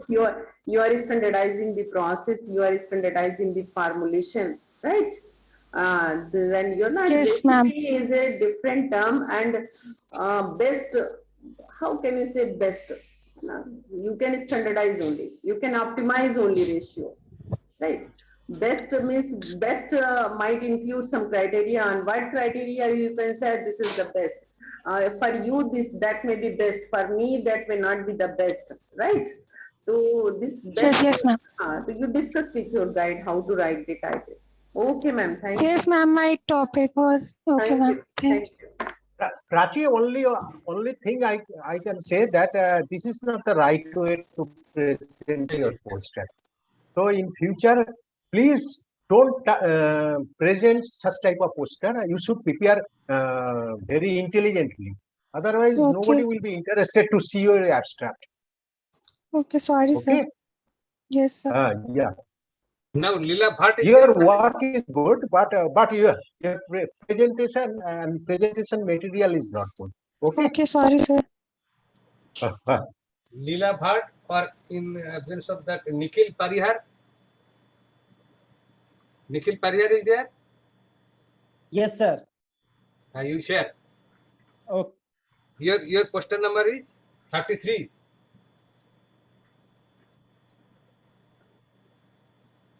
Nikhil Parihar, your What poster is the number?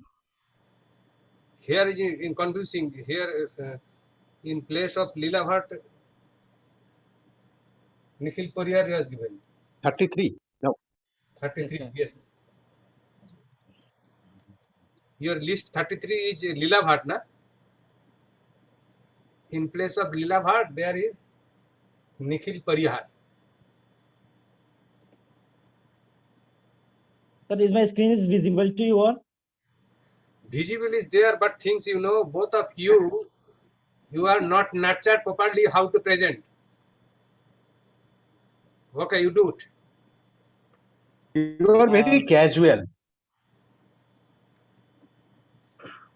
Sorry for that, sir. No, sorry. In seminar, when it is a competition, no, sorry.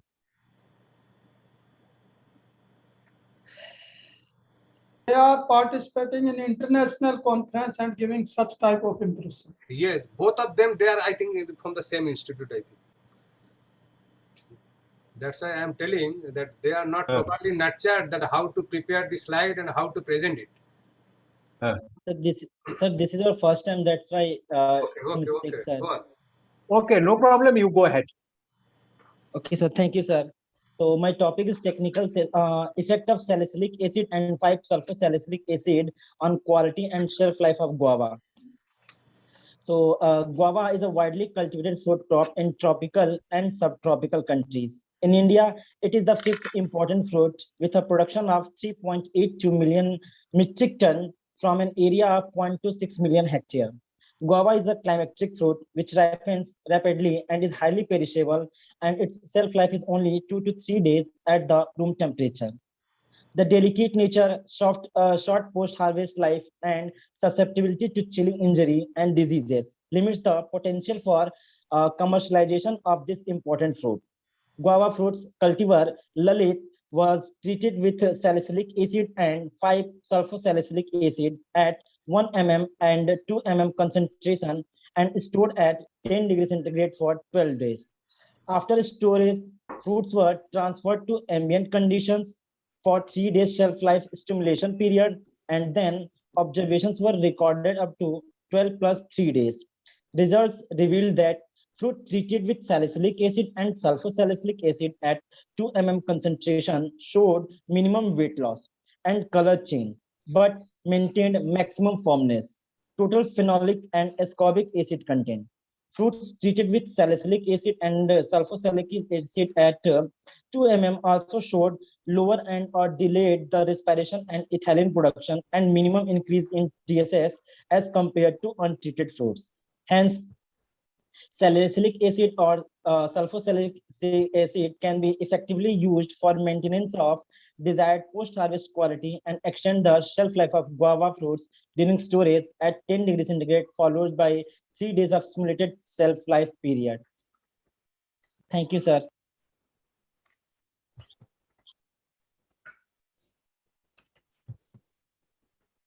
No question from my side. And no question from my side also.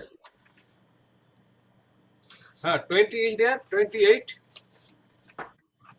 Hello? Yes, sir. Yes, sir. Good evening, sir. Yes, you got share. 28. Sir, the previous participant has. Hello? Yes, sir. Yes, sir. I am sharing my screen. Okay, okay. Go on. Good evening, everyone. I am Rupakshi, and today my poster presentation is on the topic response of bioextract coatings on enzymes and color of quinoa fruits stored at room temperature.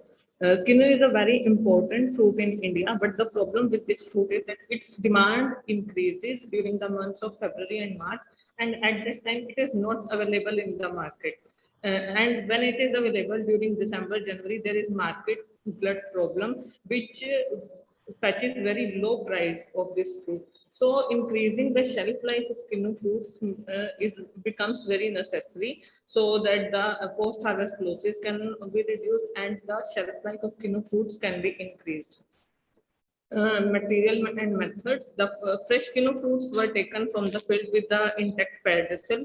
They were cleaned and given different treatments such as aloe vera gel 100%, til oil 2%, carboxymethyl cellulose 1%, lac formulation, lemongrass oil 0.1%, and commercial coating. The dip treatment was given them for 2 minutes. They were shade dried and thereafter were kept in CSV boxes. The surface color of quinoa fruits was expressed in the terms of L star value, A star value, and D star value.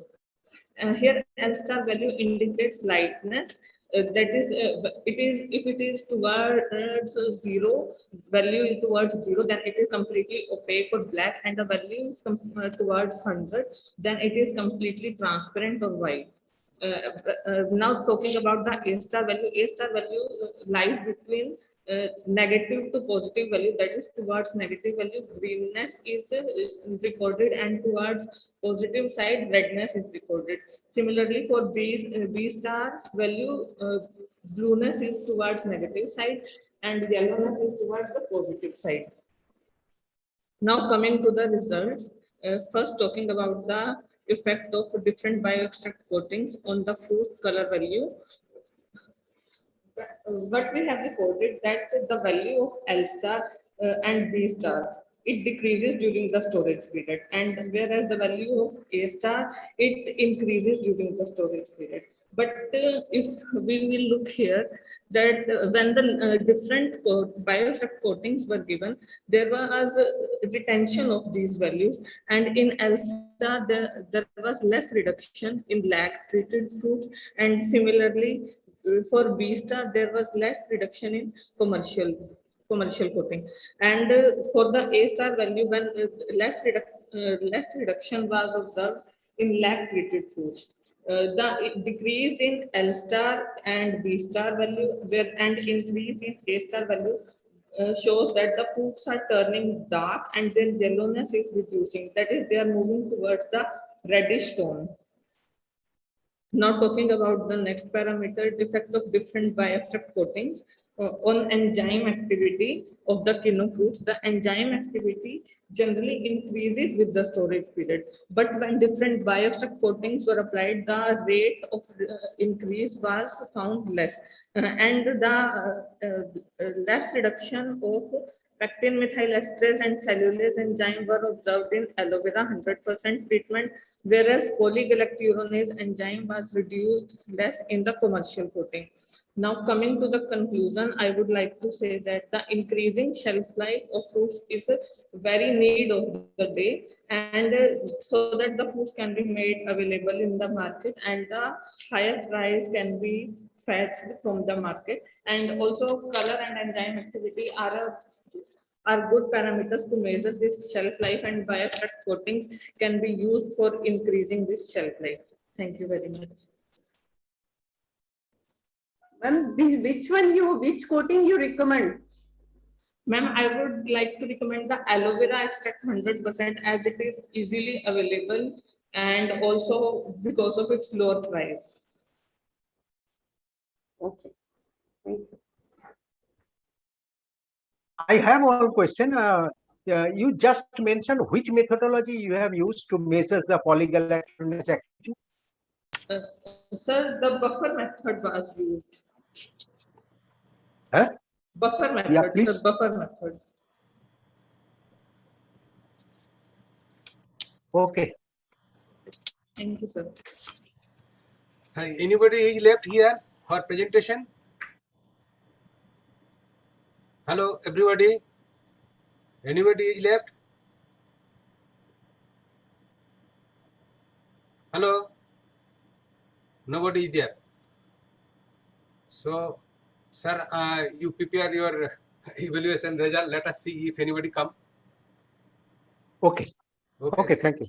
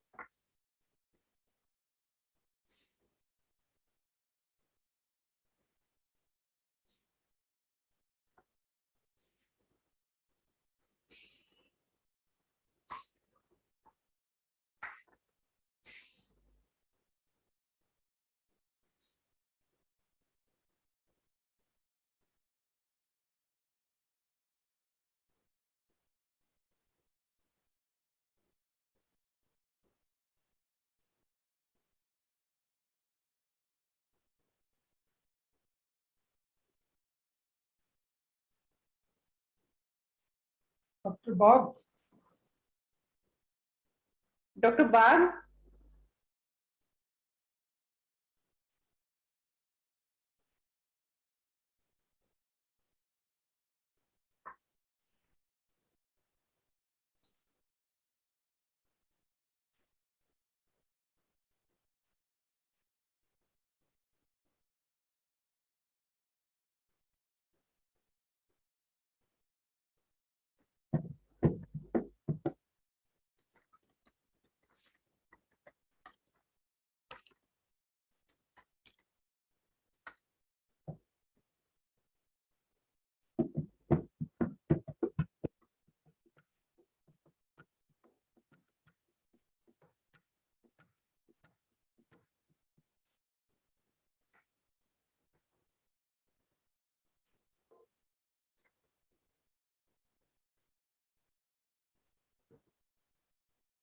Dr. T.K. Bagh.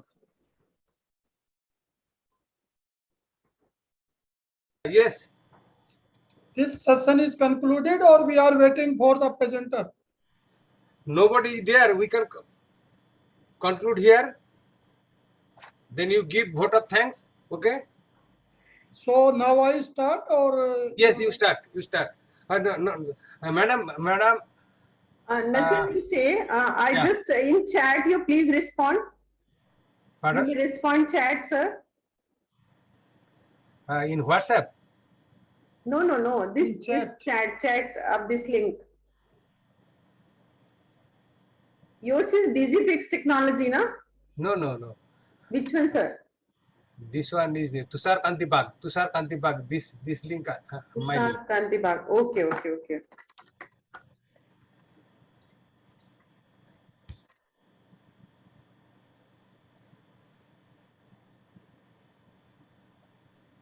Dr. Chaudhary.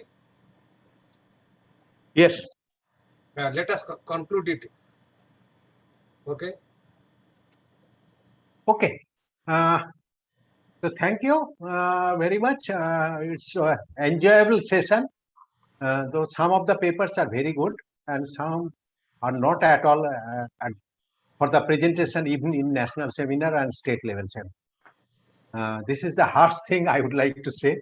However, it is all about the conference, and due to the COVID situation, so some compromise is always there. Sometimes the students are failing to upload their presentation. They take time, and they took time. And however, we are satisfied in particularly in 6A session, but in 6B session, very few presenters were there. Okay, it is all in the part of the conference. So I thank my co-chair, Dr. Midula Devi, and probably she is much experienced than me in this aspect. Though I am a little older, particularly with respect to Indian phytopathology, I served several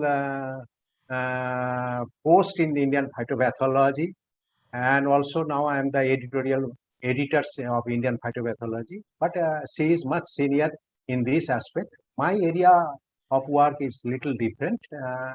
Okay, so I have enjoyed, and thanks the organizer for giving me this opportunity. So now I am handing over to Dr. Midula. Yeah, thank you, sir. Nothing to say. I don't want to say anything except thank you, Dr. Ba, and thank you, the organizer, and thank you, Dr. Dinesh, who has many times contacted regarding this session, and even during the session also he made a call that everything is going smoothly. So thank you all. Thank you one and all. Okay. I think Dinesh was once in your institute. Yeah, earlier he's my senior here. Yeah. Okay, now Dr. Jadhav, I will request you to give thanks of votes of thanks both of the chairs. Okay, sir. Dr. Apurva Chaudhary, chairman of this so big session, and he has conducted this session it was very exhaustive exercise, and given critical suggestion to the presenter about this, and its suggestion will be very beneficial to the presenter. And we are also thankful to Dr. Midula Devi, who has critically examined all the poster during presentation and give his critical suggestion, valuable suggestion to the presenter. So we are highly thankful to both chairman and co-chairman, and I am also thankful to committee member of our this poster presentation and this exhibition committee, Dr. Rekha Balodi and Dr. Tushar, Dr. KK. All the organizers are thanks. We are thankful to chairman and co-chairman of the society, co-chairman of this session 6. So thank to all. Sir, Okay, sir. Good afternoon, sir. Yes, sir. Sir, I am Dr. Suddha Das from Malda Krishi Vigyan Kendra. Sir, I have late joined because I have unfortunately I have joined on another session, sir. Sir, my presentation was first presenter. I was first presenter in poster session, sir. But now we have concluded, and now this plenary session is going to start. Okay, sir. In which session you are first presenter? In which session? Sir, 6A, sir. S. Das and F.H. Rahman. See that.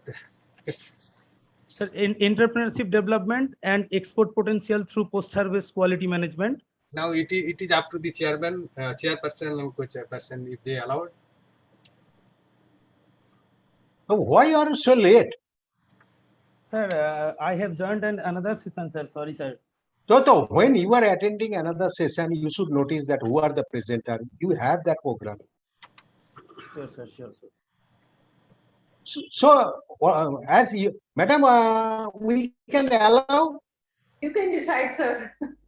As you wish, sir. As you wish. Okay. Okay. Thank you, sir. Thank you Okay. so much. Sir. Okay. Thank you so much. Mr. Das, yeah. Okay. Thank you You so please much. go Sir. ahead, and you will be allowed only 3 minutes, huh? You Okay. remember Okay. Sure, sir. the Sure, time. sir. Okay. Sure, sir. Okay.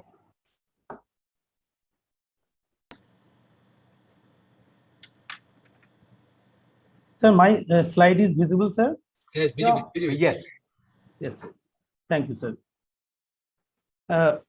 Good afternoon to everyone and all other dignitaries and presenters and participants. I am Dr. Shuddha Suchi Das, subject matter specialist, Malda Krishi Vigyan Kendra, Uttar Krishi Vishwavidyalaya, West Bengal.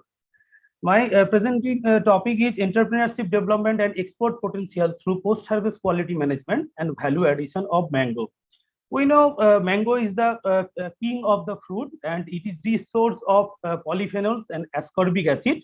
In case of post-harvest management, methyl cyclopropane treatments to inhibit the ethylene biosynthesis, which regrets the respiration rate, retain the firmness and delay fruit ripening. Domestication of mango, here I am giving one information, I am not saying in detail. Gautam Buddha was also presented with mango in his place of meditation.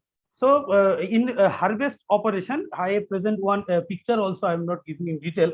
Here I present Alfonso, Begonpalli, these varieties are the different stage of harvesting stage. I have already present here. It is climatic fruit and it is harvested after physical maturity, proper physical maturity. After proper physical maturity, we can harvest the mango.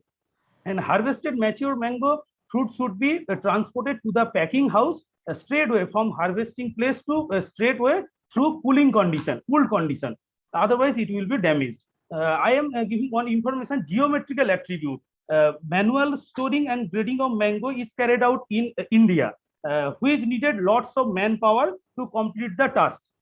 For this reason, different type of technique was developed, like machine computer vision system, near infrared, ultrasound, X-ray, and computed tomography. Here I have given one picture also where it is presenting the major diameter, intermediate diameter, minor diameter, and perimeter of the fruit. This way we can judge the quality and the physical parameter of the mango. So it will need less number of manpower.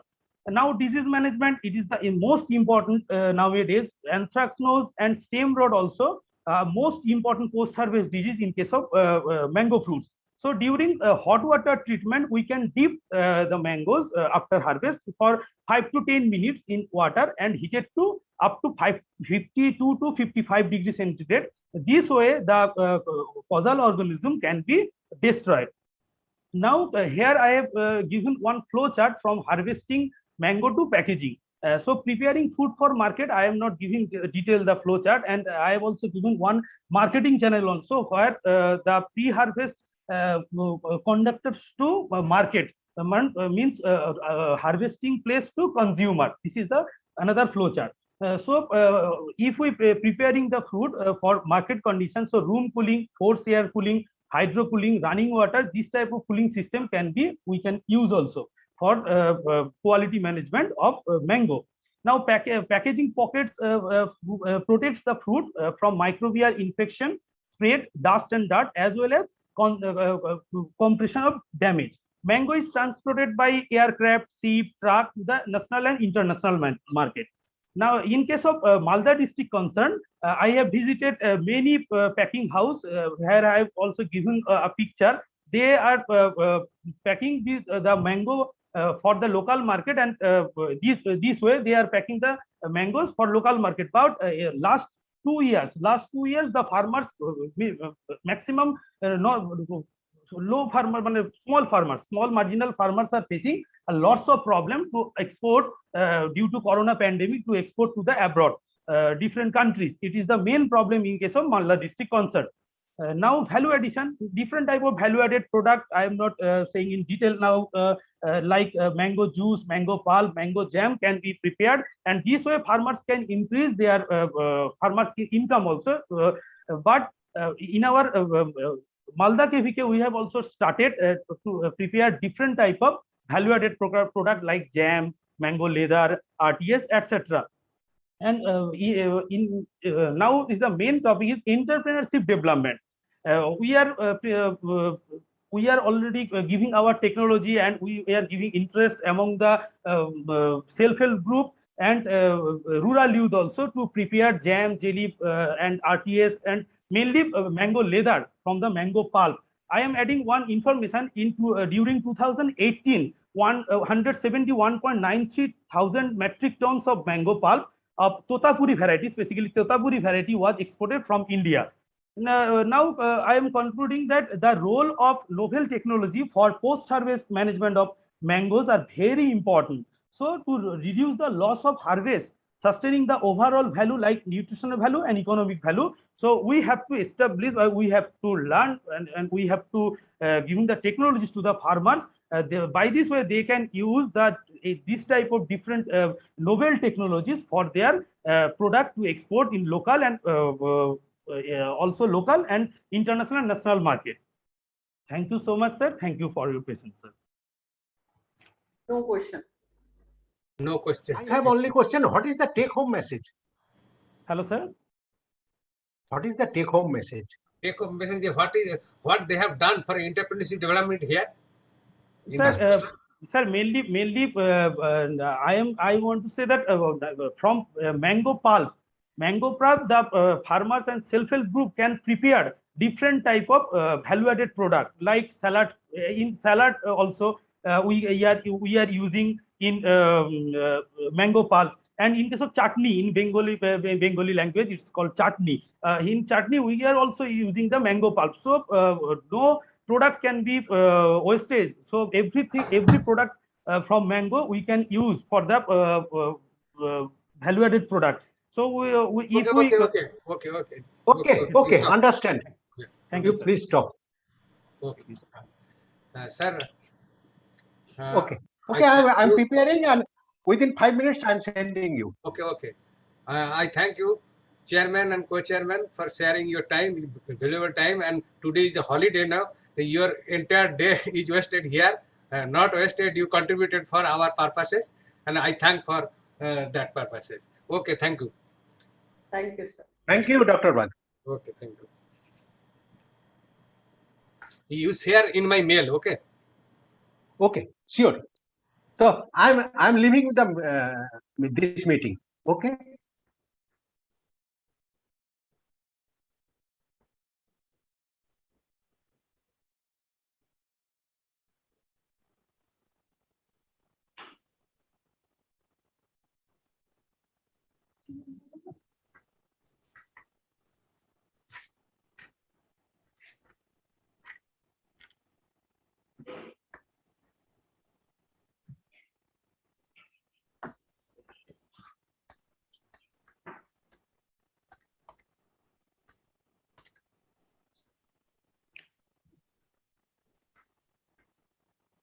Yes, answer Das. You answer your slide.